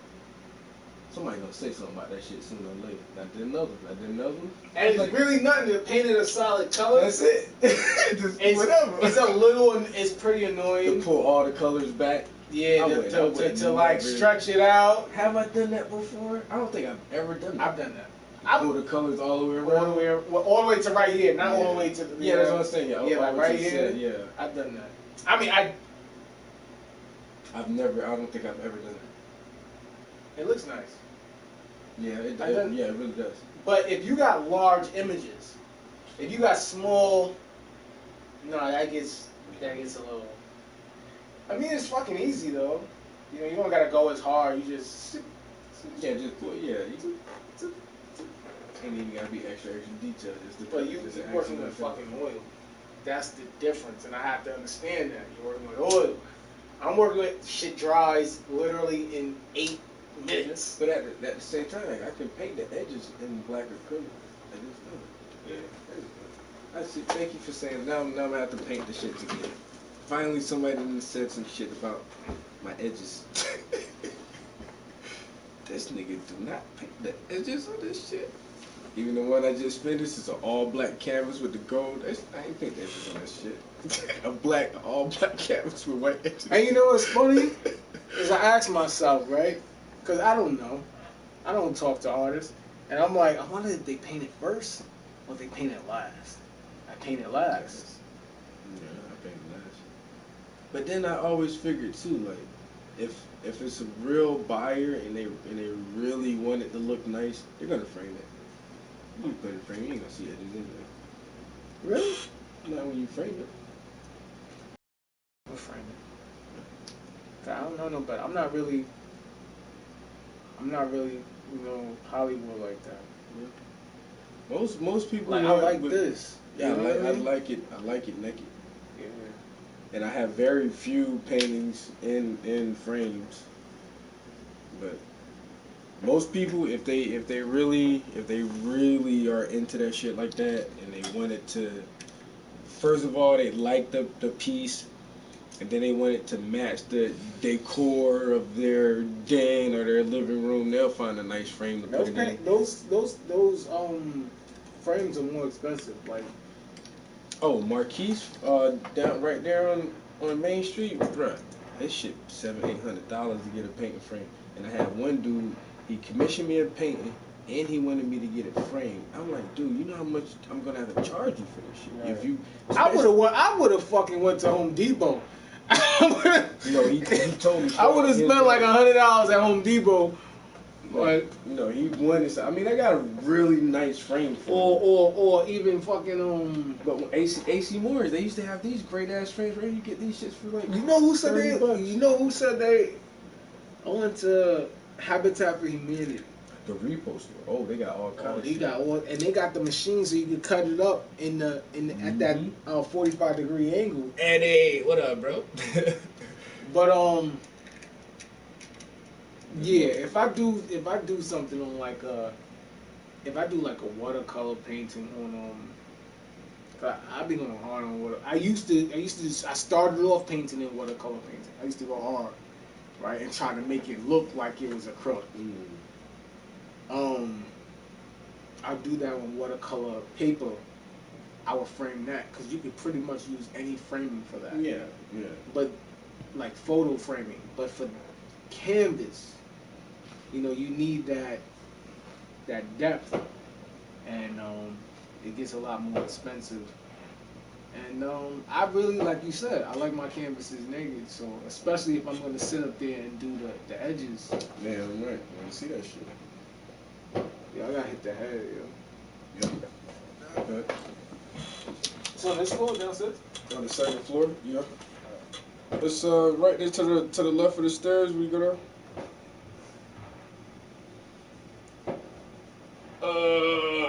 fucking hi. I'm getting hungry now. What time is it? It's 10 o'clock. We've been there for 4 hours.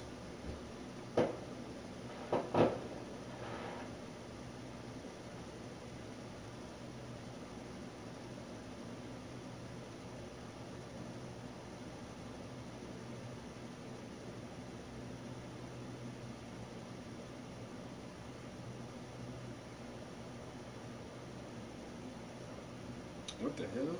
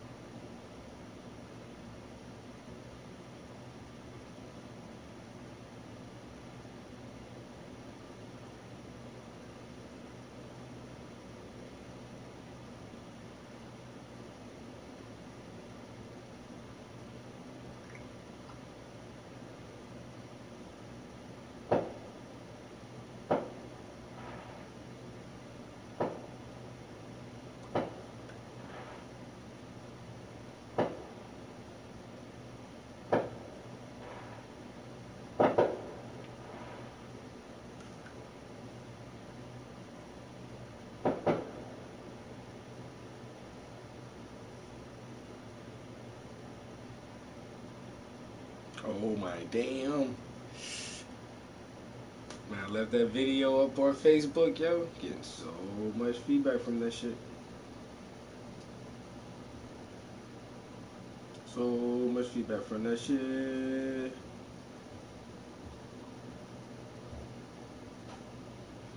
Yo, this is so fucking weird. These fucking... Yo, my man. Yo, Rubinson, what's up, bro? Thank you. Yo, what about them niggas? Yo, the cops ran the people over, bro. Come on, man. Huh? We acting up. So y'all gonna run us over now? Yo, hey, I know. Don't run the white people over, man.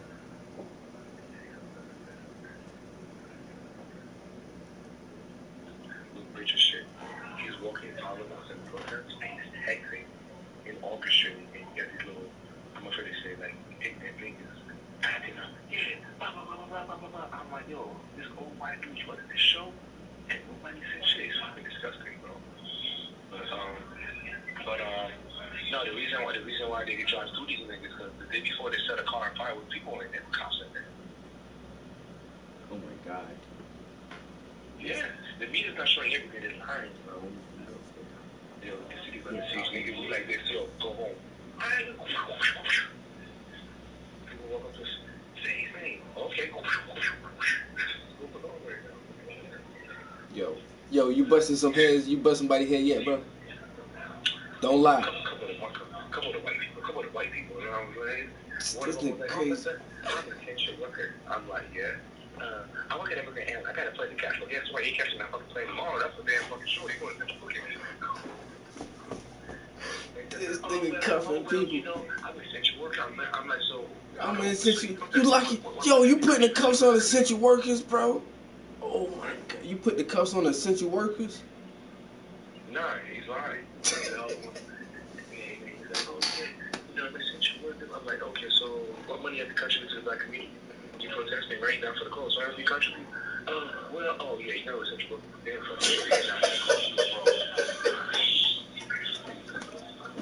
but it would be without peaceful. But it got peaceful during the day it's peaceful. At night, when it start getting dark, that's when that shit get crazy. The anarchy shit, bro. You gotta do night shifts yet? Nah, during the day was peaceful. People were No, like, but are you on night shifts or are you just doing day shifts? Nigga, I'm still here till tomorrow, bro. Oh my God, you overnight? Overnight, bro. Bro, this shit gonna turn into the fucking purge out that shit. Yeah. I'm Bronx for You going, damn, 24-hour shifts, nigga? You gotta take a shower. You gotta take a shower there and eat there, everything, huh? Hey, I appreciate you though, man. I swear to God, bro. Like I say, I know for a fact they good cops out there, man. That's why I don't. That's why I'm not pro. That's why I can't go out into the protest and do all that shit, man. Like, it ain't worth it for me, man. That shit ain't worth it for me. I don't want to get my head bust because y'all feel like y'all life's threatened and y'all in danger, so y'all gotta bust fucking heads. I don't want to be that person. Yo, bro. Majority white people that's doing this shit. And that's man, me and my homie been having a conversation, yo, like, and that's why, like, even in my area, I'm a part of that all black organization, and we're getting, like, all kind of messages, like, what are you gonna do? Are you guys gonna protest? Are you guys gonna lead something? And we're like, no, we're not gonna lead a protest. We're not gonna organize a protest. We're not gonna join with anyone else's protest. We don't think protesting is gonna benefit our local community as the best way to get attention for what's going on right now. So we're just not doing it. I don't want to do that shit. Yeah, I know. But I gotta go real quick, man. All right, yo, thanks for the birthday wishes, man. I'll holler at you. Damn, this nigga overnight. And that's why I be motherfuckers think when I be talking about shit, y'all know people who know shit. Like, so when I be saying some sources and some things, like, cause I know motherfucking cops in New York, bro, working the beat, working in that shit all overnight. And I be saying shit going down in the city, like, I knew the city was gonna get locked down for the COVID before that shit happened. And I told people that shit. Nobody ain't want to believe me. But I know motherfuckers who telling me that shit, who in there, who know what the fuck going on. You ain't gotta listen. This motherfucker say shit getting crazy tonight in New York. The area he in is going into total lockdown. Oh, somebody just tagged me in this. And if you out there, you getting fucked up. I'm about to invite you to this. Support black business.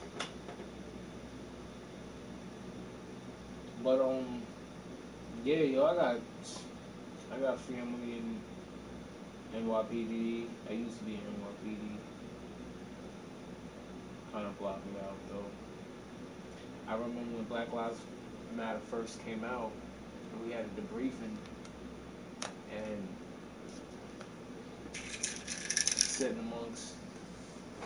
a room full of like, I want to say like 400 people, 400 officers, and the sergeant is giving us a training about this new group, Black Lives Matter, this new domestic terrorist group called Black Lives Matter. And I knew right then, I was like, yo, I gotta get out of here. This shit crazy. Damn. This shit crazy. The lady giving the briefing, she was black. And I'm like, yo, they just want to live, yo. They made them seem like a terrorist group, yo. You gotta watch out. They out here, they claiming, you know, they out here talking to cops, blah, blah, blah. I'm like, yo. I remember when they said that, and that's the whole thing. Like, everything we do is demonized. I'm like, when? Everything we do is demonized. I'm like, yo. So now what we gonna do is you just amp all of these officers up to go target them. Target black people. That's all it is.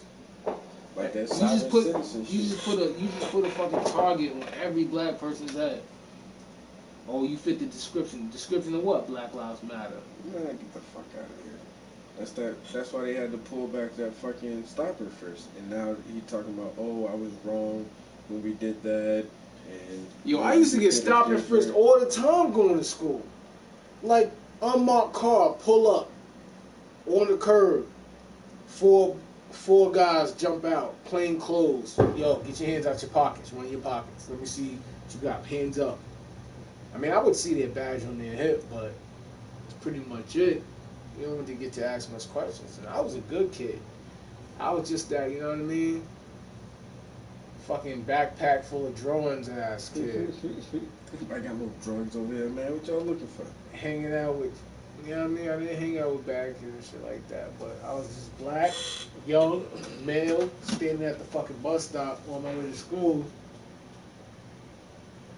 Yeah, somebody. There's nothing on him. Get in the car, there's nothing. They don't lose no sleep over that, nothing. No. Get in the car, drive off, alright, let's go stop another black kid. And his life before it started. That stop and frisk was a motherfucker, man. That's what I tell people, y'all have no idea about, like, what policing's like. People talk about statistics. I'm like, statistics don't mean shit. People don't understand that. You taking statistics, who did this, who made the statistics? The same people who oppressed you in the first place. Black communities isn't policed the same. I live in a white community right now. It's got like three police officers. I know where 2 of those police officers live. Like they grew up with this community. You know what I mean? Like they give most people warnings and they let them go. They give them summons and they let them go. People get pulled over. It's like, fuck, I'm about to get a ticket. In urban communities and cities and stuff like that, they get pulled over and like, fuck it, don't do anything crazy. I don't want to die tonight. Yeah. Over a fucking broken tail light. That's the difference. The difference is that, like, I live in this white community. I'm telling you, yo, like, yo, my boy, I met this guy at the job. He a cool guy and all that, but he got into a fight with this guy, and he stabbed him up. He got a couple months in jail. I'm like, bro, if I would have stabbed somebody, up, you wouldn't see me no more, man. Yeah. I come out a completely different person. Motherfucker, attempted murder. Yo. 25 to life. I'm like, you fucking crazy. You stabbed this guy up. He almost bled out. You got 90 days. 90 days. White on white violence. Germany, what up, yo? They been here for 4.5 hours. About to go grab something to eat. Y'all get fucking hungry, man. About to go get me a chicken box. Chicken box from Crown Chicken. Where at? At the corner. Y'all don't know about that shit. Y'all know about that Crown Chicken? What? Oh, that's right at the corner? Yeah. Chicken box and fries. They should still be open. I hope. Cause man, motherfuckers tired of COVID, man. They tired of that shit just disappeared. They want to go back to their normal hours. Yo, but they said on the 4th, it's only 2 days away, that we may possibly be back in the yellow for our county. But I don't know. They're doing it because of money issues, not because of... But, I mean, I'll be honest with you. I mean, personally, I don't see it. You think it was bad as they said it was? I know what I don't know. I don't like to... A lot of people like to... They like to go into an area that they don't know and claim it as their own and make assumptions, and I know what I don't know. I don't know if this shit is bullshit. I'll tell you that there is bullshit. Because the government will always run bullshit.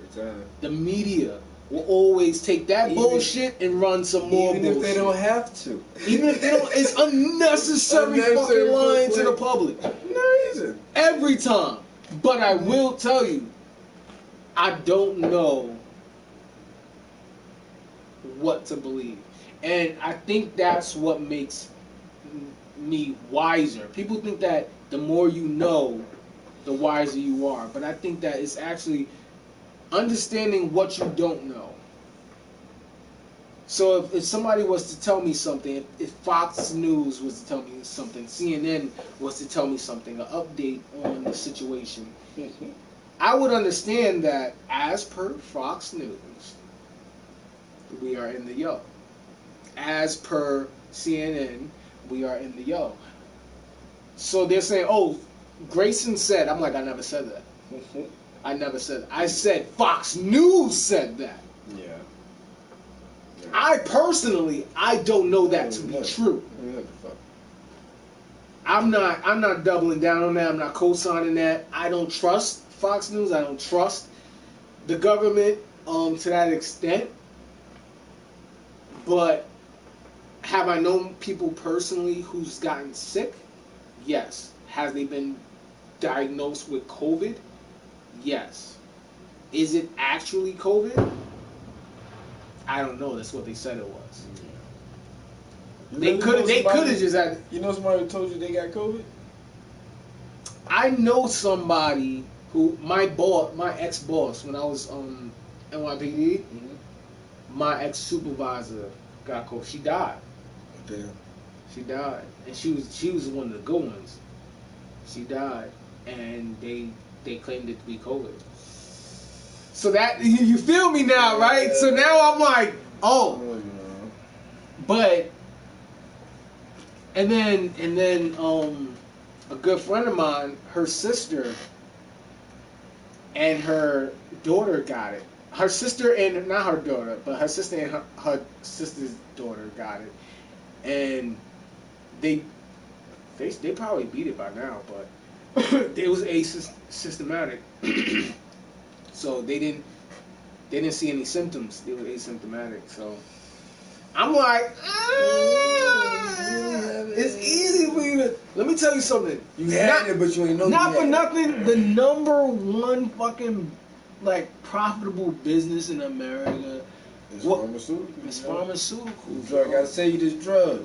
I gotta keep you sick so I can keep selling you drugs. I think it's a game, man. If I ever cure you or heal you completely, game, man. I can't sell you drugs no more, man. Let me tell you something. One thing I do believe about the Bible, they be saying some shit sometimes. The love of money is the root of all evil. Not money, but the love. I gotta fucking believe that. But you know why? Because motherfuckers would like discard all humanity for fucking money, yo. And some people who have a lot of love and compassion in their heart would drop money at a moment's notice just to help somebody out. And I see that as the difference between good and evil. It's like, yo, fuck money. No, I don't care about that. I want to help you. Opposed to, like, yeah, I made this drug for $18, but I'm going to charge you $900 to receive this drug because I can. And you need it. And there's nothing you can do about it. I have the cure, but we're not gonna talk about that. No. We're not gonna talk about. Let's talk about the sedative I'm to gonna give you a keep. Band-Aid. Yeah, give you a fucking They're Band-Aid. gonna stitch you up. What is that? Keep putting a new Band-Aid on it. That's crazy. That's what we do with our racial issues too. Just put a Band-Aid on it, and we'll talk about it later. Well, my Band-Aid fell off. Well, put another Band-Aid on it, man. Stop whining like a bitch. It'll be alright. We shall overcome. Yo, appreciate everybody chilling in the stream all the way from France, Germany, all up and down the motherfucking East Coast. Nice to meet you guys. I'm new here. Saying what up. Get to know me. Name's Grayson. Follow me. Instagram. Have an art. Yeah, man. Look up to this guy. Don't expect my art to be as good. You know what I mean? I'm working on it. Shit. I'm getting there. You know what I mean? I look up to this man. He's the truth. He got his own style and his own thing, yo. I do my own thing. I gotta try Hey, to have a art. Check out his have Instagram, a yo. art. We'll One, give it to y'all next no time, yo. spaces. Peace. Peace.